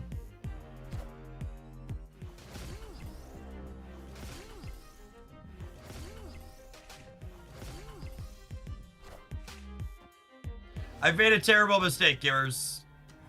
I've made a terrible mistake.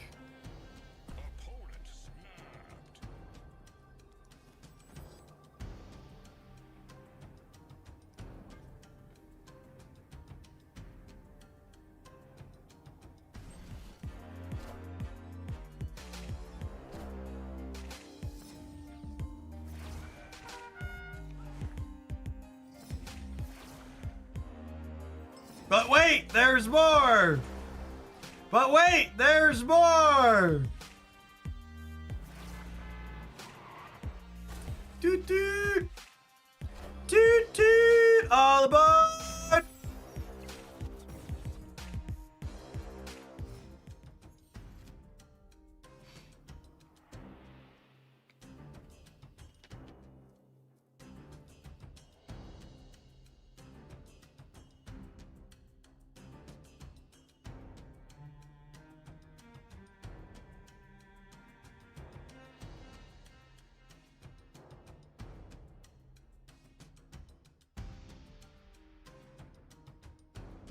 Going back to the discussion from earlier, the ugly should also include Twitch drops not being there anymore. Yeah, probably, unfortunately. Actually, I did my Genshin drops, and it caused me to look back at my thing and see how long it had been. It's been like 4 months since we had Twitch drops. It's so sad.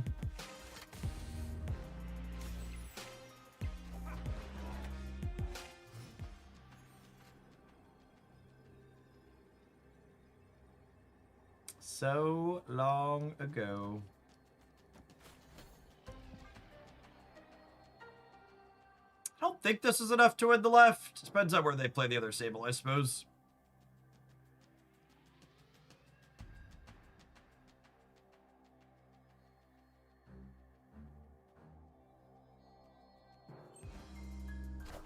Yeah, rip. Ugh.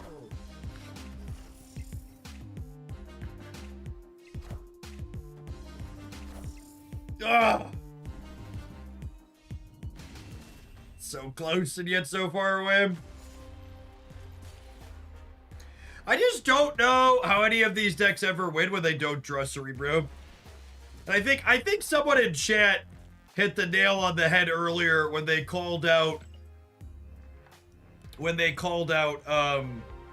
you only have Cerebro to copy with Bastion. Like, Makari's okay, I suppose, but really you need it to be Cerebro.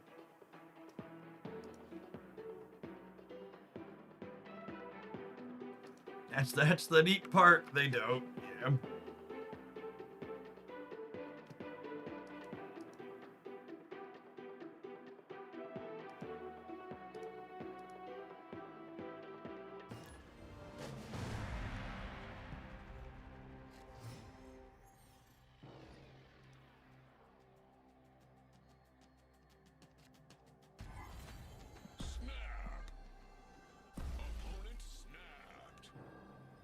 Oh my goodness. My Google Chrome updated and it turned off uBlock Origin. Having to browse the internet without ad block is scary, chat. Need to get that sorted tonight after I'm offline.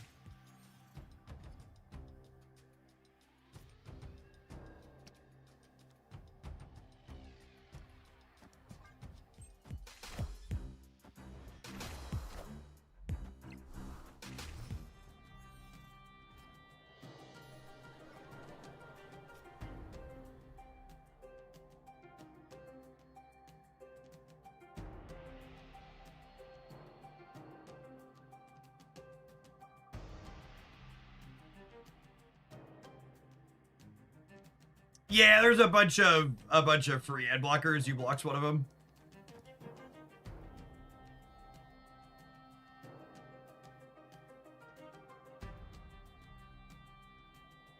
There's other non-uBlock browser extensions. I'll probably just move to using one of those.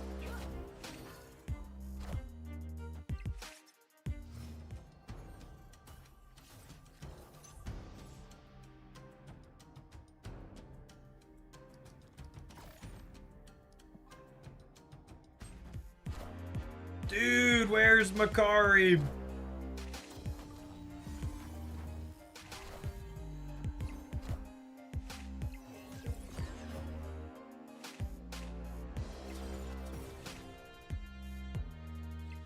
Yeah, looky. Hey, looky.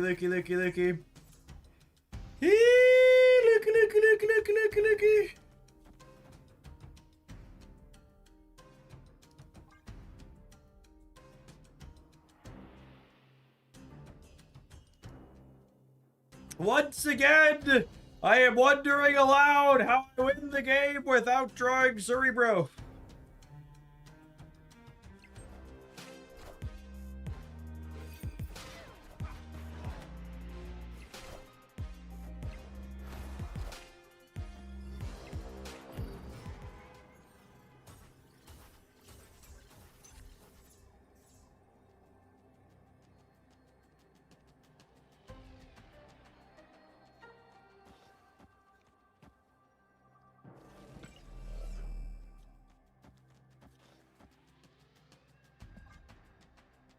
This is the best I can do, gamers. I believe we are cooked, as the children say.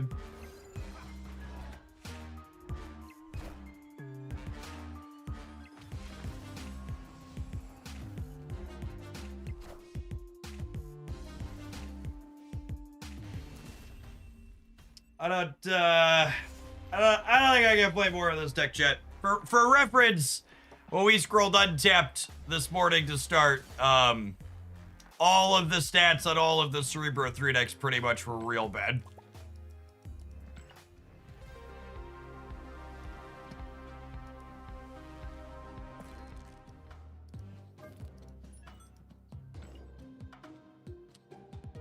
Let's go double check again, but I'm pretty sure it's all terrible.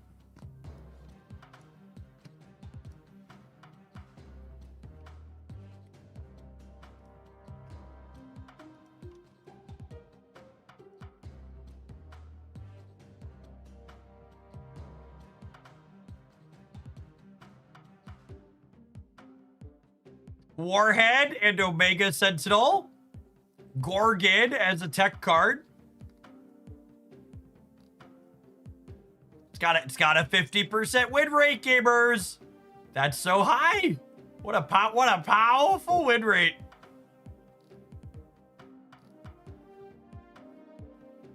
Yeah, all these ones that are better are really small samples.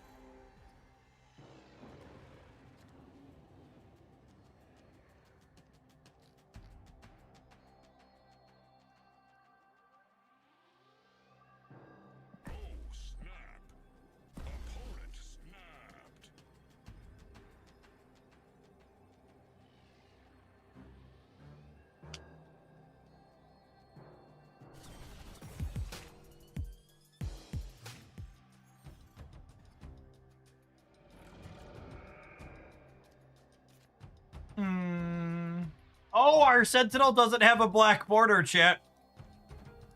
Oh no. Oh no.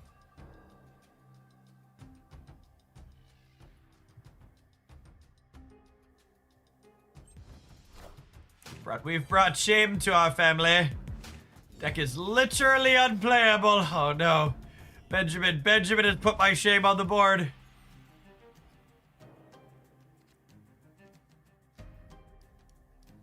Please, Ben. It was supposed to remain hidden. Are you doing deck submissions for Pocket? I would totally take a deck submission for Pocket. We're start Pocket in about 45 minutes, so if you want to claim the first deck slot, you may. Perfect. Cerebro wins the mirror match 100% of the time, chat, so we got this one on lock.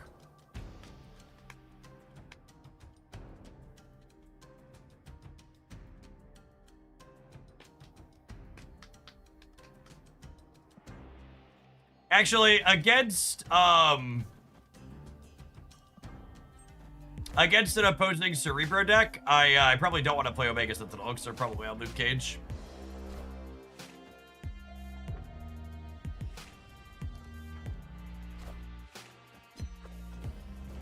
Do you believe in magic and a turn 7?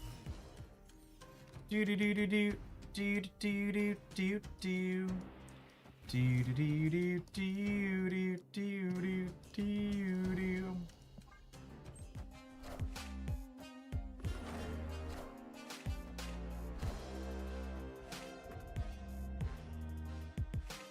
Wanda does not believe in magic, chat.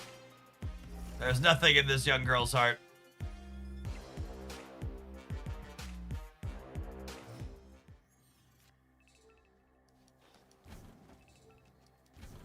All right, an ambulance shall be called for someone. For whom? Mayhaps us. Mayhaps us are destined for the ambulance.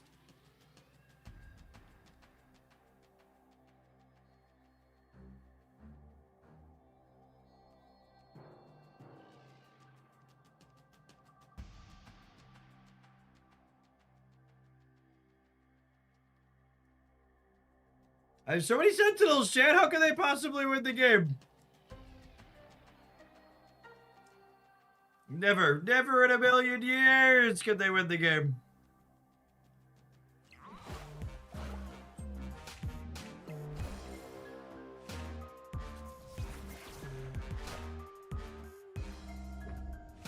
Spooky.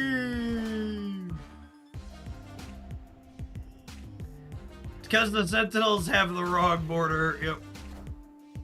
Absolutely.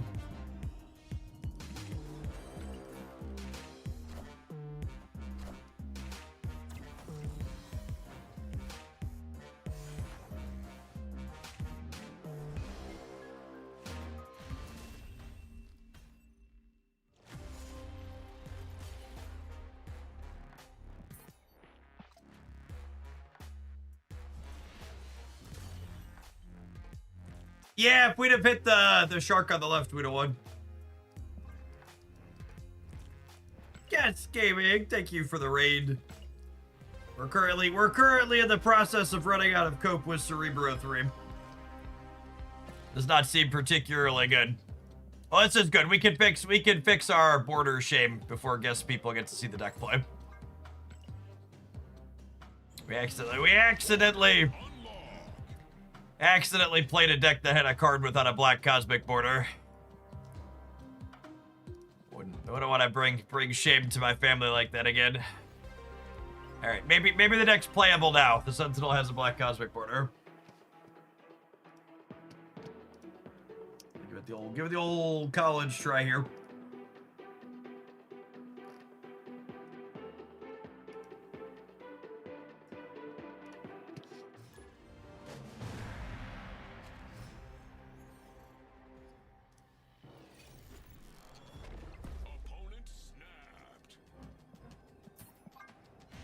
With like one do-over. Escaped. Your finest do-overs, please.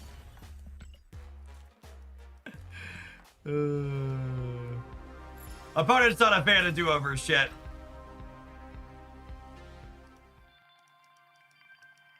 Is Cerebro in the deck? It is not. Absolutely not.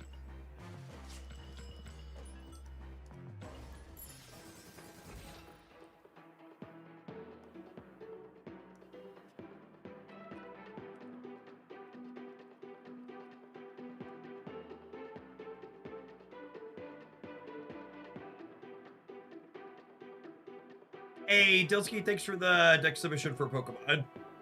We'll start with that probably about 35 minutes or so. Are you sure it's 75% to hit a card by turn 6? Only sometimes. Clearly we shouldn't have wanded, and we should have taken the extra draw.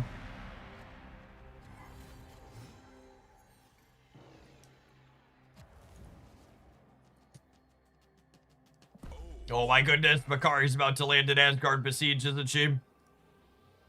Warmug, thanks for the 20 months. Of course we can deliver that sword, mod sword with your sub shield. Welcome back. Phew.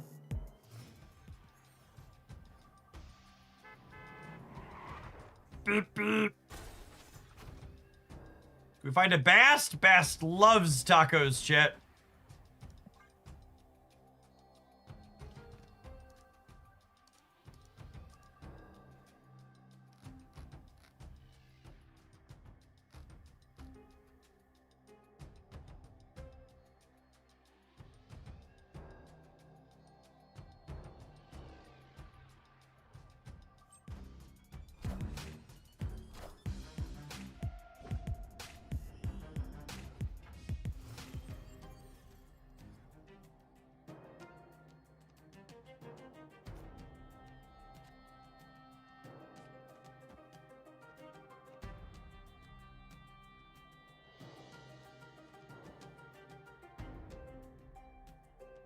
So, the Bastion Warhead, can go off again, I believe, right? Like, pretty sure?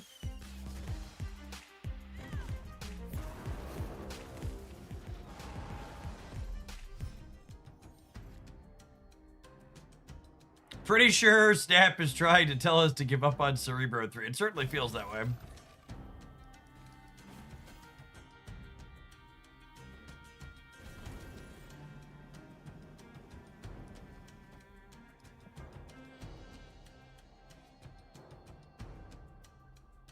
Unfortunately, I think I have too many cards in my hand that I wanna pass this turn.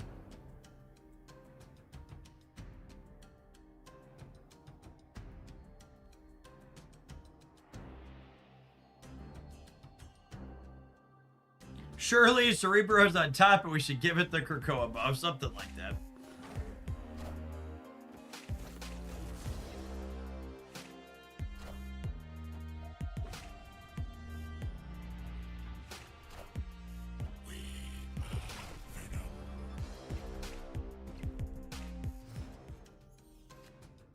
Should have believed, chat.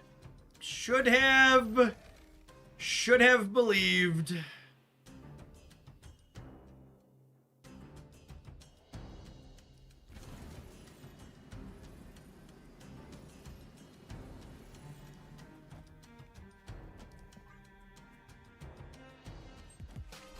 It's so hard to believe when we weren't even sure it was in the deck, mood.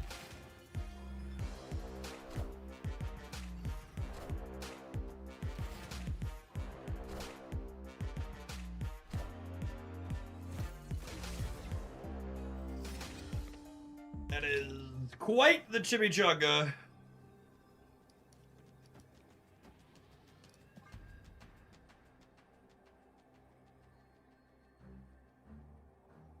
I believe we are cooked, as the children say.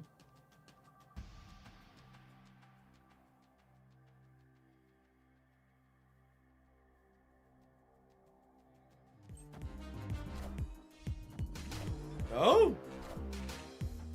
This is greedy AF. Go middle! Yes! Justice! Oh, gamers. Imagine taking a game and throwing it away. Couldn't be my opponent.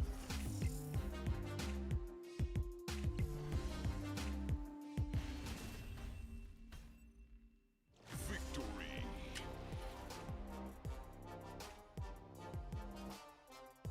If they would have put... Actually, did they need it? Maybe they needed that. If they put Logan on the right or the left, they would have been minus 15 in the center, which would have been 27 to 27. No, I'd have lost the breaker. Yeah, they should have put Logan on the left or the right. Corn dog, thank you for the half a year. Welcome back. The Bible spoke about this level of greed, mood.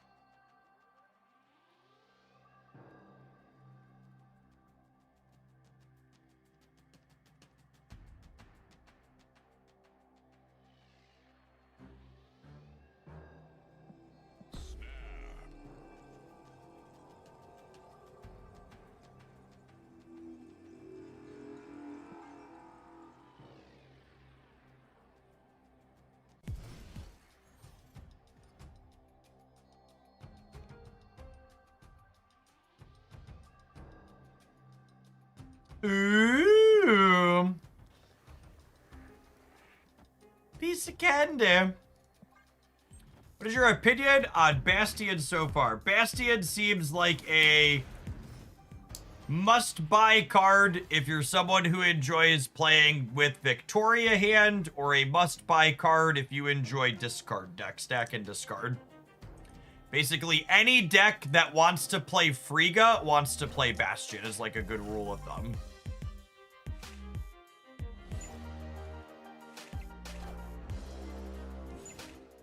Oh, I guess I should have... That's so funny. This is the first game I had a chance to actually Bastion a Cerebro, and now I can't because it's on Genosha. So I guess I should have put... I guess I should have Scarlet Witch the Genosha. Yeah, we can Bastion the Mystique, though. It's accurate.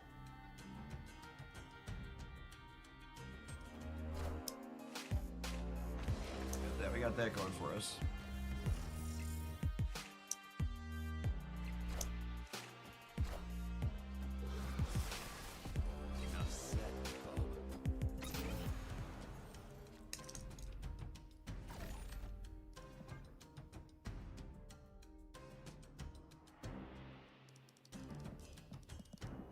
Come on, Carl. Carl.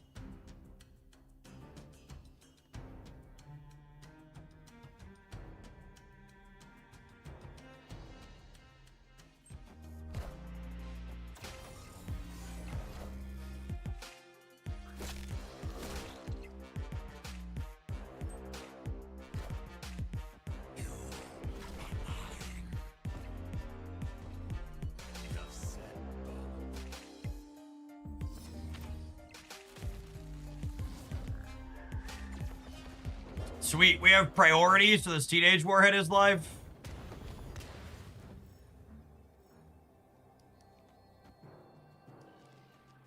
This puts us to 36 over here.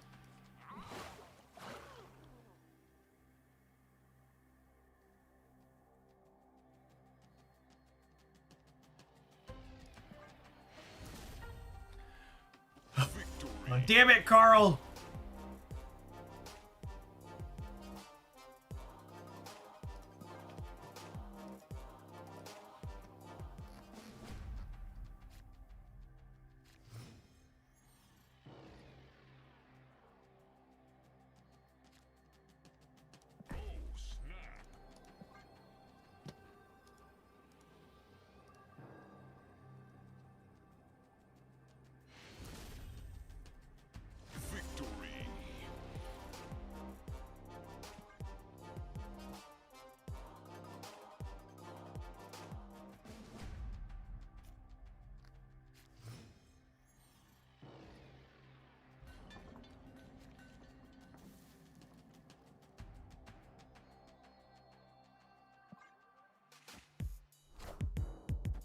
Nidavellir is pretty good for old Carl, chat.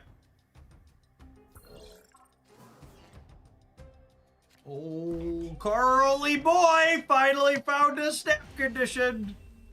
I'm gonna go next, Carl. We're gonna play 3 cube games, Carl. I win one of them, we're done. You win all 3 of them, you win. That's all you gotta do.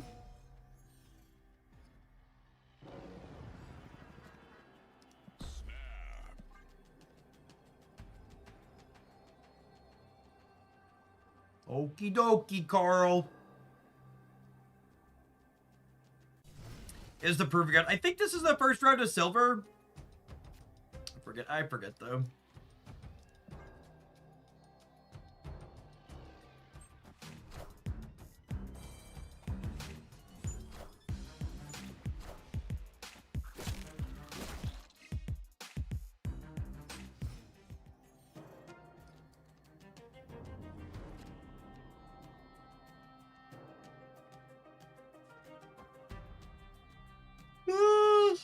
I think I'll take one more 2-drop.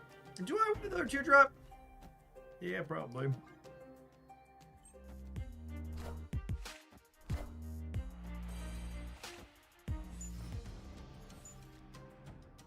Should we hit Vance with Scarlet? I don't think so with the Gorgons.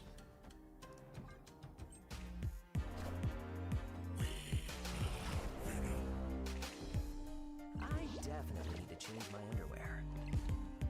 Enough said. Can someone explain how decks and cards are unlocked for certain captains in Once Upon a Galaxy? Yeah, every time you finish in the top half of your Once Upon a Galaxy game, i.e. 1, 2, or 3, you unlock a random card for the captain you're currently playing.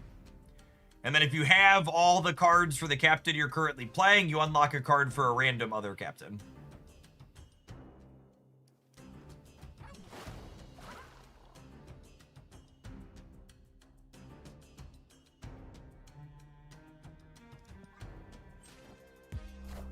Yes, random cards you don't already have.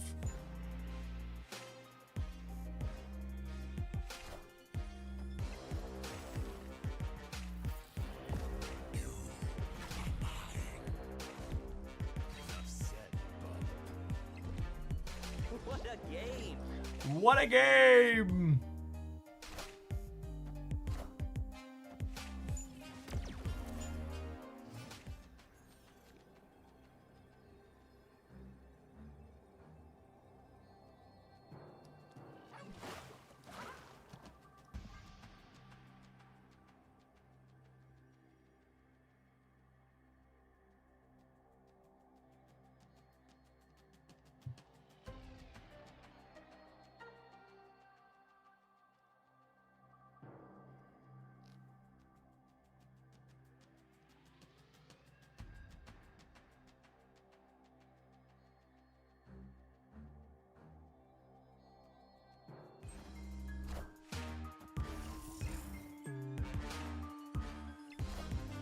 Does Gorgon have any data mine variants? I don't believe so.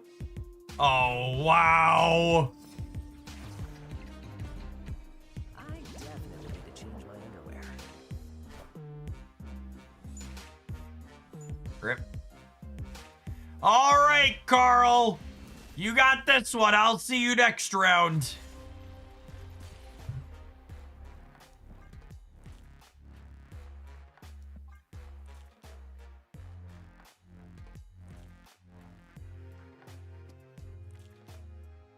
I forgot how Kid Omega worked with Deadpool. Oh, Gorgon has one coming in 2 weeks? Really? Look at that. Look at him, chat. Look at him. God, there's so many ads on the internet. God, how do people use the internet like this? This is terrible. People browse the internet without an ad blocker? Why? Make it stop.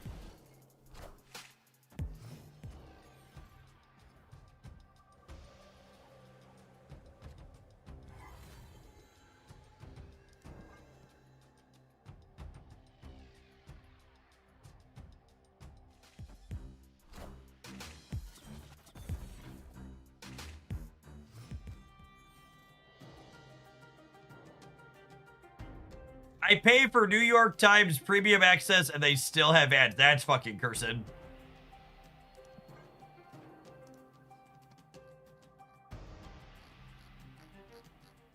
especially as someone who runs ads, knowing how little you make from each individual ad view, like giving adverts to people who pay you money is so greedy and stupid.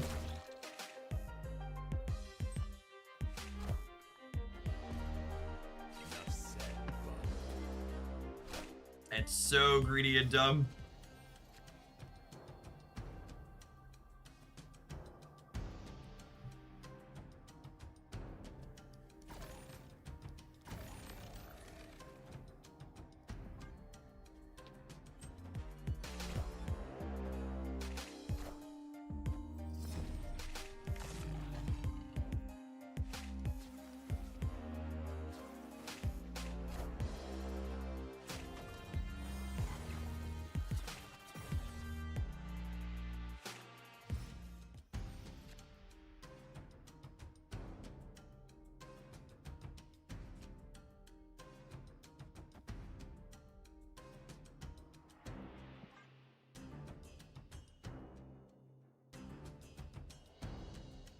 Oh, we're so dead.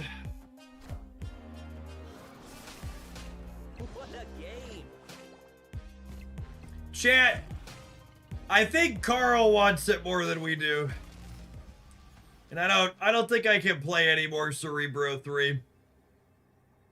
This archetype both seems bad and not very interesting.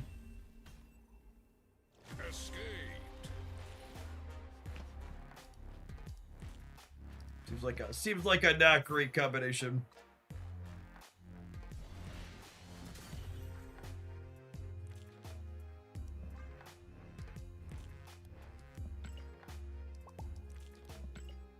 I thought you were about to say bad and not very good. It's definitely bad and not very good. That's true. You win this time, Carl.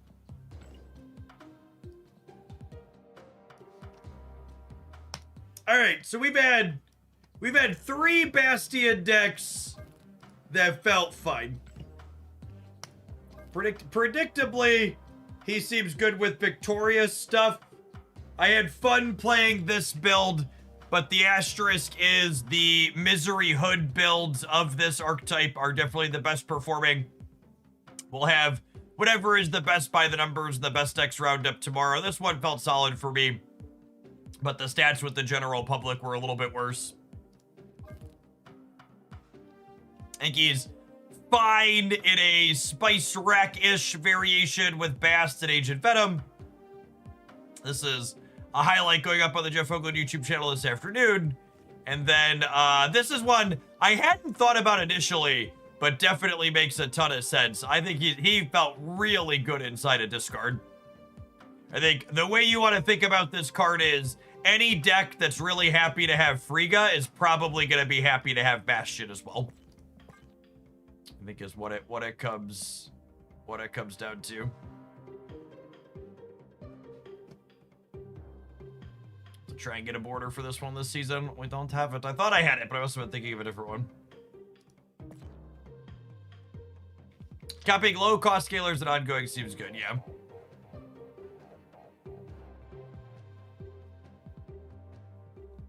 Frigga Bastion is giving me strong Horizon vibes. They do kind of look like a combination of characters out of Zero Dawn, don't they?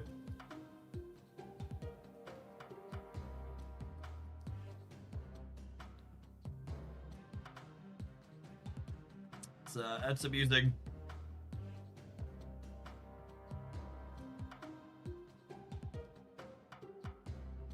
Love me some Zero Dawn. Me too. That's a fun one.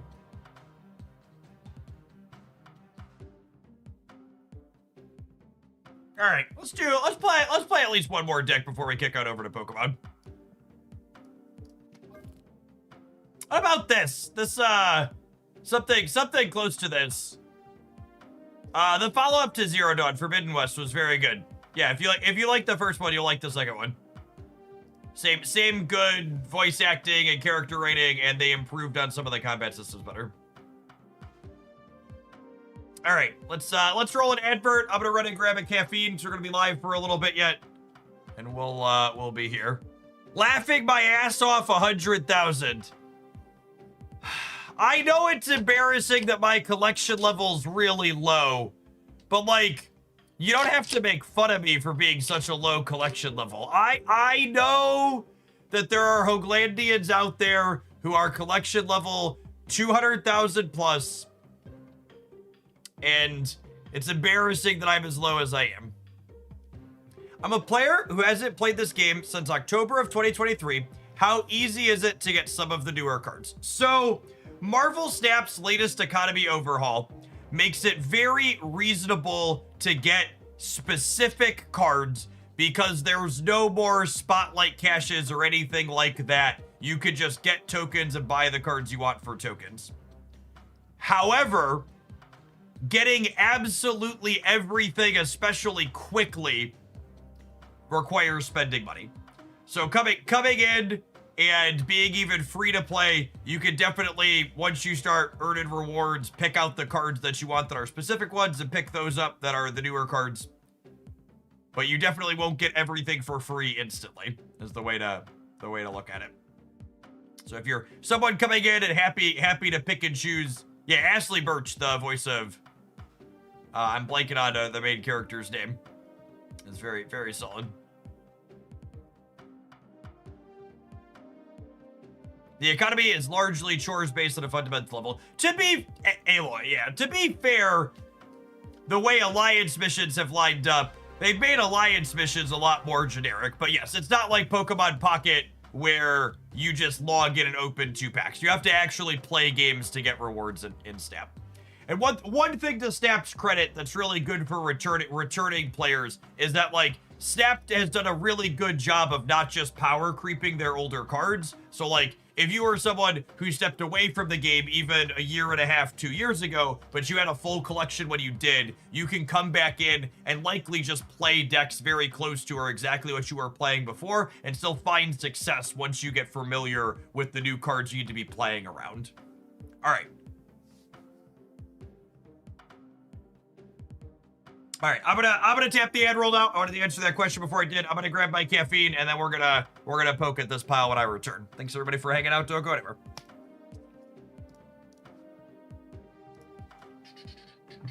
We'll stand up when we get back to me. Thanks.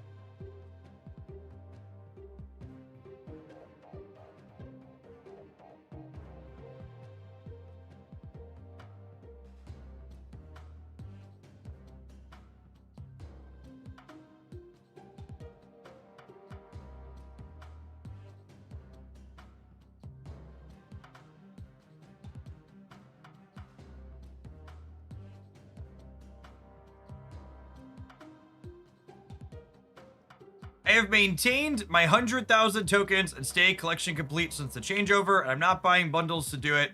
I did it first thinking I had to, but the last 2 months I've been doing only golden season pass. Yeah, Marvel Jesus Man. That's such a good name. We're actually talking about it in the Discord server, and Steric was saying their tokens have actually been going up a little bit, just buying the season pass and the gold pass, while still getting absolutely everything. They're staying series 4 or 5 complete in the seasonal caches, and they've been slowly gaining, only spending 15 bucks a month.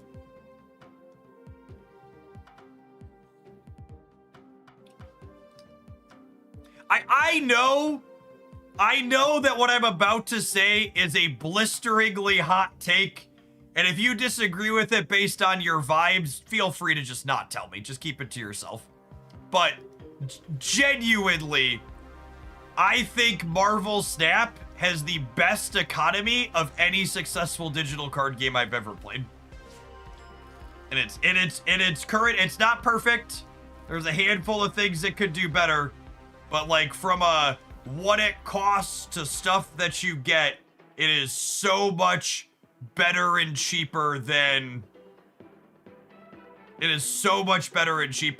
Magic the Gathering and Pokemon Pocket and Hearthstone and others. Yeah, the only games that were more generous at them, things like Runeterra and Gwent that just like never made any money and died.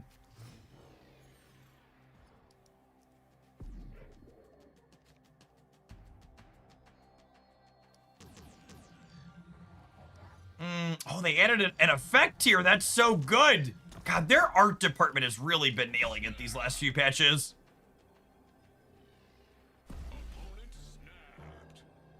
They've done such a good job with all the effects on things.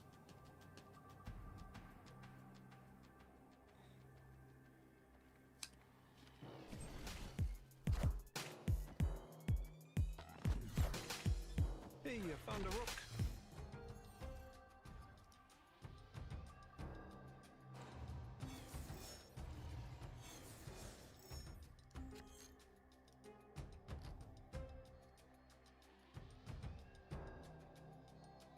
Ooh, lovely.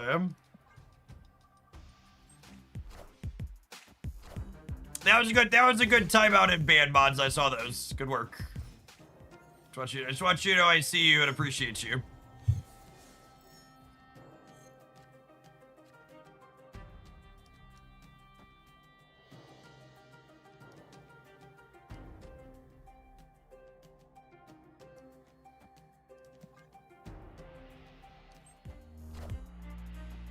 I want the throne. Rest in peace.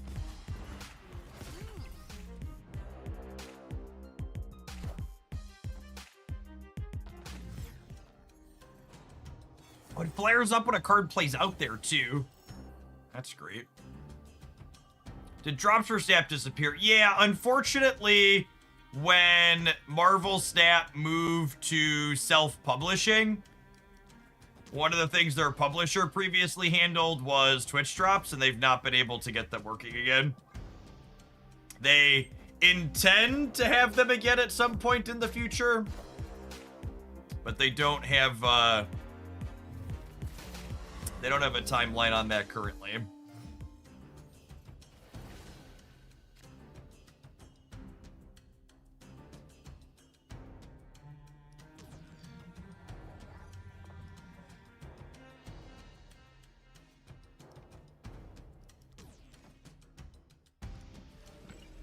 I'm just doing this. And we play out like 1-5-1-5 Morgan on the last turn.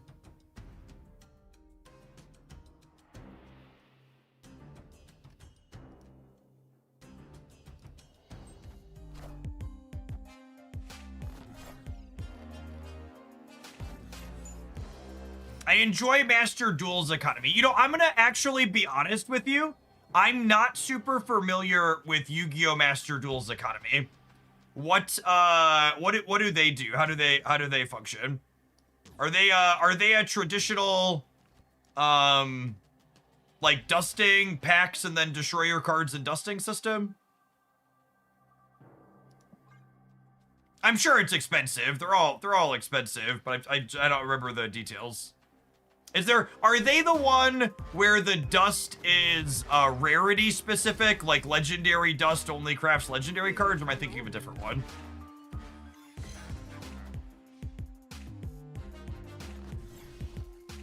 Wow, cooked by a Hulkling, gamers. Yes, they are. Okay. Yeah, I don't know. That sounds pretty mediocre. That sounds not great.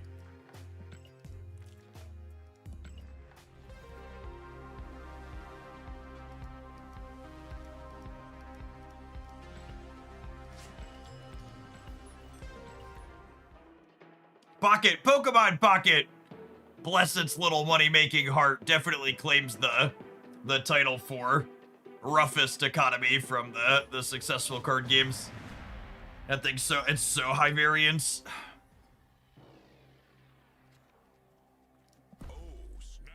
Valley of the Hand, our personal feature this afternoon.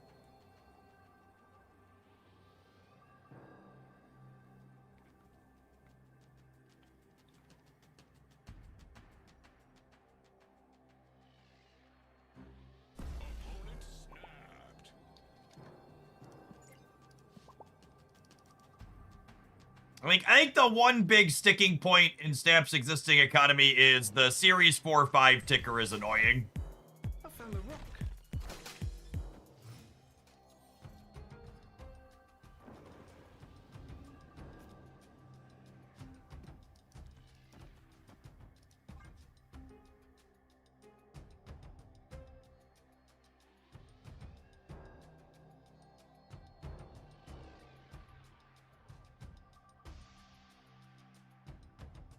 Apocalypse, thanks for the 3 years. Welcome back.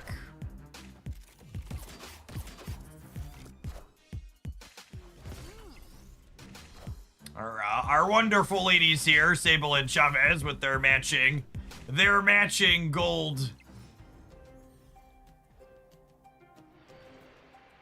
Their matching gold crackle splits. I must say, what's what I'm searching for? I must say, one thing Snap does better than literally any other game I've ever played is both the splits and just the cosmetic system in general is so good. I love the way you acquire variants for specific cards and you typically know what you're getting. I like that. What's the word I'm searching for? I like that the splits are the thing that are tied to... I like that splits are the thing that are tied to variants and not the actual artwork itself. So I can, like, deterministically just get the art that I want. It's really enjoyable for me. Speaking of cosmetics, is character mastery bad or ugly? I'm actually, like, pretty neutral on character mastery. I think... What's the best way to put it? I think character mastery and the way it played out is a good example of how Second Dinner screwed themselves in the past by communicating too much with the player base. I think if Second Dinner hadn't overpromised and underdelivered, the character mastery feature that we ended up getting would have been relatively well received. The problem is that Second Dinner made promises about a really interesting and neat character mastery system that ended up being drastically different than what was actually implemented. Nico does let us Valley of the Hand something, which is fun. I think I'm just gonna double Sable here. I want a Korg first though. Or maybe I double Chavez. No, I want to double Sable. Well, I'm gonna hold Rocket for the last turn. So there's a visual bug with Morgan. These have the extra 3 power. They're just not showing it to you. Should call that out, yeah.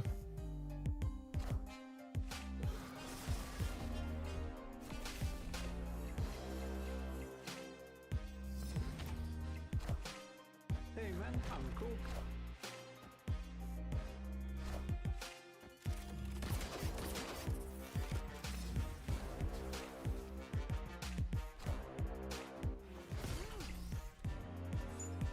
So, and this is part of how game balance and economies go hand in hand. Someone on the YouTube side mentioned they prefer other card games that give you compensation,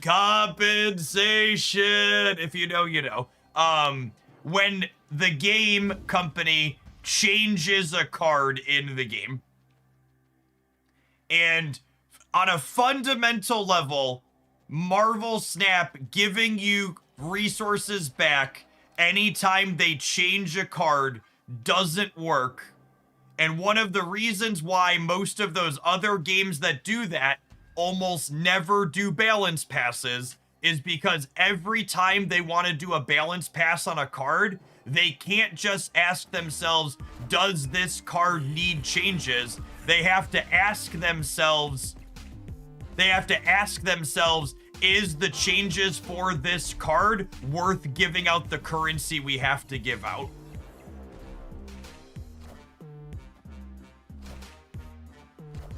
And I think most other card games are markedly worse than Marvel Snap for me personally, in no small part due to the fact that they don't do balance passes often enough.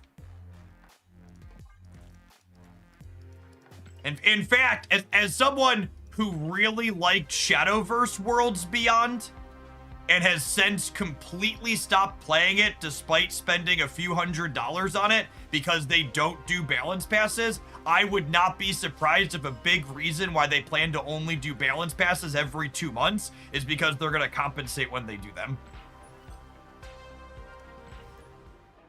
Yeah, a balanced game is better than having extra in-game currency for an unbalanced game. Full stop. You co-sign agree. Yeah.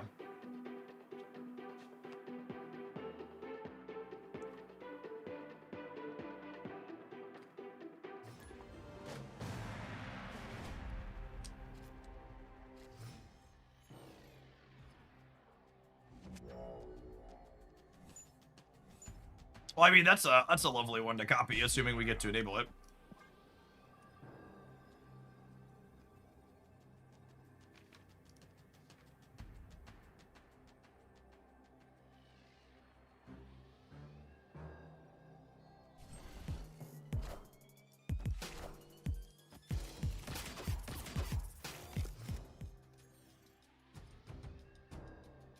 Yes, that too. A lot of the other games that compensate players when they change cards often make cards unplayable when they get nerfed.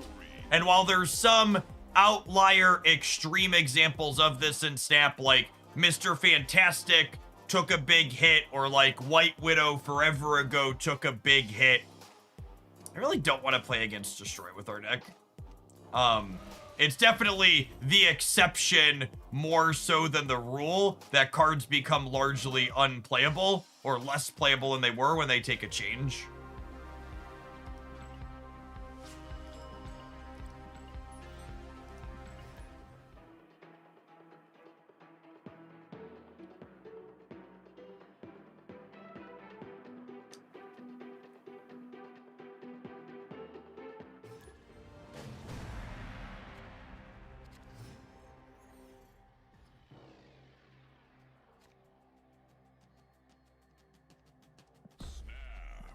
That one's not great for us, but if we get a free copy of Death, we can slide her in there.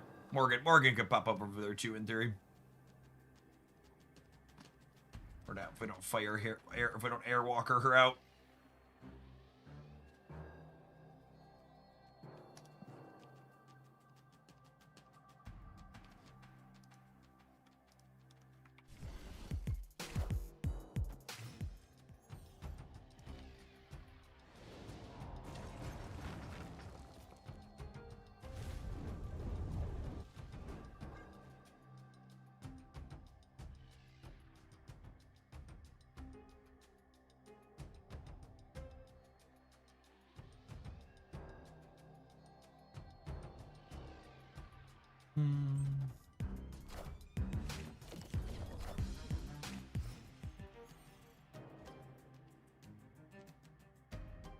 Well, that's rude and sad.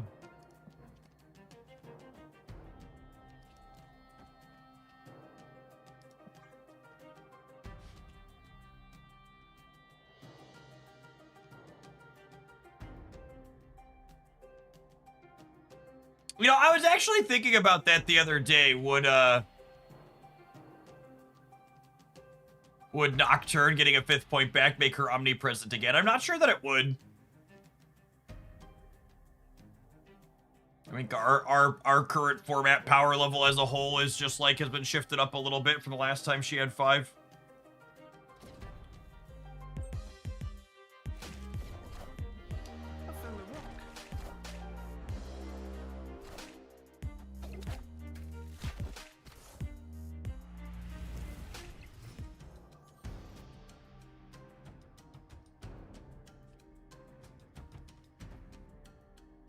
I think I expect them to, like, Ghost Spider this back this turn, so I'm gonna rocket the center.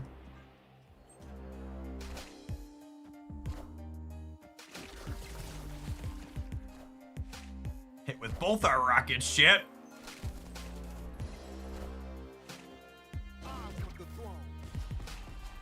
Hey man, I'm I think they'll ever unnerf Black Bolt in stature. I mean, Black Bolt could maybe get his 8th power back, but yeah, they unnerfed stature a long time ago. Jesus, heaven again. Has been for a little while.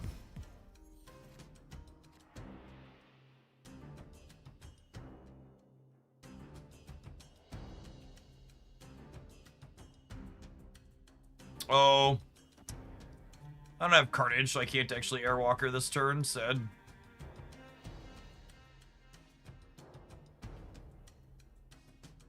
To be fair, I'm not sure we're necessarily beating their big torch, even if we had it.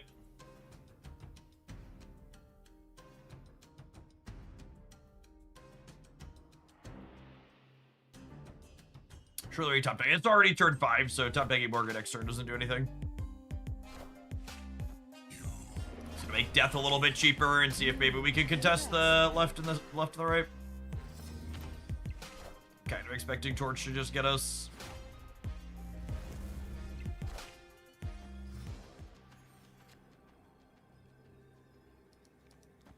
So we're going up to 32 here. I guess we'll leave.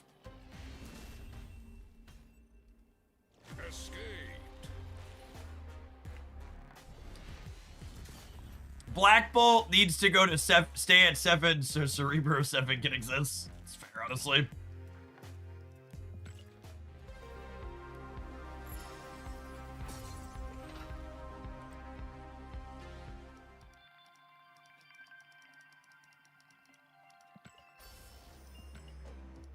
Did Miles ever have 7 power? No, I think Miles has always been 6, right?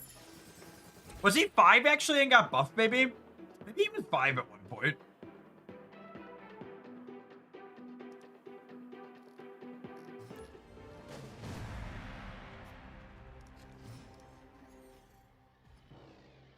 Miles was 5 and he got buffed to a 6. Okay, yeah. My memory is correct then.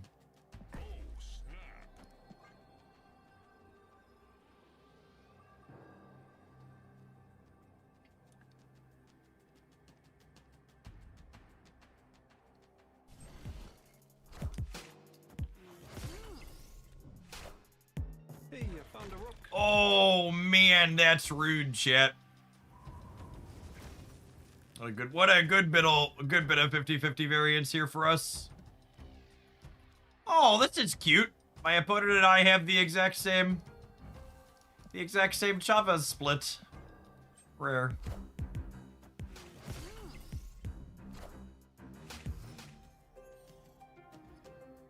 Twinsies.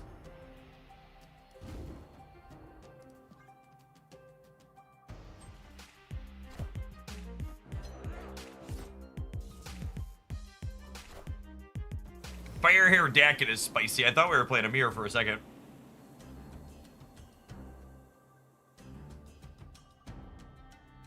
I'm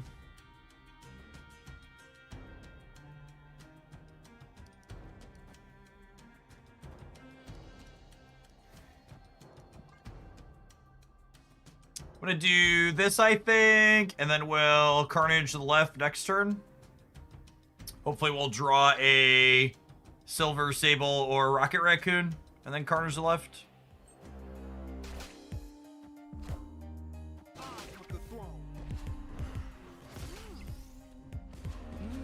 Impressive. I accept.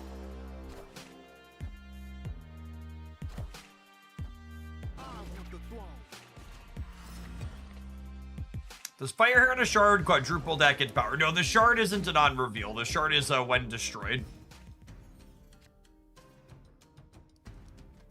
Which are slightly different. Oh, you know what? I'm actually not gonna get...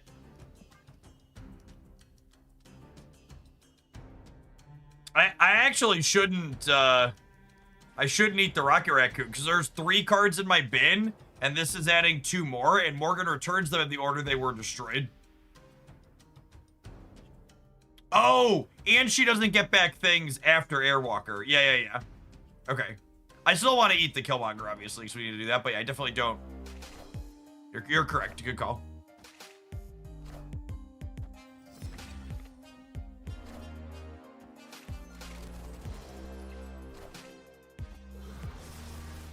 Rest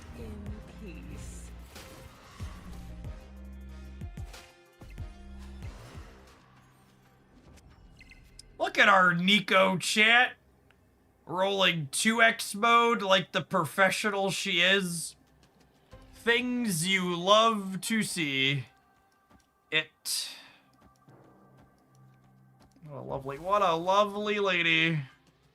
That Nico Manaru.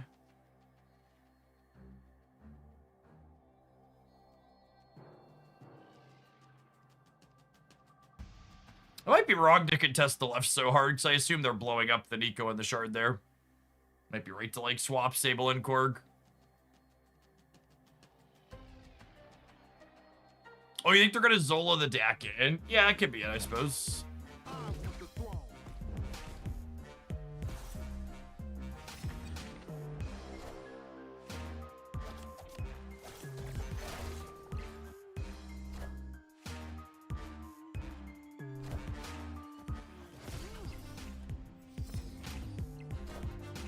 I found a rock. I found a rock. Korg making it so you can guarantee a card in their deck for a Silver Sable at the end of the game is kind of fun too. There's definitely games where, like, at the end your opponent has no cards left. Yeah, not an amazing turn for them. Definitely much smaller than our payoff.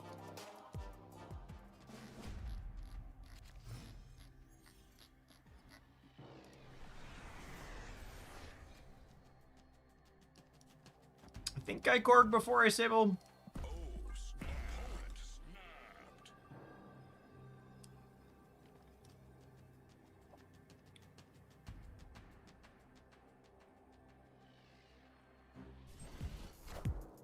Hey, I found a rock.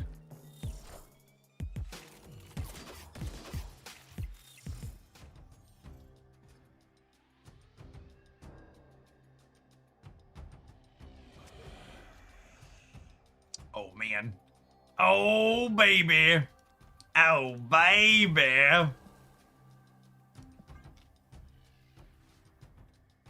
I'm gonna murder me some Silver Sable gamers. Fuck that card in particular.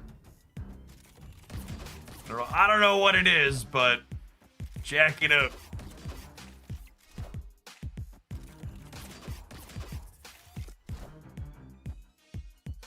And stack it.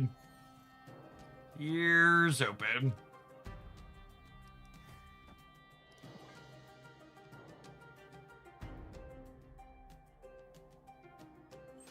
Murder hero. Goodbye, friends.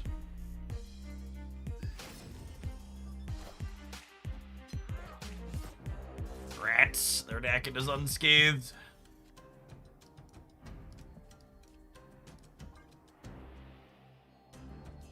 And then next turn, we'll go 4 power Sable into Venom in the middle.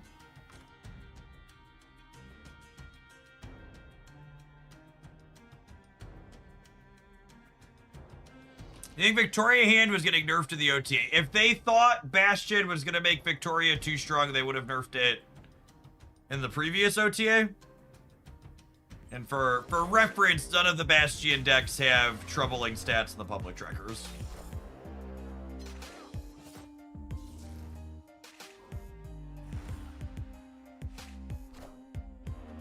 Alright, so they have 3 shards in their hand then, if I'm counting correctly. You're welcome for the Moira pop.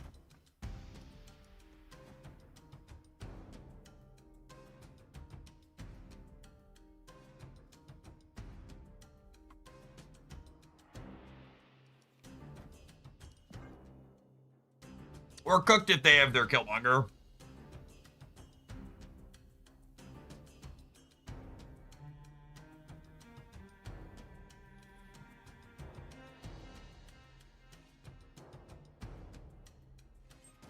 But you like Victoria Hand, Jeff, so it must get the Beast treatment. Fair, honestly.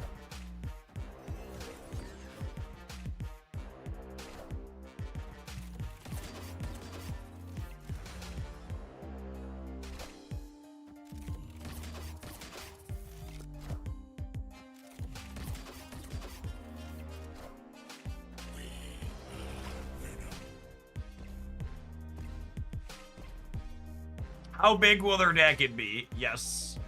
Yes is the answer.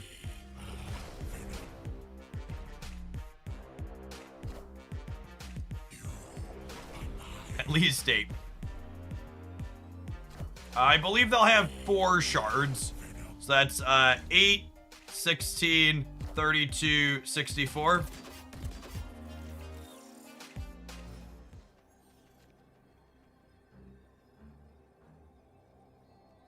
Which is a shame because we were keeping up with 32. The Venom was bigger than 32. We're just hoping they just like don't have Kill Daddy here, yeah. Is the plan? Hoping and a praying. Oh yeah, no Kill Daddy, no problem. Rhubarb. Thank you for the 24 months. I appreciate that. Welcome back.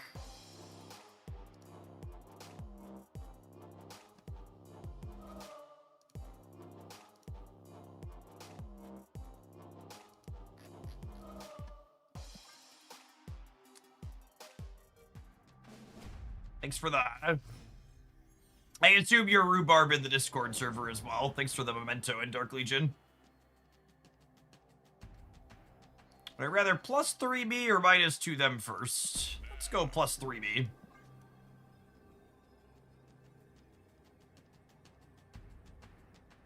Will Jim Hammond benefit from Fallen One's boosted energy? It will, yeah. If Fallen One gives you 10 extra energy, the Jim Hammond Human Torch will get plus 10. Is Airwalker the only way to make Morgan decks work consistently? I mean, it makes them a lot more consistent, yes.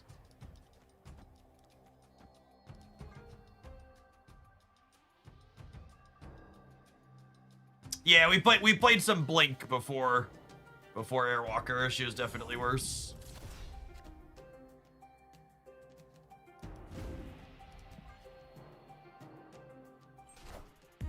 Hey man, I'm cool.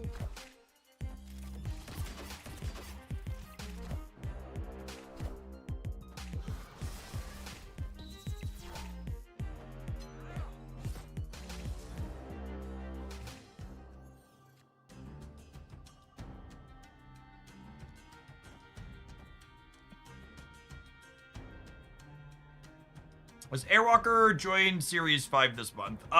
It'll join Series 4 this month, I believe, if you missed, the high voltage chores. Yeah, Jim Hammond should be an interesting build around. I like, a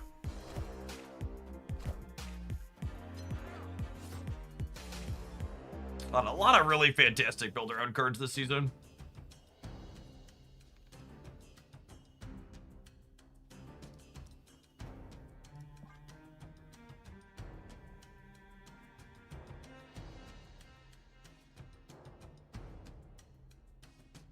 I honestly think this current month's set of cards might be one of the best sets of cards they've ever done. Not because any of them are overtly powerful, but because they all have such good, clean, different deck building requirements. From the context of, well, what are we doing, or what are they doing for the metagame? There's just so much.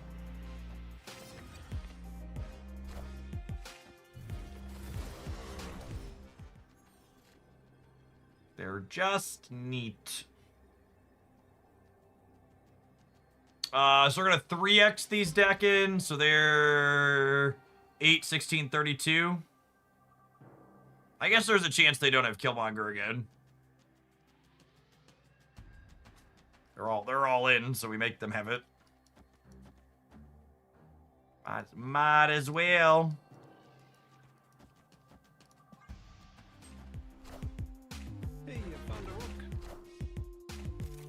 We can Venom to protect our 1 cost. No, we're dead to Killmonger either way, so there's no reason to play around it.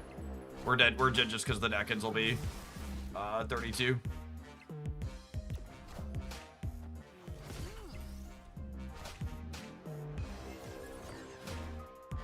Wow. No Killmonger and we're still dead. Yeah, because the Bullseye's gonna discard 2 shards from hand, so they're going to 64. Nice. Unfortunately, Killmonger and Shadow King will snipe Jim. So that comment tells me you didn't watch my my new cards review on the Hooglandia Snap channel. You should make sure you ring the bell over there and watch new card updates to get good leveled takes on new things. But to repeat myself, what I said in that video, Jim Hammond is a great example of a scaling threat that really doesn't mind a tech card. Because the average Jim Hammond deck isn't going to have a bunch of other Killmonger targets in it. And you also aren't going to be doing a bunch of stuff for Jim Hammond that doesn't have another payoff. Which is to say, even if your opponent has the best possible, i.e. they Killmonger your thing or they Shadow King your thing, you only invested one resource into it. So they're trading down in terms of tempo in order to kill your Jim Hammond. And that result is reasonable for you. You're happy if they're willing to trade down in terms of tempo.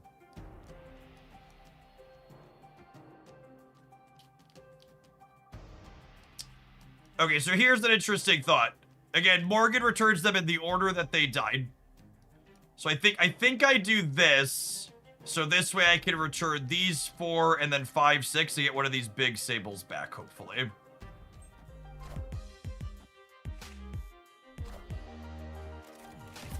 Yeah, the opponent's got a sweet mashup of stuff here with Moira helping them double the deck-ins. What if I'm just never happy when I get interacted with? Marvel Staff's gonna be a tough game for you then, gamer. Gonna be a hard one to swallow. All right, so we'll draw 1 card next turn. Actually, I think I'm just gonna murder these Rocket Raccoons too. I don't think I want them on the board.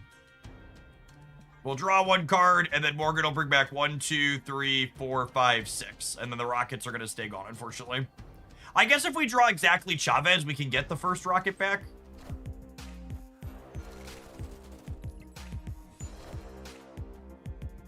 I thought Hammond counted plus energy, not energy set to X. Hammond counts extra energy that you have in a turn compared to what you should have for that turn. So when Fallen One sets your energy to above what it should be, it counts as you having that much extra energy. So if you have 10 energy going into turn 6, Jim Hammond's gonna get plus 4. If you have 4 energy on turn 3, Jim Hammond gets plus 1, because that's 1 more energy than you're supposed to have that turn. So basically, whatever the delta is between your current energy count and the current turn count, Jim's gonna gain that much stats in a turn. Is the way to think about it.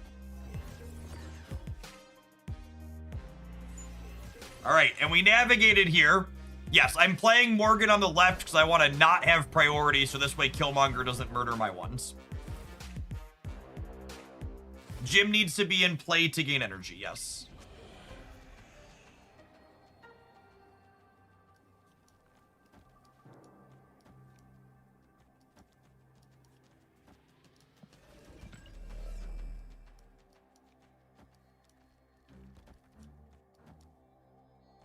Look at these lovely ladies and Korg. Look at these ladies. They're demonizing Korg, chat. He's trying his best. They're just demonizing him.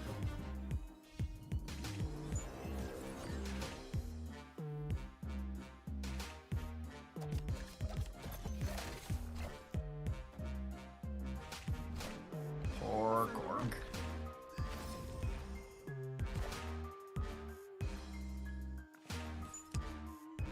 This deck's kind of like a really weird bounce deck when you think about it. Only instead of bouncing our cards from play, we're bouncing them from the discard destroyed zone.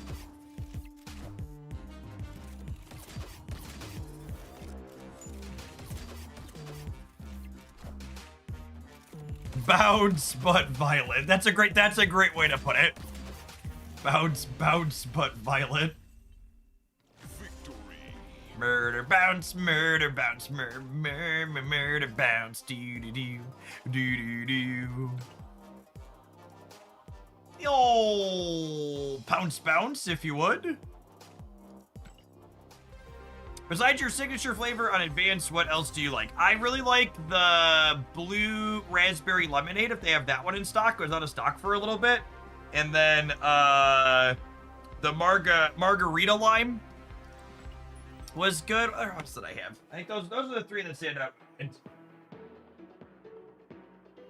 I don't have any that I've disliked. I've tried like 7 or 8 of them at this point. I've tried most of the hydration ones, so I don't do the heavy caffeine that the energy stuff has. Pretty much all of them are good. I'd say my top 3 are probably the cherry apple that has my branding on it, and then the blue raspberry lemonade, and then the margarita lime are my top 3. Have you seen the ongoing Bastion deck? Yeah, we played a little bit of that yesterday, and it just felt kind of clunky and bad.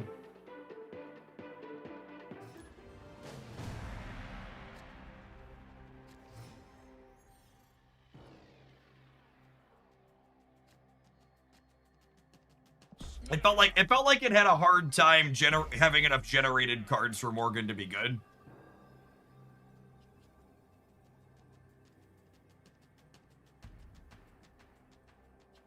What a relatable username, chat. I'm pretty sure this is someone who eggs out in chat, because I've commented on their username before, and they usually pop up after the match.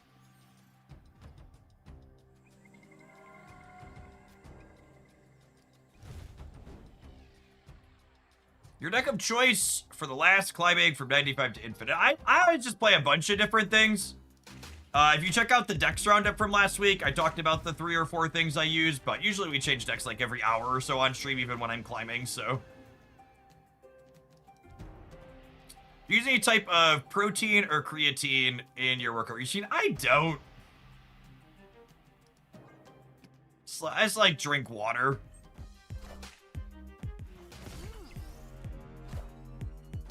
Some kind of pleb.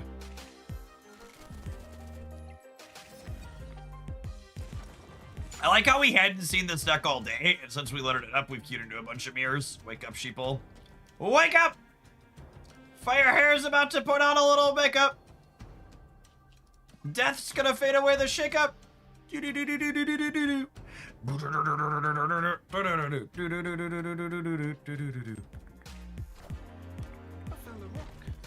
I found a rock. Rest in peace. Hey man, I'm cool.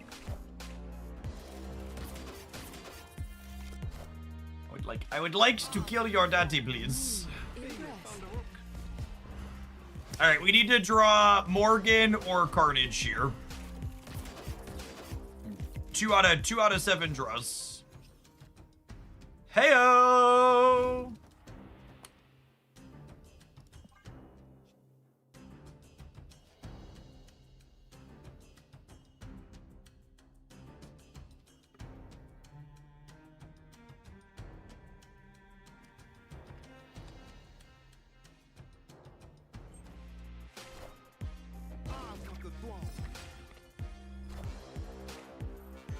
Oh, they don't have their Morgan. They're cooked, chat.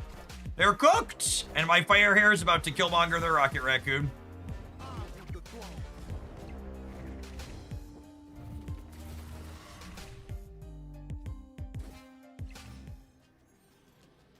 Oh, wait, shoot. We took priority. They copied Killmonger and we took priority.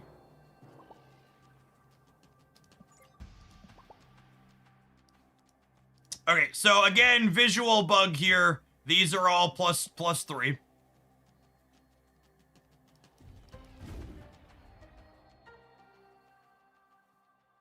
I think we just do this. We just don't play any of the ones.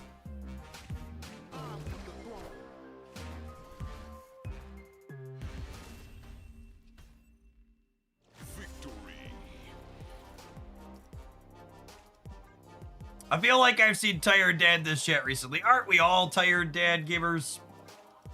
I know most of us are. I've seen my viewer demographics. You're seeing Tired Dads.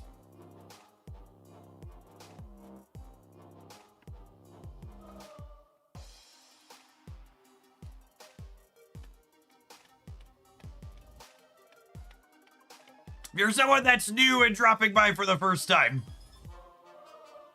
especially if you're a late 20s, 30s, 40s something, there are many of us. We are Legion.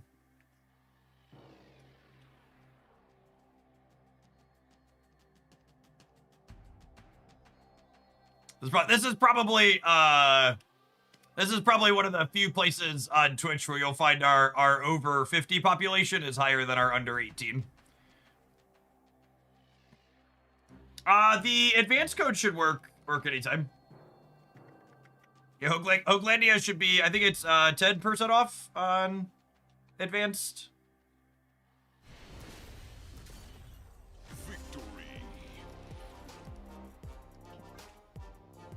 It says not valid. Uh-oh. Let me check here real quick for you.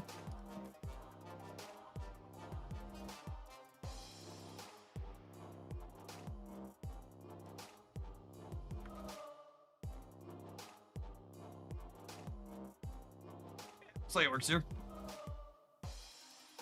If you're trying to buy like the combo tub, it only applies to individual drinks. So make sure, like I think if you put like the shaker or the combo bundle. Oh, it actually does apply to the bundle. I'm a liar. Your link says Jeff Hoagland. I don't think so.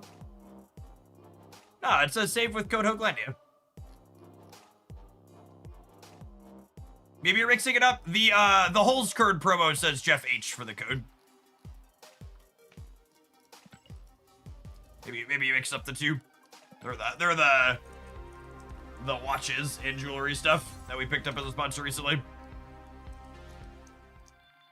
Who also make wonderful stuff, just not for consumption, chat. Don't eat rocks or metal.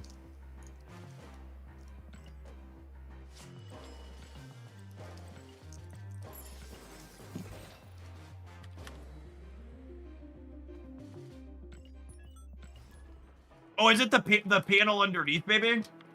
You're looking at the panel under the stream?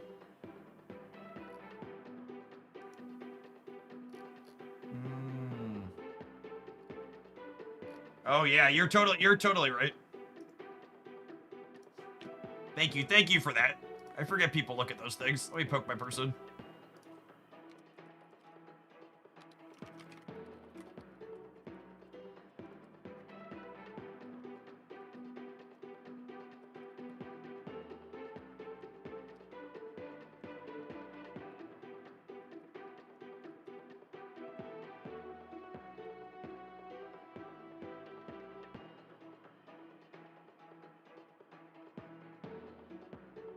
RFK told me to eat rocks and metal to boost my immune system. Hopefully he does that and breaks his jaw so he can stop saying stupid shit.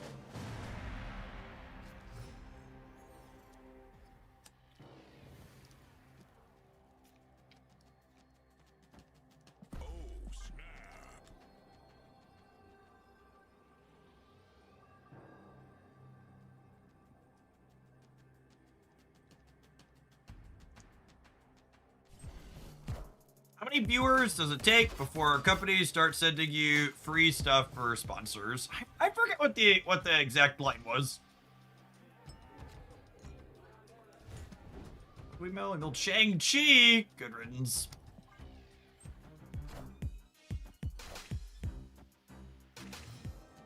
Part of it too is part of it too is not just like having a good viewer count, but also having the sustained good viewer count's important, right? Like someone who shows up and like has a couple of good days or streams is not as worthwhile as a sponsor as someone who's like been consistently putting up numbers for a bit.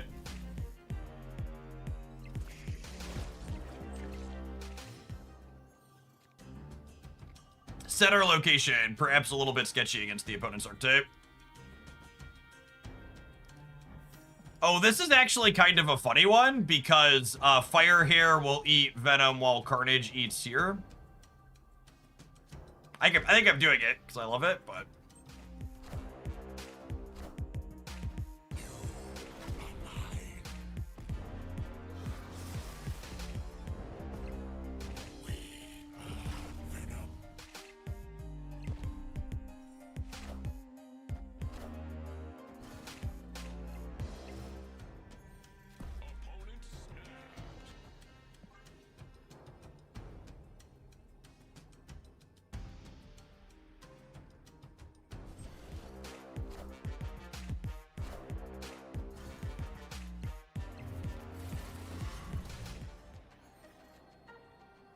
Look at how big our friends are, chat.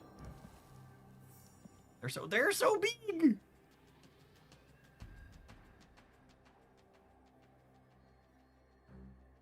I'm about to die terribly to a juggernaut, aren't I?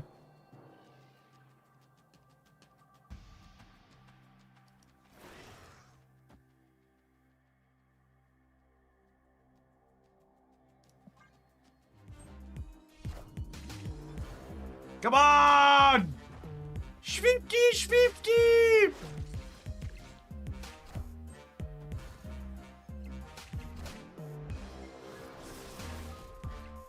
It could have gone better, but it also could have gone worse. I think we win, yeah? I got a rocket on the right. Beep, beep, beep, beep, beep, beep. Animals with guns, gamers. I think this deck ever wants Swan to play all its cards on the last turn. No, I think like this game's a good example of like, there's a little extreme how many cards we blew up and we still played out plenty of points.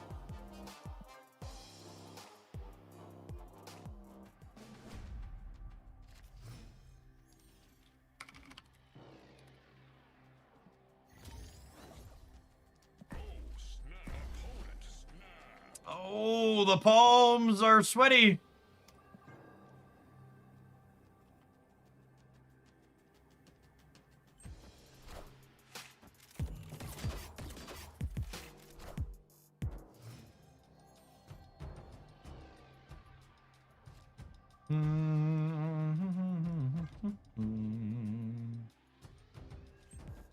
To the right, to the right.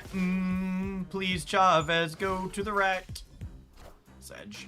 Sedge. One drop. One drop.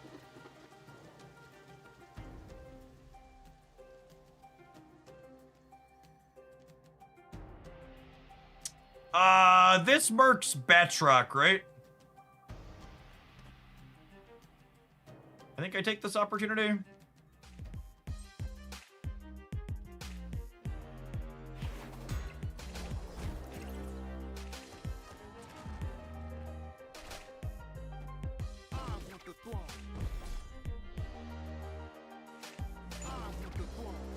Poor Kill Daddy, he just wants to destroy shit.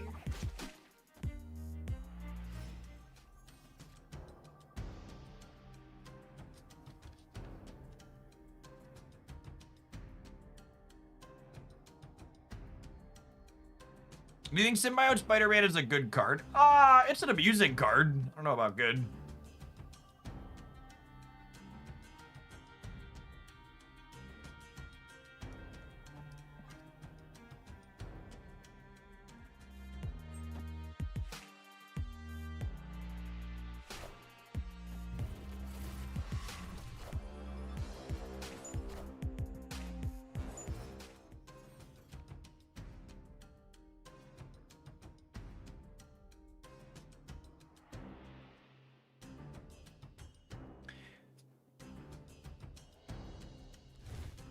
Charlie Kirk has been shot in Utah. Thoughts and prayers.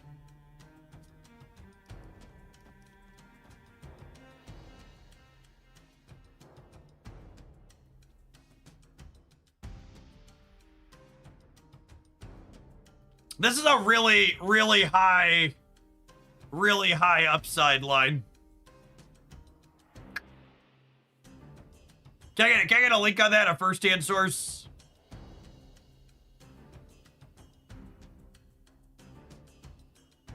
Wait, like shot, someone in YouTube chat is saying shot and dead.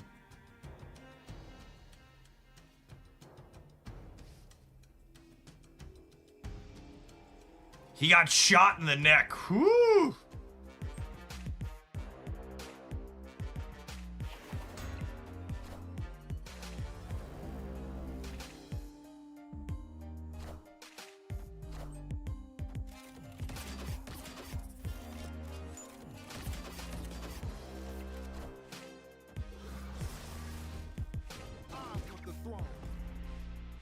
All right, Carnage. I need you to go right. I need you to go right, Carnage.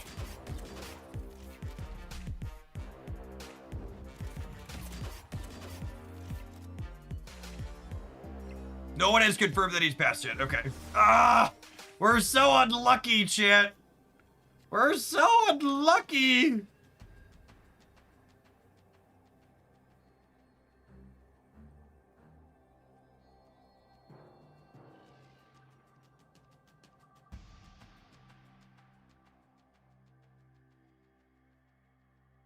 I think that's such a great way to frame how I feel about Charlie Kirk getting shot. May he receive the same compassion he wishes upon others when they are victims of gun violence.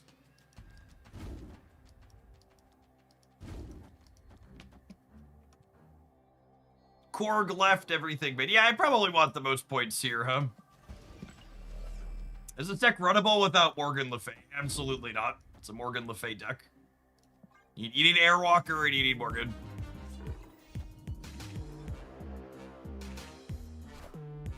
Minions to me.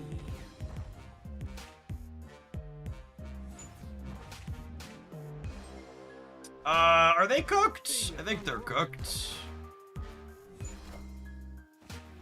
Yeah, we're winning the center and the left.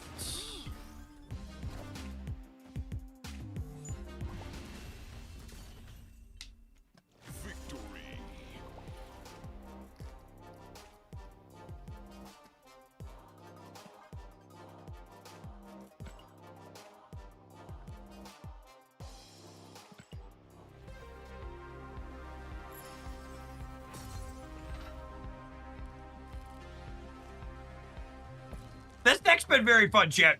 We've got over 1,000 people in here chilling for Marvel Snap. It's a really solid number for the afternoon. So I think we're gonna keep on snapping on. Appreciate everybody hanging out. We need to take a brief pause for the cause to let some adverts roll. We're gonna play some more of this one when we return. Thanks for hanging out. Don't go anywhere. If you're watching on the YouTube side, don't forget to tap the like button. I appreciate the over 150 folks that have done that already today.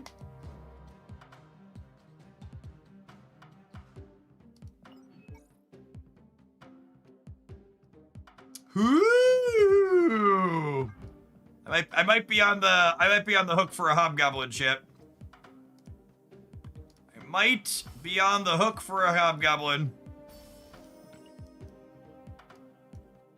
Definitely upgrading Bastion. We're going for gold here. You have a video up of your favorite Victoria hand deck? Yes. Actually, my two favorite Victoria hand Bastion decks should have videos up on the Jeff Hoagland channel now. One last night, one this afternoon. We're going for gold on Goliath also.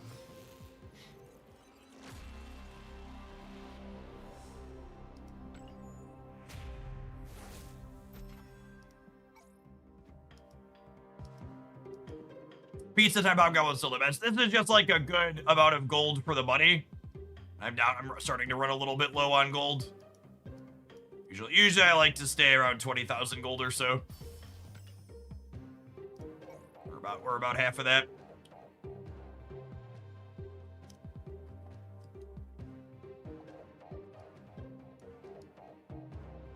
I'm pretty sure I'm skipping Mechthena. You can't hold all credits. I'm not really looking to split anything aggressively at the moment.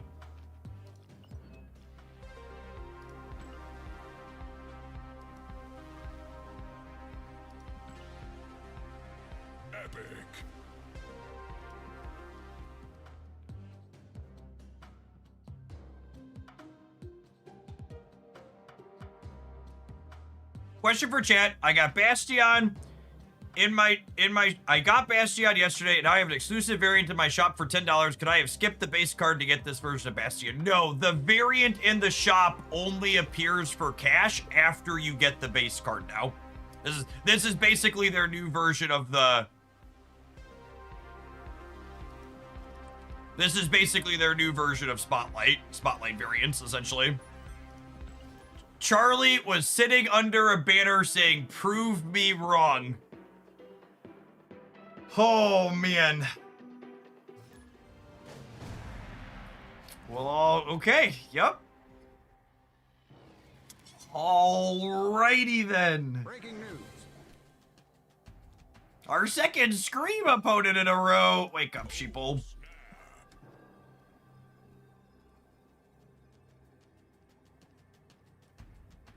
You actually always get the base version of a card when you get a variant under any condition now, Tepic.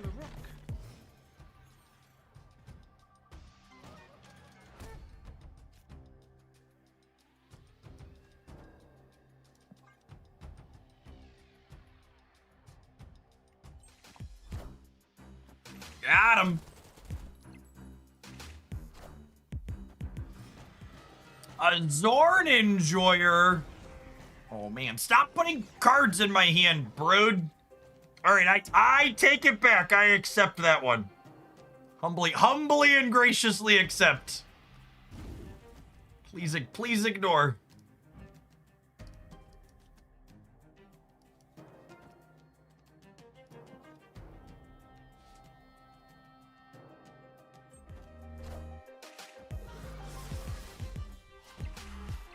You were saying Hogland? Oh, I should Venom so Venom gets pushed middle. Oh, that's a good call. Yeah, that's probably a better line.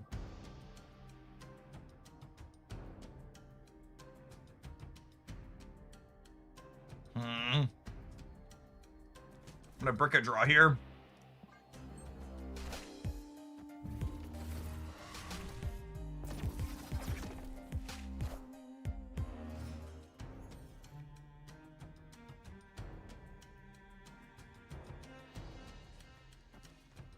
And then I think we do this so that way I can play double death next turn, yeah? I'm probably missing on the rocket, but...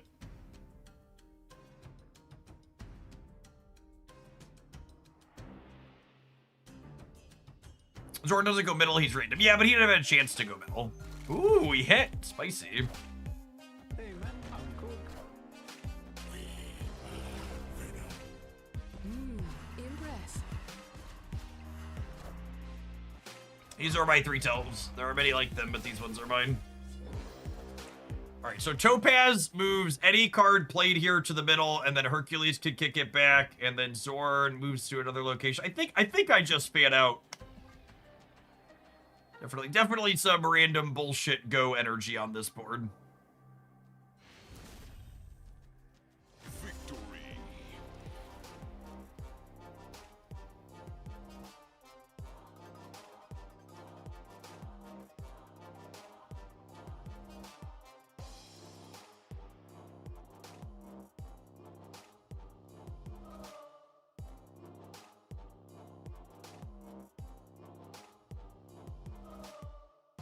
Opponent likes to move it, move it. Unfortunately, they did not have any cards to help them do that.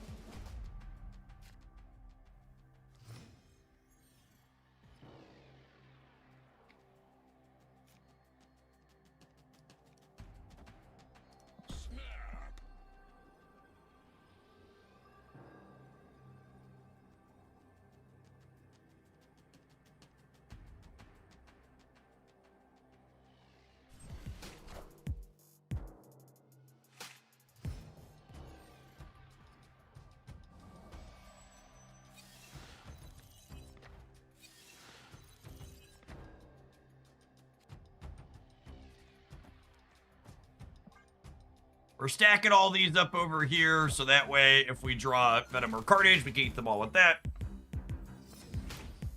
Oh, look at how big our friends are.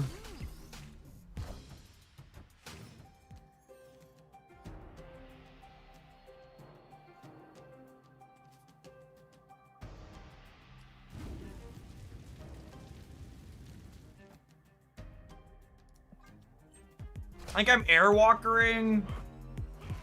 And then we'll, like, fire her next turn, perhaps?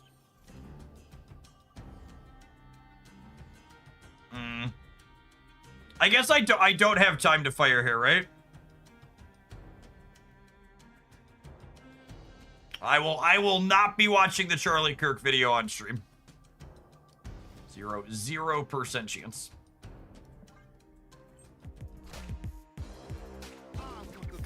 Confident that it would involve a TOS. An unironic TOS.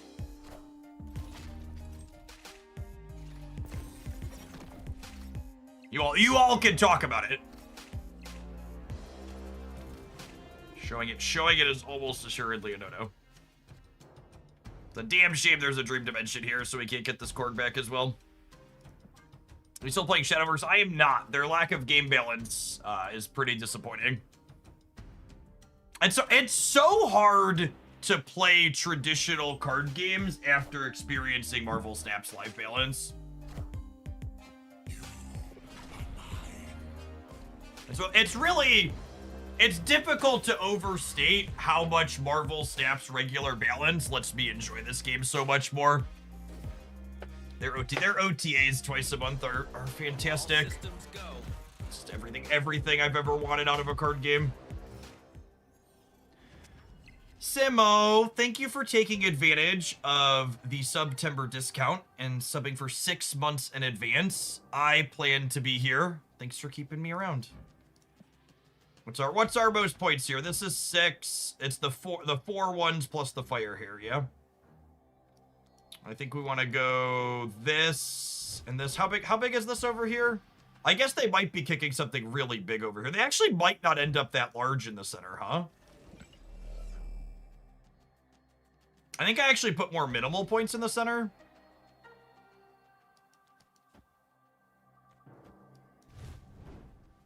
Is 7 enough here? Are they gonna end up with any points in the center? I feel like they're not gonna end up with points in the center. Is this crazy?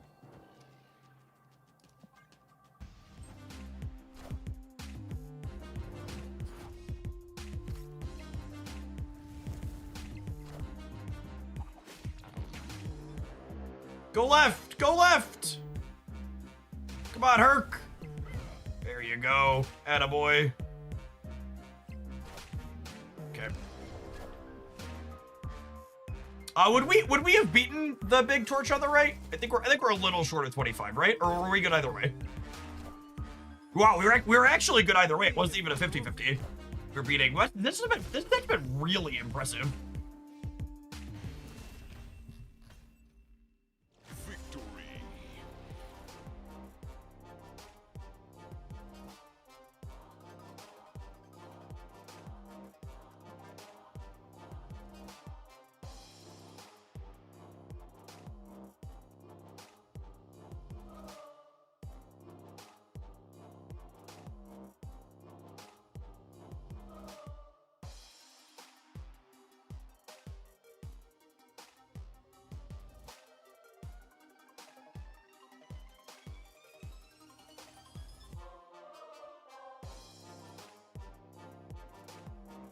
For people who aren't familiar with this man's great works,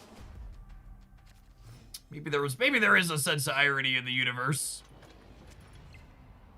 Just, we already have a right to healthcare. It's called owning a gun. Charlie Kirk. Whoo, man.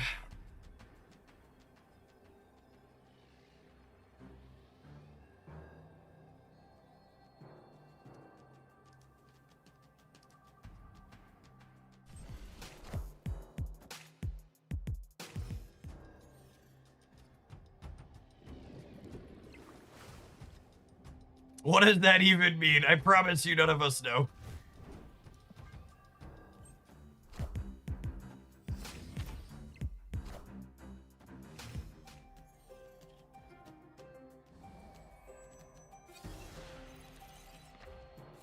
Quote Charlie Kirk, it is worth the cost of some gun deaths every year so we can have the Second Amendment.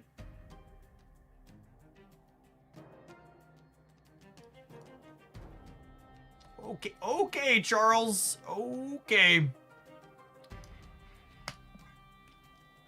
He lived his dream.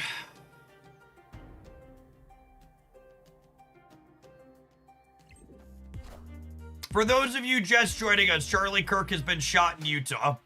And there's nothing confirmed one way or another, but it doesn't look good from him based on what's happened.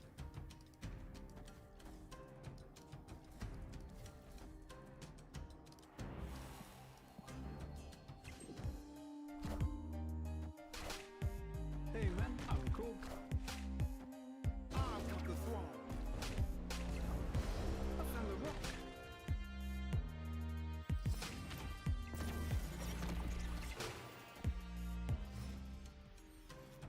punished for pushing this center, I suppose. I wanted to try and slide it into Vibranium Mines, but playing around there, Craven probably was smarter.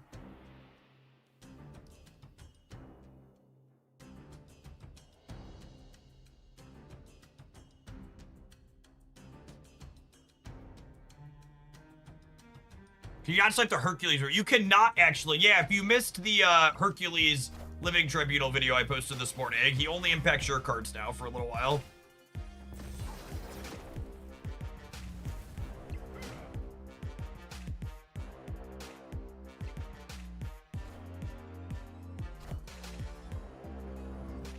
What's our best top deck here? Probably Venom, so we can get this Atlantis bonus in the center.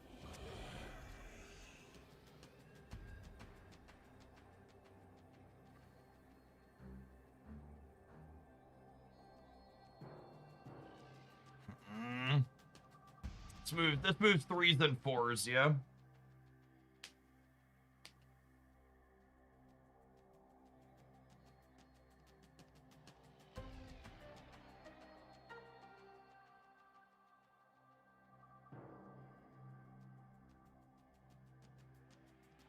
I think we're dead.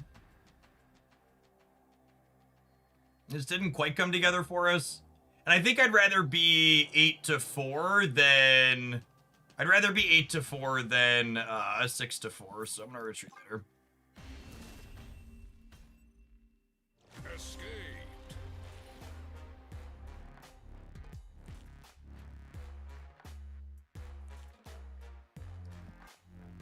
What's going on, Parker?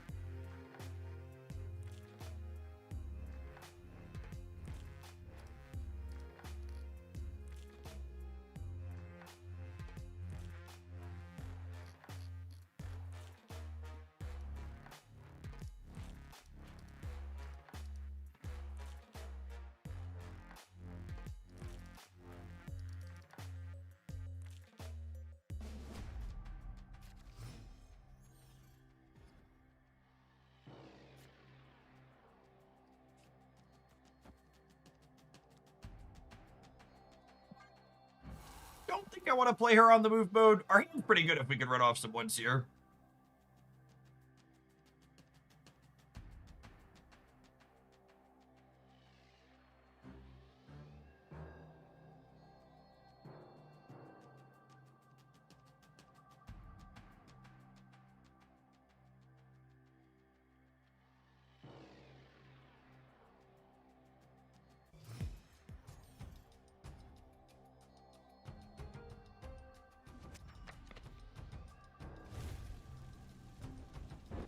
Ooh, that's an interesting thought. Do I do this now? And then go Korg Carnage? I might do this and then go Fire Hair Carnage the following turn to put a bunch of rocks in their deck.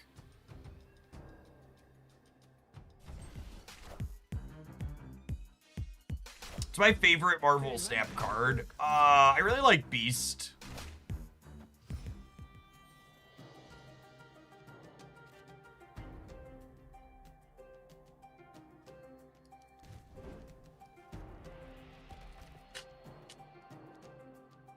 I'm gonna wait a turn on this because if we get a different one, I can play it here, and if I don't get a different one, we'll need to play Korg here.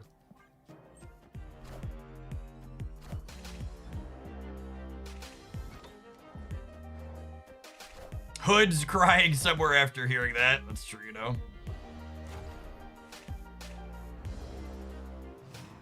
One drop. Man, that's so sad. Man, I'm so sad. If we would have hit the 50%er on the one drop, the random gambit wouldn't have mattered.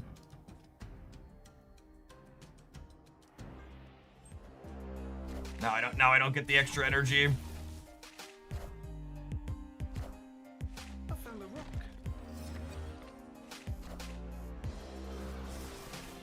Rest Hey, I found a rock. peace. I found a rock.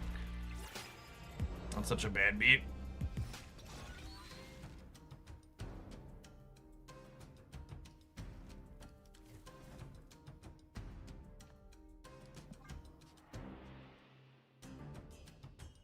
You like this Morgan build more or similar to the Werewolf by Night Dormammu build? I mean, this one's probably better. Hey man, I'm cool.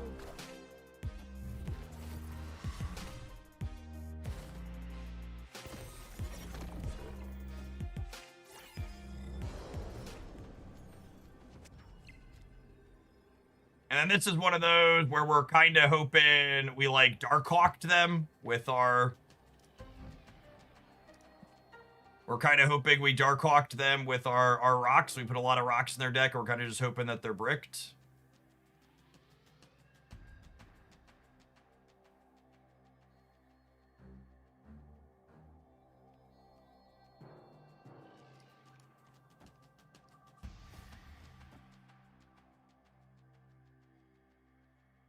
This is 12.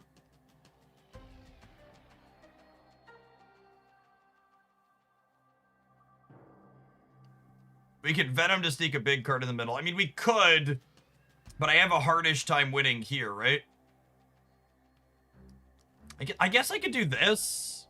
No, because then if I Venom here, Fire Hair is gonna eat Morgan, and then we'd be 5 plus 11 is only 16.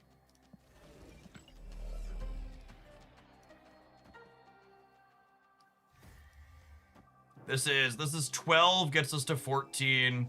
I think it's this.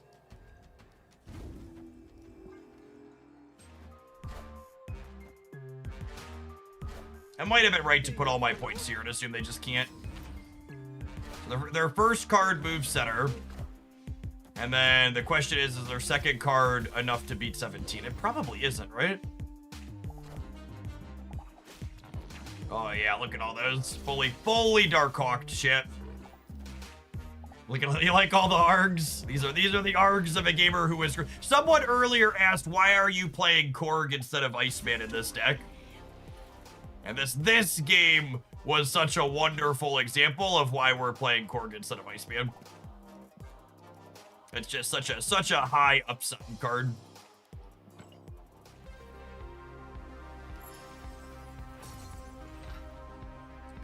Being able to brick their draws like that is real good. That game rocked. Yeah, if they'd have had a Vulture there, we might have lost. Or like a Human Torch would have gotten us.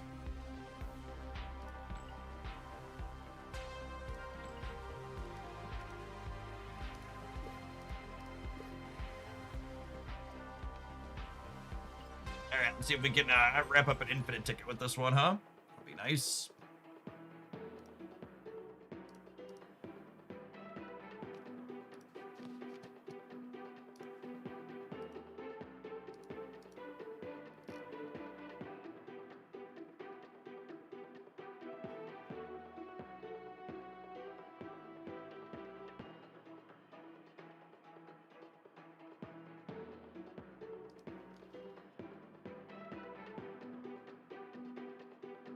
Congrats on collection level 100,000. That's hard to see. Listen, gamers, with hard work, determination, and swiping your credit card until it's ready to practically melt, you too can be collection level nearly 100,000 in Marvel Snap. Opponent snapped.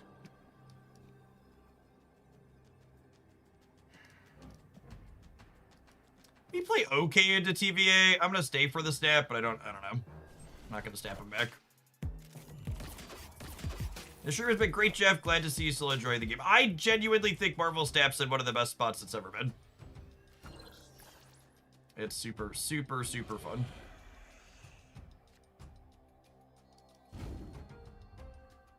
Oh, wow. Can I snap them back on this? Because next turn I get to go Nico Carnage and then get these two back.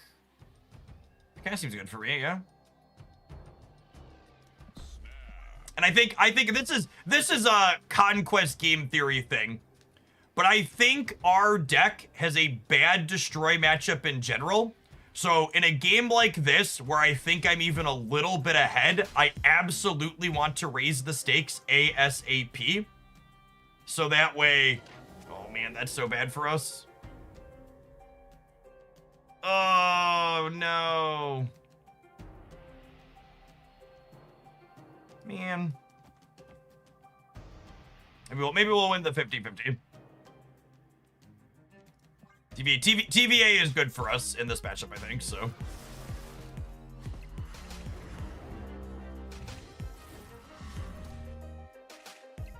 Really want TVA to live here.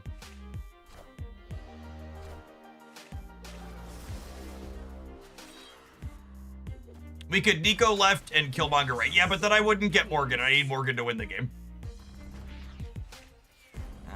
That sucks. That sucks.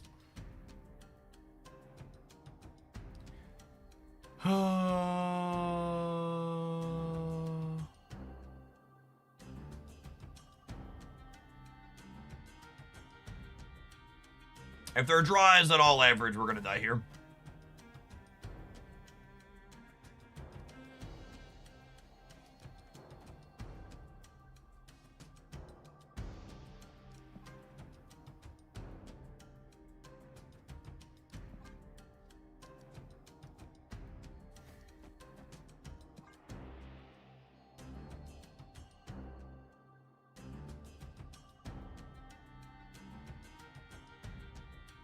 I know I'm giving them an extra energy with X23, but we're kind of just on the like, hope their deck doesn't work plan.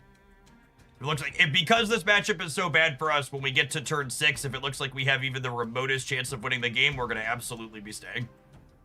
Just because this is not a matchup where we could go long and stat and retrieve appropriately, because it's going to be so polarized in their favor. If they don't have the Deadpool this turn, we get to Merc the Agony, which would be nice. Oh, come on. That's such a bad beat. Christ. Well, I mean...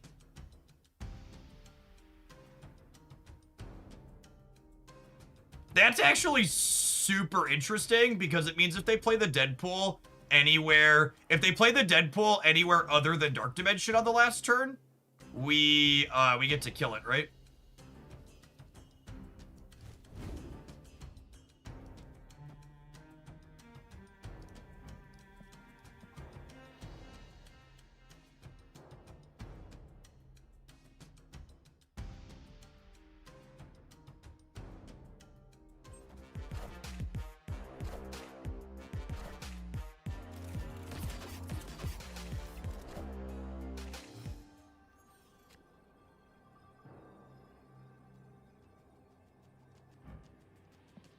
Okay, so I'm gonna have 9.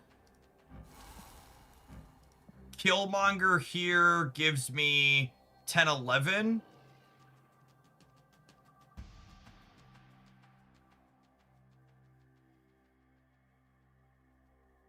Where do we think they're more likely to play? So if I hit with the Rocket Raccoon, oh, I guess it doesn't matter because the Fire Hair goes here regardless. I think it's this. We hope for the best. My opponent retreated! Sometimes lucky rubber ducky. And that's, again, going back to the Korg comment from earlier, why play Korg?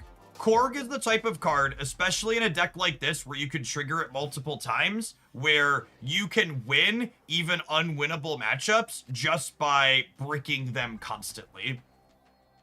Being able to just have those variance rolls, where you're like, okay, half your draws are bad now. And you can cobble together something where, on paper, the matchup is just, like, super skewed in their favor.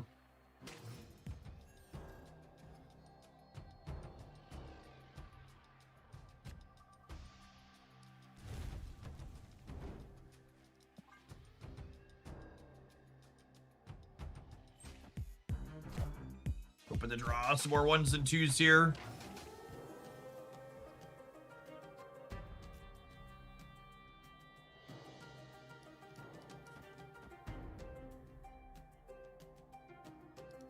Can you compare Korg with Iceman? So Iceman disrupts their curve.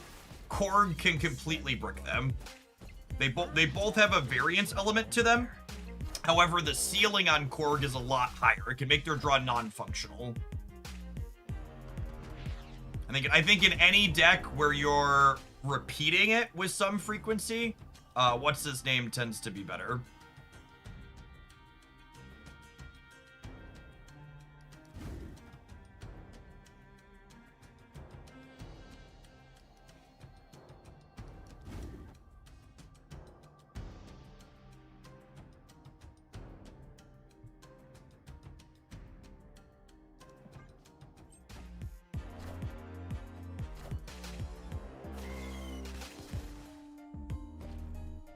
Enough said, bub. What a game!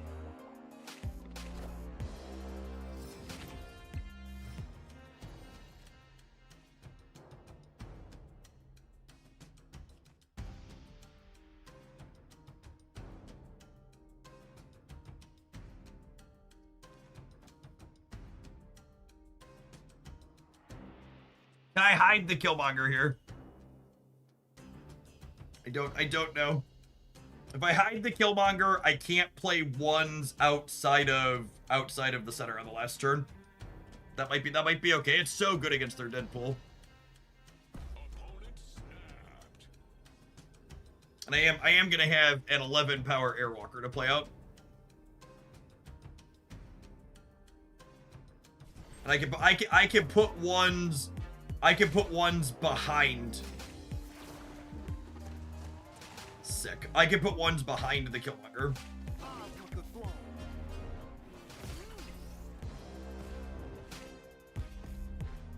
Gore is Gore's going through some stuff. He's having a bit.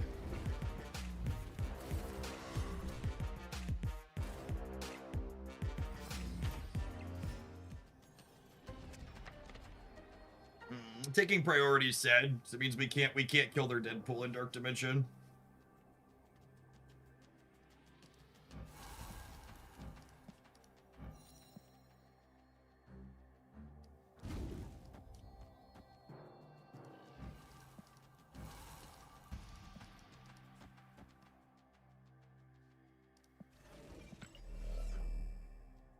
We could have another Gore. We cannot. It's the last turn. And I don't want to play these out because these are 5s. There's a visual bug for Morgan. I don't want to play these out because they'll make their null better.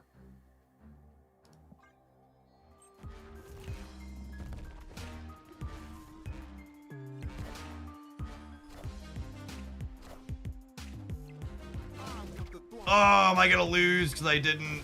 Is this a copy of Null? If this is a copy of Null, I'm gonna lose because I Oh, that's so sad. I lost the death coin flip.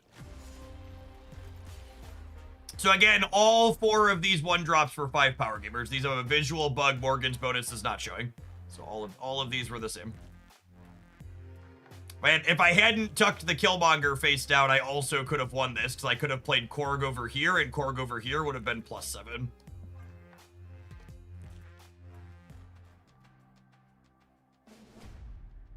The Killmonger play turn 5, catching up to us.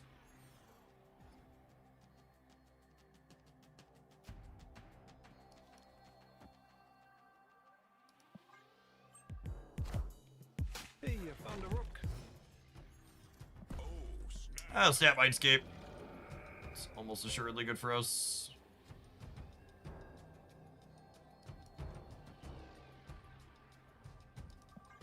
I'll put Chavez here in case Carnage gets copied down. Victory.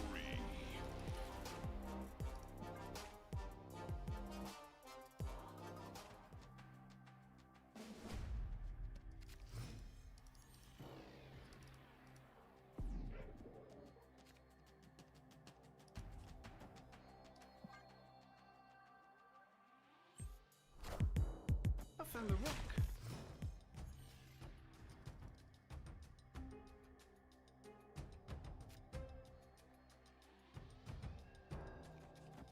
They're definitely not playing into Clintar, so we'll drop the rocket on the right here. Whoa! Rip. Definitely not playing into Clintar has been declared. Me and my poor guy.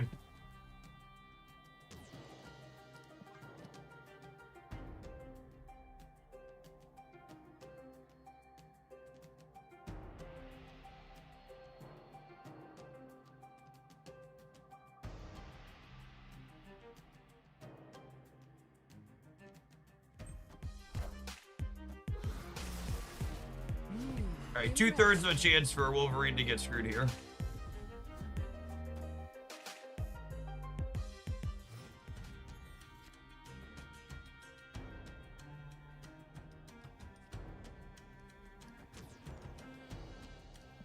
Does Rocket Raccoon go to your destroy pile? I don't know the answer to that, actually.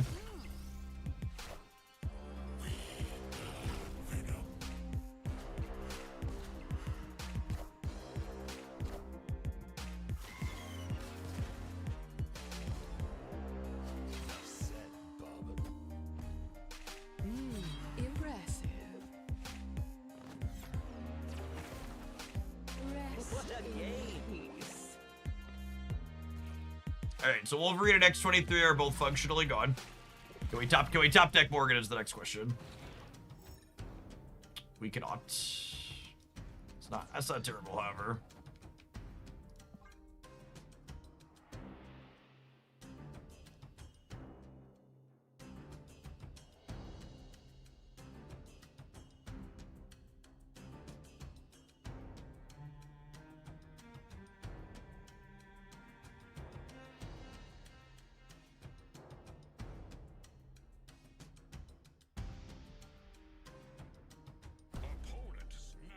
I think we're far enough behind that I'm supposed to leave here. This is not my moment. The 5-5 now. Head into high stakes.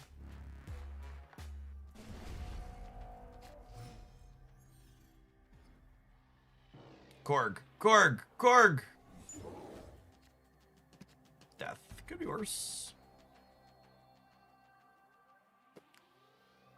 Do I want to eat a monster? Makes their null better, so probably not.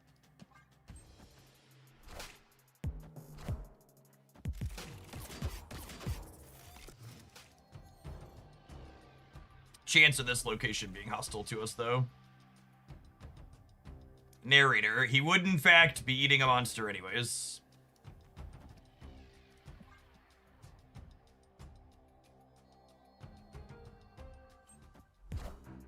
The last two cards, Venom and Zola, most likely. Not a guarantee, but decent chance. Change my underwear. Yep.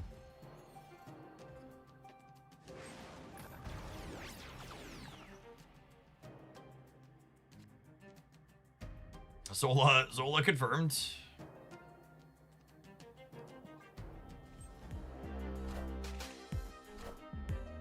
Oh, Killmonger. Many reasons this matchup is bad for us. What a game!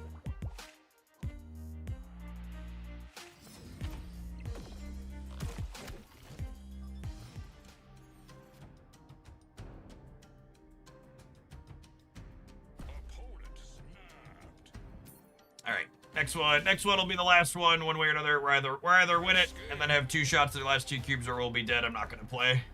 We're not gonna play 1-5, but we'll play 3-5. So if I win this one, I'm gonna snap them. Assuming this location is remotely neutral, I'm gonna snap them.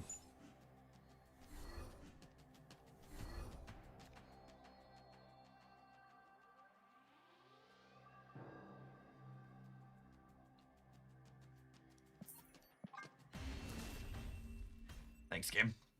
Escaped.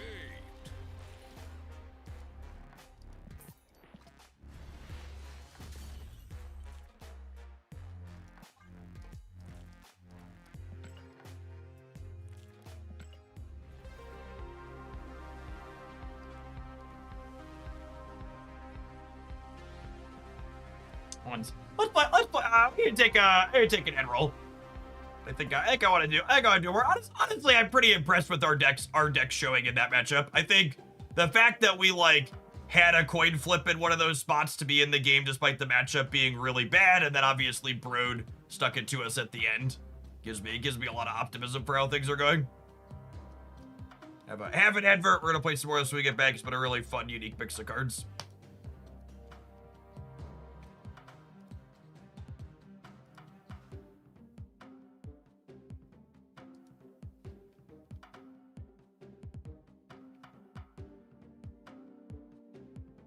Any parents in chat feel helpless and scared for the world our children are inheriting when news like today's happens? I mean, I'm not going to tell you that I would be joyful that another human being has died, but like, I'm also not going to shed tears for someone who is as awful as Charlie Kirk. So like, wholly and fully, terribly neutral experience for me.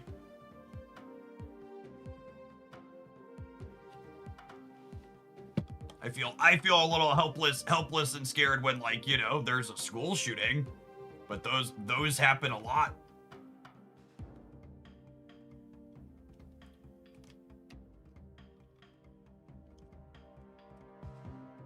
So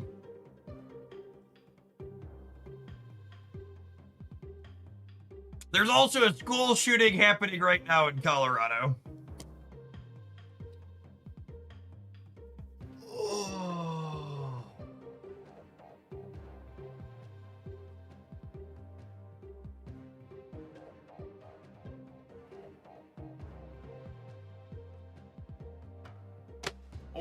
Only in America, chat. Literally only in America. This is just a reminder, fuck the NRA, fuck the GOP, and fuck every single person that votes to support them. We are the only country who lives like this, and we wouldn't have to if we had at all reasonable legislation. There are approximately 1 billion different things we could do that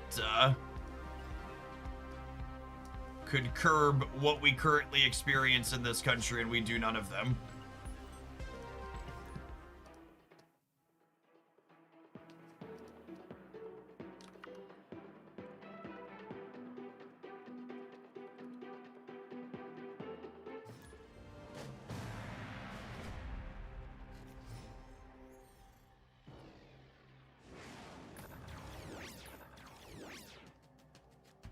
Oh, what did I lose to the peak there? I lost fire here.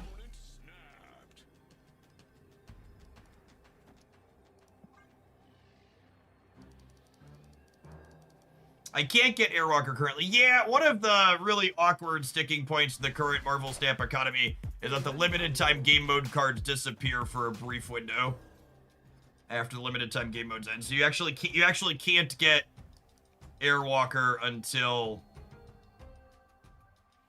later this month. Do this in the right order. It's a very, very bad design. Oh, I should have Yondu'd before I Korged. It was bad sequencing. I'm probably not used to playing with cards this terrible.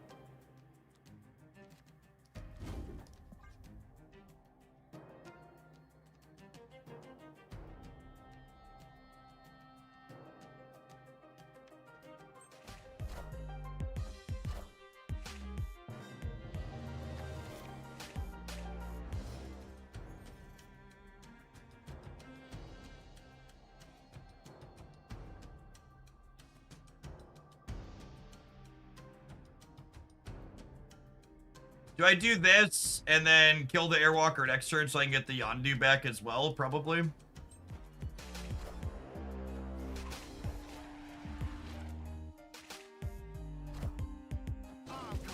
Insert Spider-Man beam here. You really see the opponent's opening hand if you click their Moira. When Moira released, she was bugged and showed you the card she was going to create as the opponent. It was very quickly patched.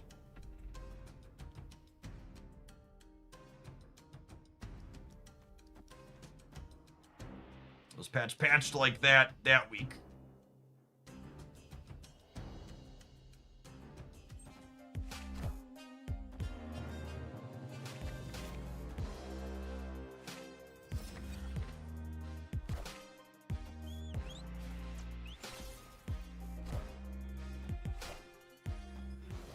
Hey, look, our Morgan's gonna come out as a 410. Impressive.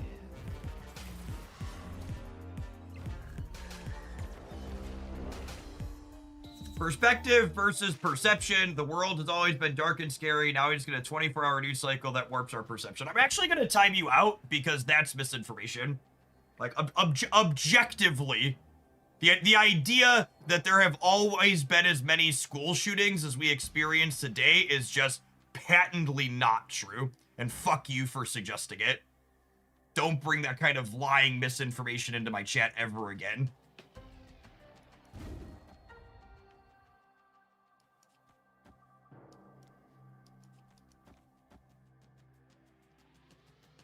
Moira can give you another Moira. Yeah, just a reminder that, like, this card's bigger.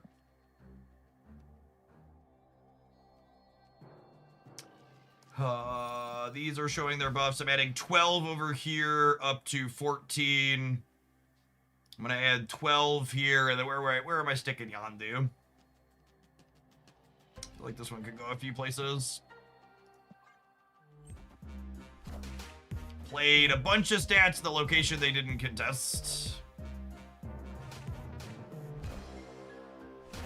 I hate losing my coin flip chat. We literally win this game if I just take a 5 power thing literally anywhere else, yeah.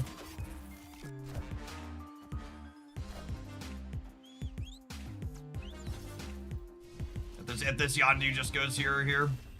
I'd have won the breaker if it went here, yeah. It'd have been 25 to 25. That's such a bad beat.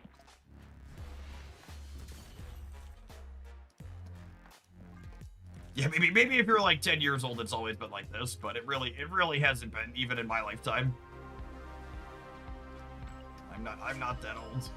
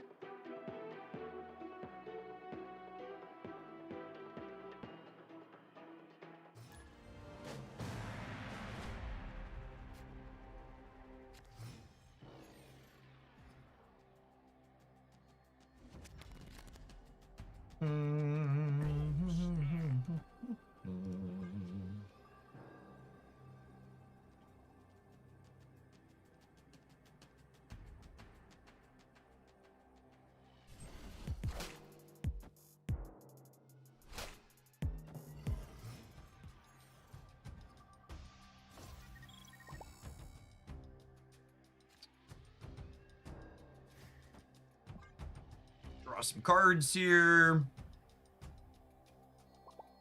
Setting ourselves up to Carnage, Airwalker on 5.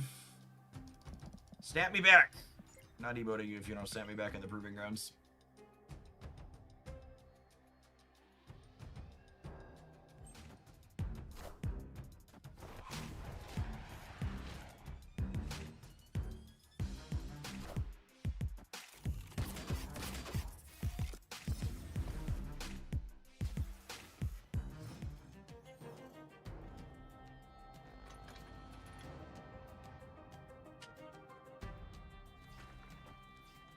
I think we do this, and then next turn we can go Airwalker, and then we'll Venom the following turn.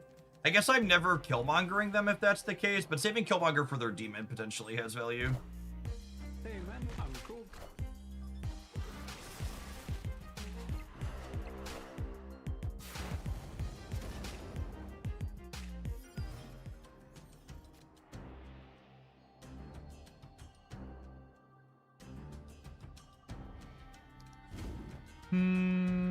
Yeah, I think I'm still just playing Airwalker here. I guess I could Morgan. Morgan adds more points. But if I do this, I get to blow up one more card, and then I get to blow up one more card, making death cheaper, and I get the Carnage back, which is nice.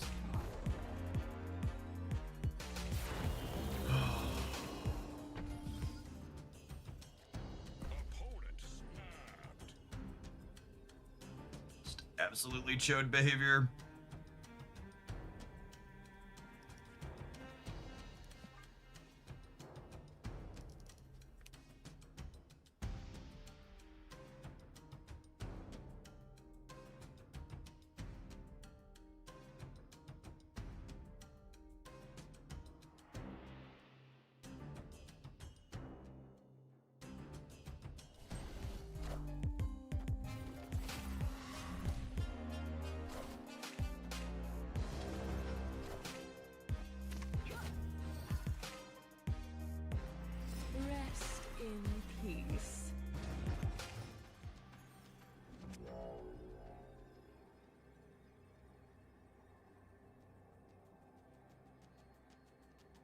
Okay, so they have a 1/7 from what's it called?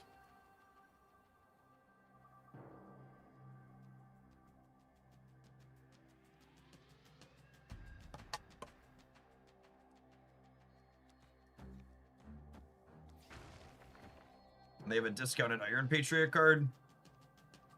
19 might hold the right. I think 18 holds the middle most of the time. And they need to play something on the left. Do I put slightly more? Is 17 enough on the right? Do I put 20 in the middle? Do we think they can put 11 here while putting 4 here? The Iron Patriot card's the wild card. Yeah, we might lose a coin flip here again. It's just impossible to know. Alright, well, in theory, we've won the flip. Let's see if our points are enough here.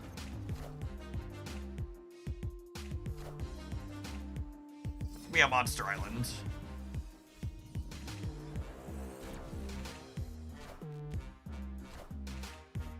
That's the Iron Patriot card. Power must be controlled.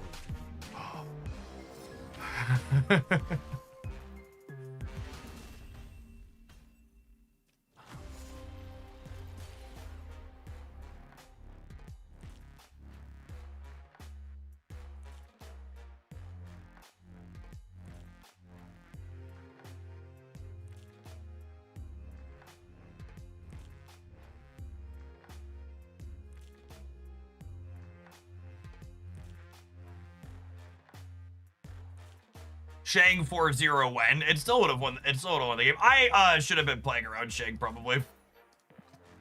The build playing Juggernaut is also playing Shang. And for reference, I know like it feels bad, but from a numbers standpoint, for people who haven't looked into it, this build is shit. I'm sure it's some content creator build because it's playing a bunch of tech cards and not synergy cards, but the builds of the opponent's archetype that are most successful are the ones not playing Shang-Chi and not playing Juggernaut. These cards make the deck worse.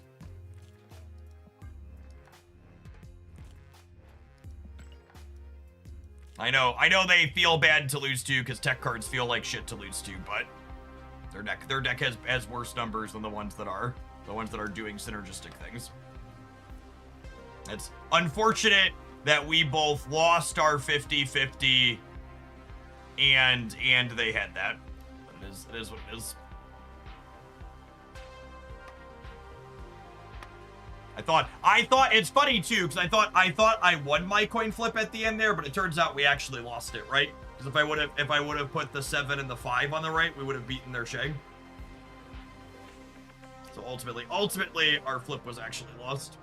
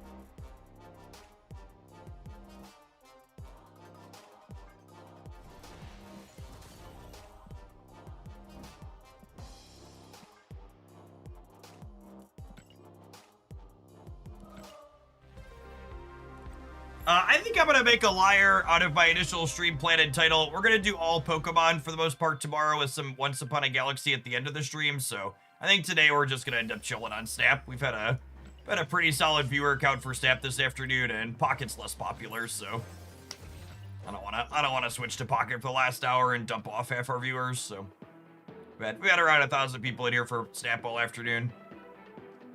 Chill on this deck for a little while longer and then call it an afternoon, I think. And we'll start with Pocket first thing tomorrow morning.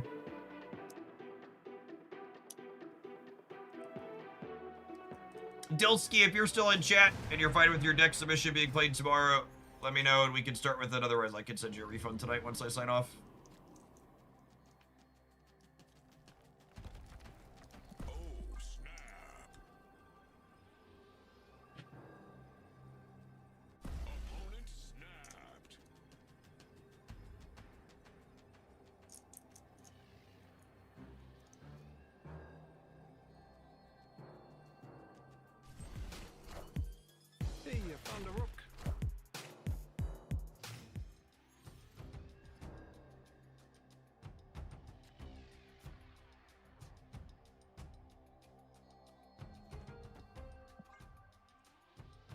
I think I'm gonna wait on Nico to try and roll a different mode on her.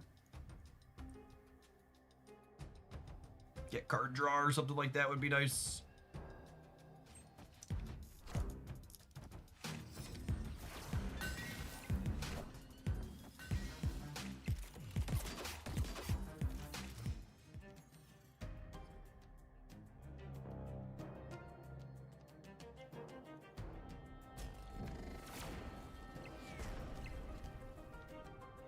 Man, the left side location is going through some stuff, gamers.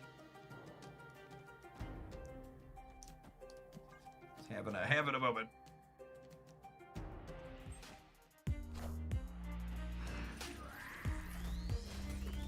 It's actually so bad for me.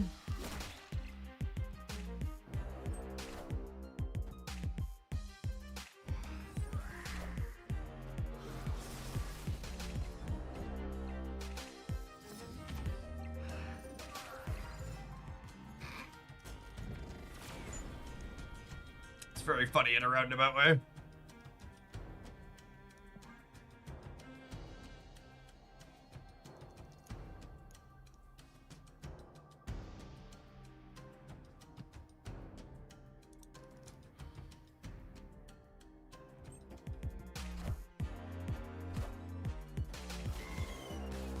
Yeah, our secret Victoria hand deck.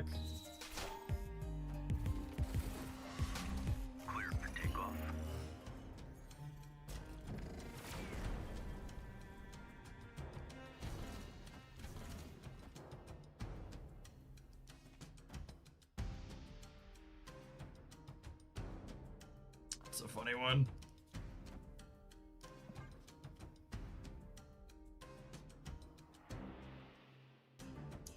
Worldforge is one of the more amusing locations they added to the game.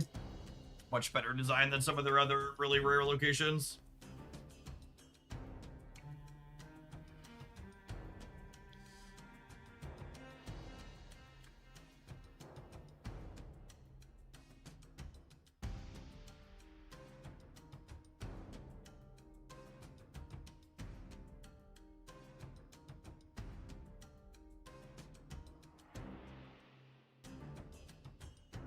It isn't even just that school shootings are unique to the US, Zodiac. School shootings are new and unique to the US. Like, school shootings happening constantly wasn't a thing 25 years ago.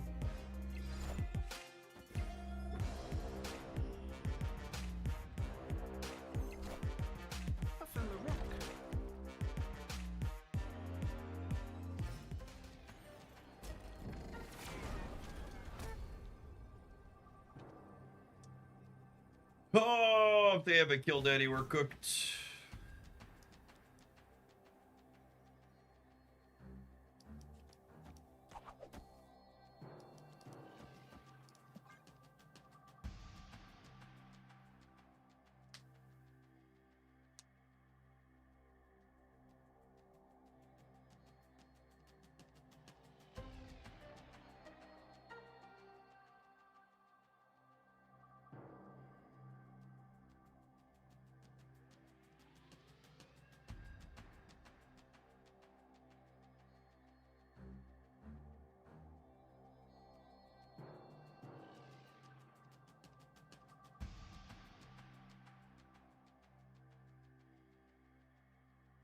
The long pause here would imply they have the perfect card.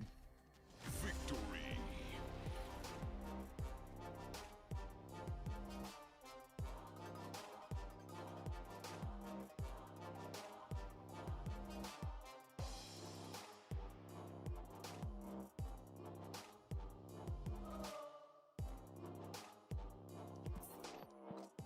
That's correct, Adam. It's not even the Second Amendment that's the issue. It's the Demon Spawn that's the NRA and the gun lobbyists. The Second Amendment does not bar the government from regulating firearms, which is the really nonsensical, deeply stupid interpretation of it. In fact, the Second Amendment says well regulated inside of itself. All the bad faith dickheads will be like, All the bad faith dickheads will be like, well, you can't take my guns away. It's like, sure, but we could license you. We could make you carry insurance. We could make you legally liable for the crimes that your gun commits when you don't lock it up properly. We could make sure there's clear, clean records of who has guns and where they are. It's actually wild to me that we have more regulations on motor vehicles than we do on firearms.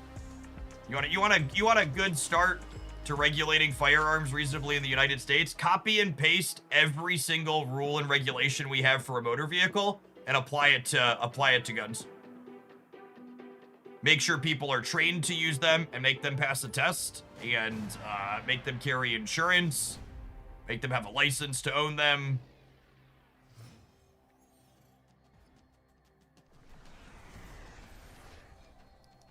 It's not complicated.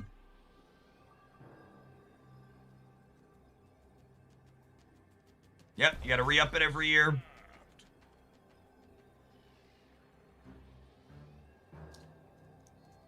Yeah, check on them to renew it periodically. Retake your vision test. Hey, I found a rook. Yes, in addition to Charlie Kirk being shot, there was also a school shooting today, so that's why we're somewhat on the topic.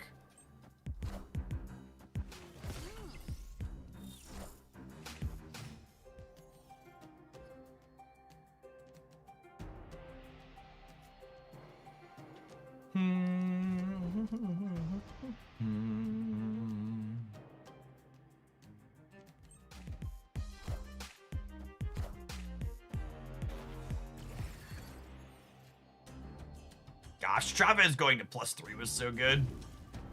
Love it. What a wonderful change. Something Wiccan comes this way, gamer? Oh yeah. I like Wiccan in the Tarnax here. I think it's a solid play over there for them. Wow, huge upside play.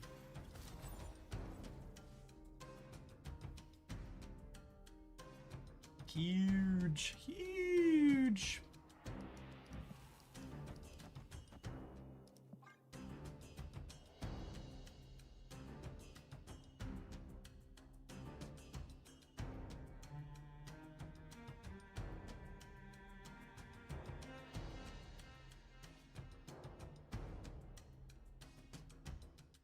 Yeah, Geosdy, so many other developed countries just like get it very right and don't have the issues the United States has with shootings.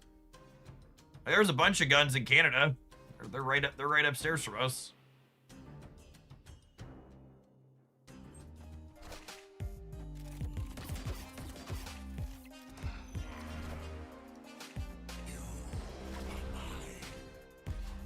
I found a rook.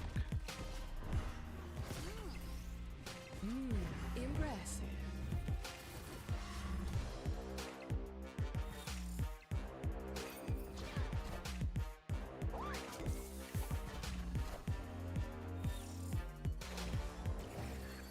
Are they a surfer deck?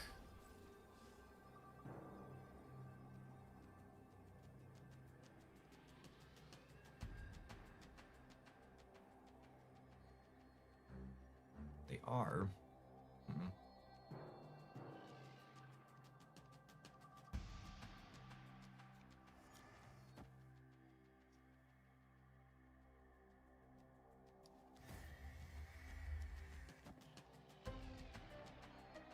This.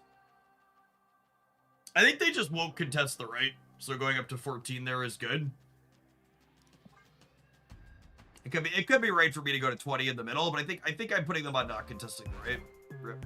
Cool.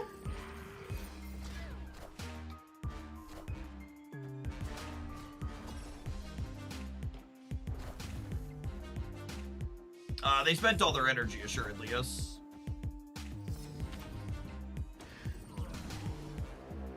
Look at this cosmetic downgrade, chat. What a ripoff. Took my gorgeous death and turned it into this. It's very rude. Let's get this peasant thing out of my face.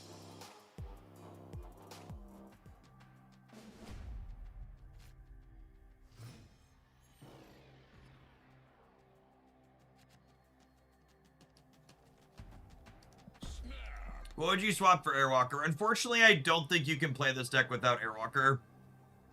This deck is built 100% around getting to Morgan, and Airwalker gets you to Morgan incredibly more consistently. If you want to try and play Morgan Le Fay without Airwalker, you can look back on my YouTube channel, and there's some builds that like try to play Blink as a way to get her out more consistently, but they are definitely markedly worse than this one.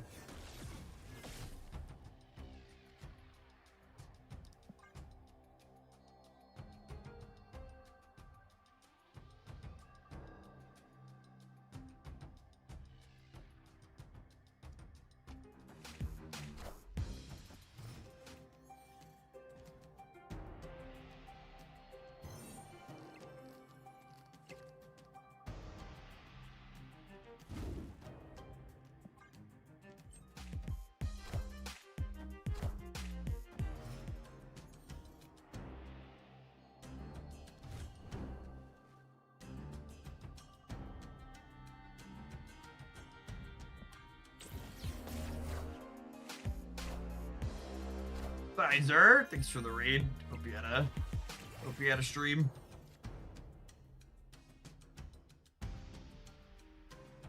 Okay, so if I do this, the Morgan comes back to my hand from this, and then she comes right into play. Yeah.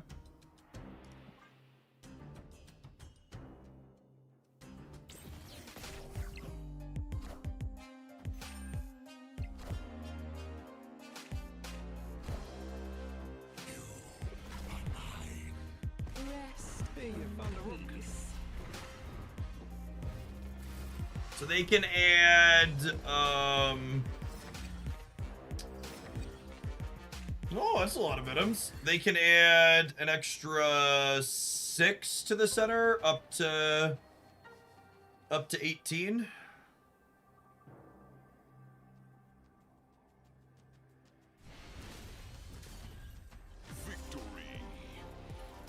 There's nothing more satisfying than the clean 10-0 sweep when someone decides to switch you at the end. You're just like, actually, you're not going to get on the scoreboard here, we're done.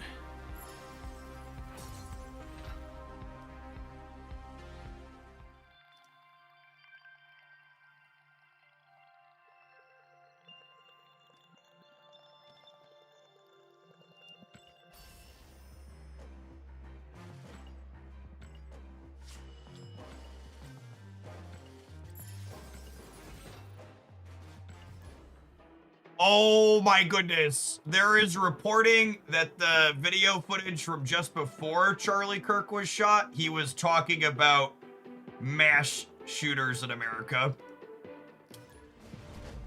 Oh man. Just... Well.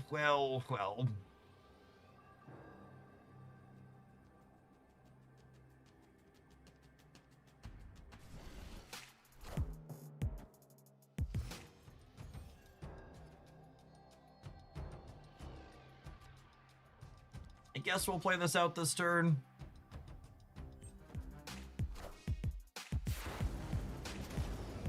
The writers this season are getting really lazy. Seems like it.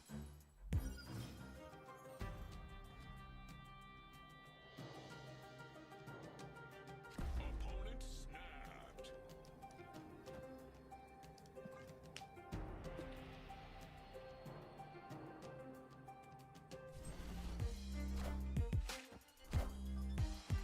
I took the throne.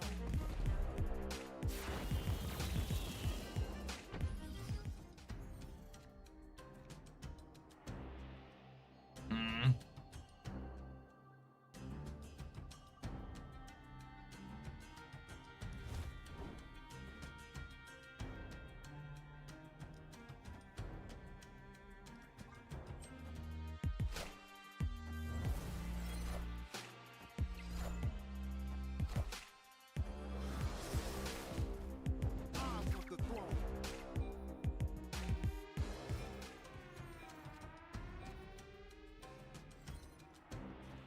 Pretty sure this game is over. That's an Iron Patriot Sarah, by the way.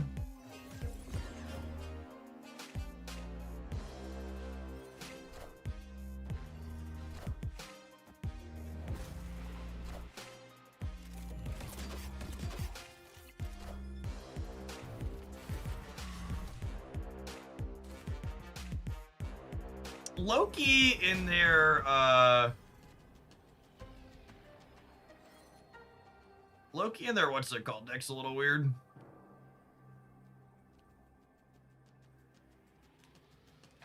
I guess it works with Quinjet, but it doesn't work with Victoria Hand.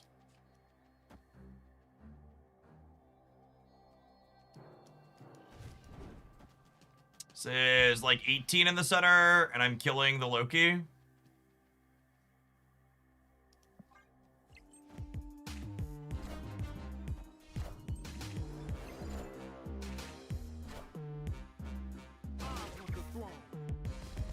Their one draw off of my deck was a copy of my copy of Death.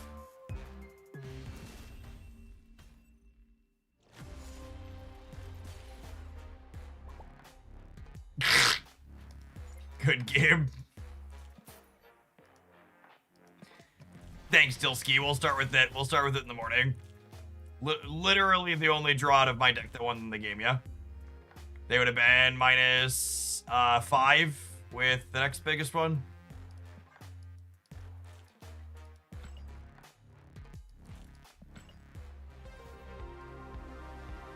Someone asked earlier if it was safe to bring back Loki's original design, and I really can't emphasize enough, I'm glad that Loki's unplayable, because on-demand beer matches and losing to the one-outer out of your own deck is just such a bad gameplay experience.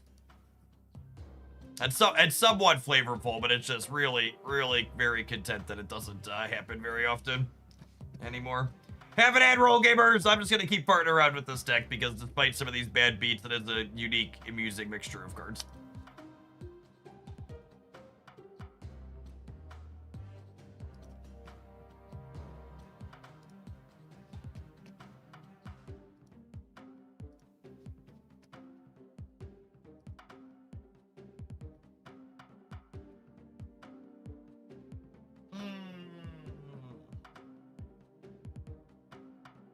Oh, the 3:30 feeling hungry. Do I want to eat?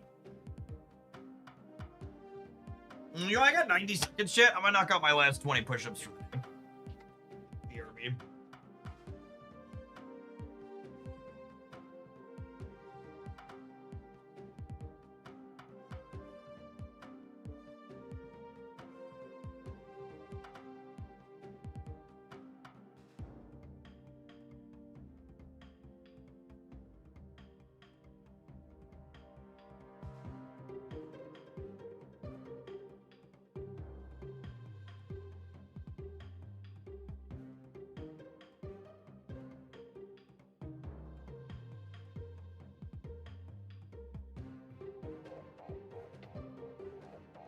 Get those cleared out of the way. I'm supposed to lift tonight, so I want to give myself a little bit of a break in the middle.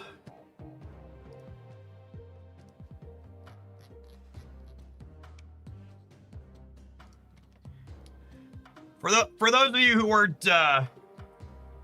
here when we talked about it, I do a lifting program with one of my buddies. We've been doing it for like the last year now, and we just did our new one rep maxes test that I went up a solid amount on my squat, but I only went up a very nominal amount on bench and a small amount on deadlift. So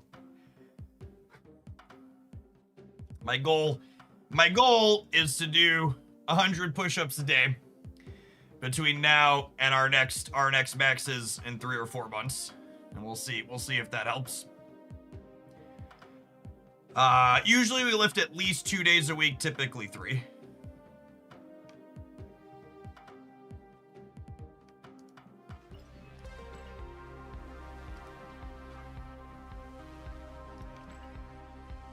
I visited the link to the whole current sponsor. Those are some beautiful watches. They have some really stellar pieces.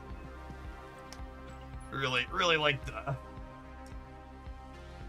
the lapis lazuli piece I have here in my hand. Honestly, showing the on the camera just doesn't do it.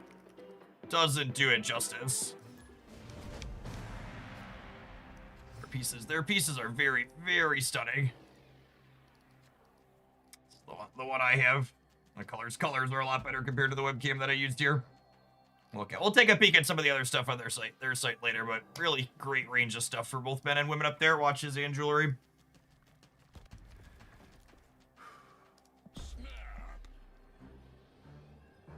What do your typical routine look like? I can link it in chat.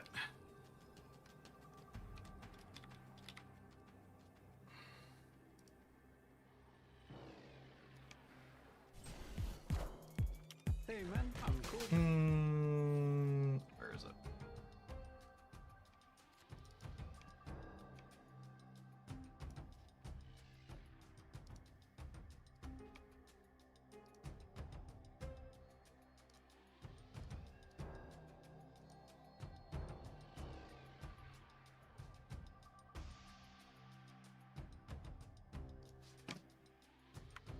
I think this link works as public. Does that work? No, it doesn't. All right, I'll have to figure it out later. We follow a program called Sheikah. That's just a mixture of bench, squat, and deadlift 3 days a week. Is what you're supposed to do with it.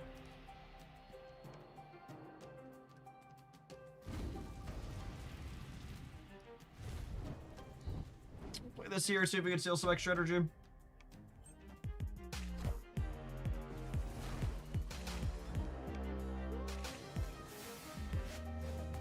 Oh, I didn't know that one. There we go. There's the link. It's got a nice fancy spreadsheet that you put your weights into it for what your 1 rep maxes are. And then it you put your 1 rep maxes into it and it calculates what you're supposed to lift for each of the things. What you're supposed to lift for each of the things, and it even breaks down which plates you put up on the bar when you do so.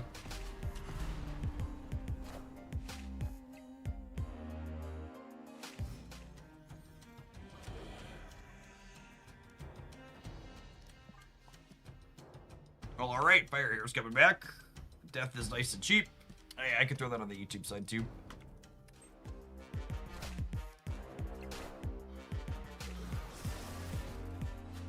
Goliath next. I think they usually save Goliath for the last turn.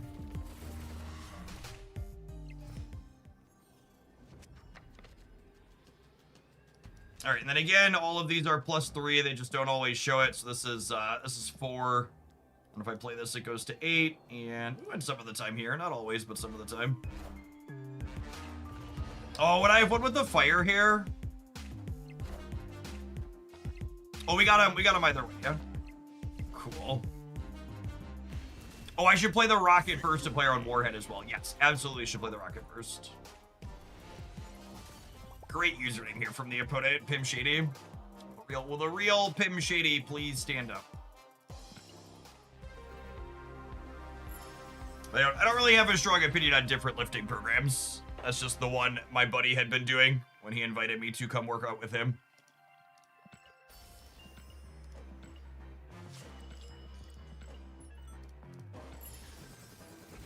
Been relatively happy with the results though.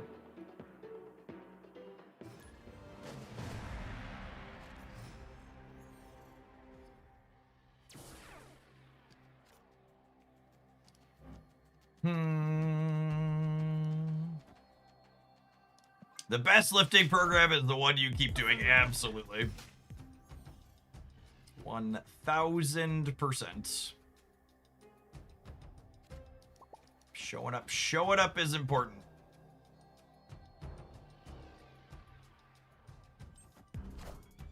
Oh, we missed on the raccoon. That's sad.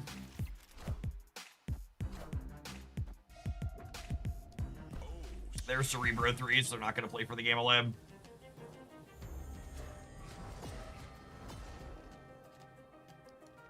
Don't have to worry about getting Cosnode either. Glorious.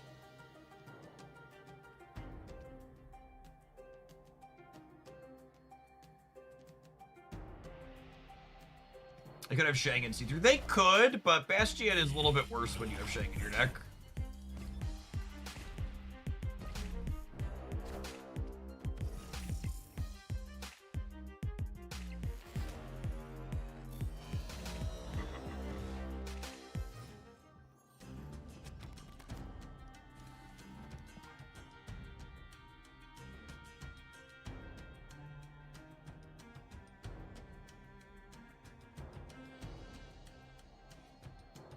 Is there a Bastion or Mystique in our future here, gamer?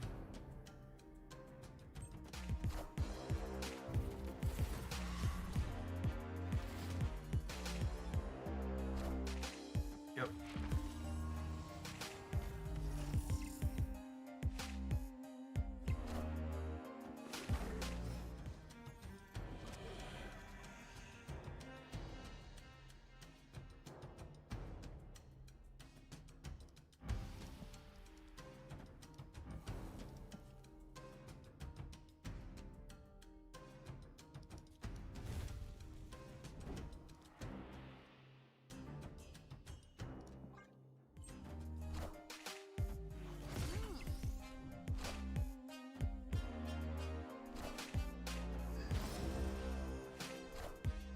Hey man, I'm cool.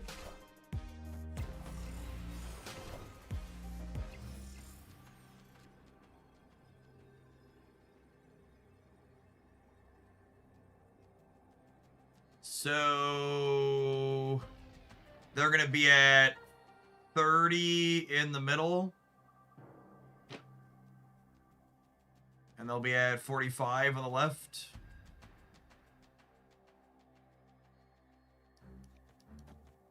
I just hope they don't have another 2 to play, but very likely have another 2 to play.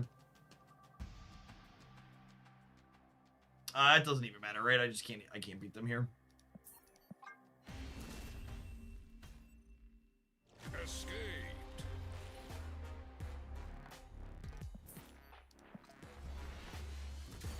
All right, gamers, it's 3:30 here in the Cornfields. We've been live for a little over 7 hours. I'm gonna go ahead and be taking off for the day. If you want some more stuff from me,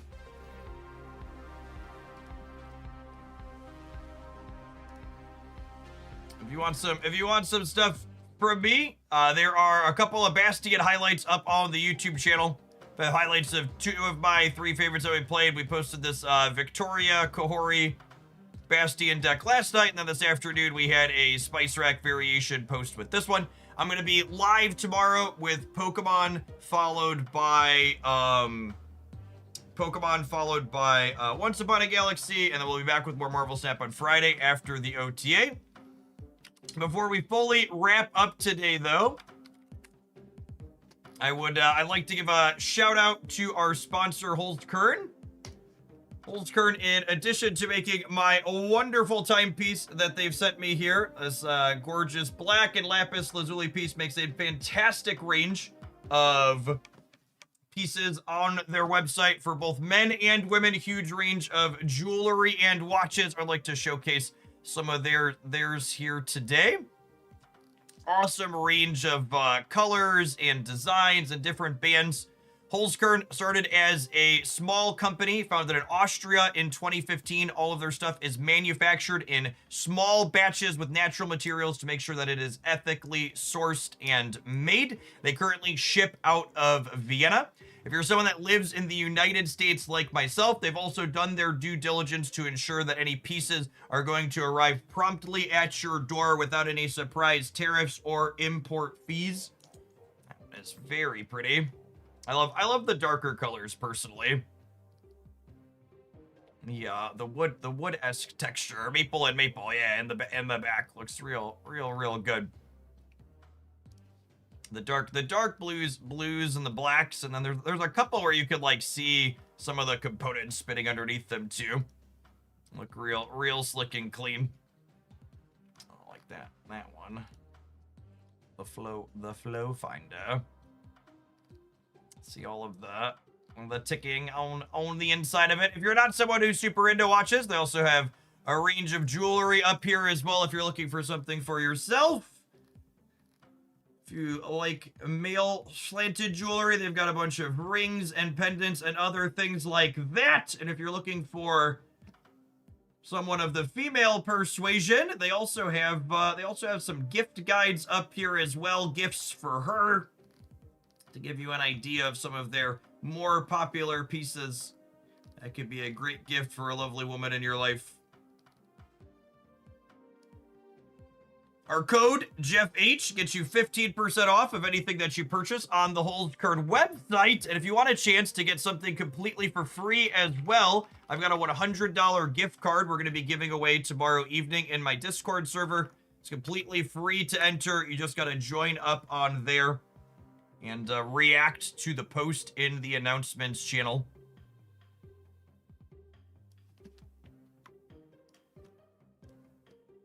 See that on there? It's a very, very pretty prismatic background on that one.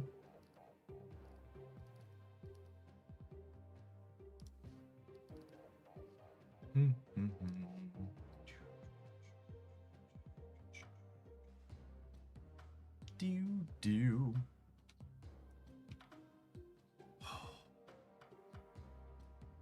We have bandlets. Is bandlet a fancy name for a wristband chip? I feel like I'm not cultured for wide bracelets. It says that at the top now. Prism split wristwatch is a little bit of a tongue twister, isn't it?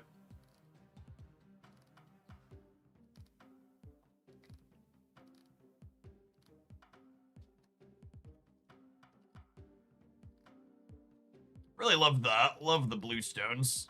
I think the watch that I have. It's I think lapis lazuli is the stone in the back of it. It gives it that nice dark blue glow hue. So I scrolled through a bunch of them before I landed on that one. As the piece for my own wrist.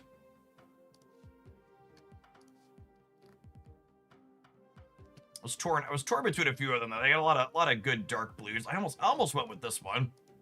Cause I like the open face on them are really slick. It's got that dark blue hue that I like.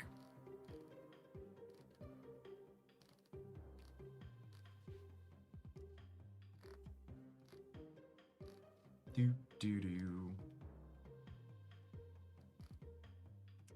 That's another nice looking one. Love it. All right, gamers.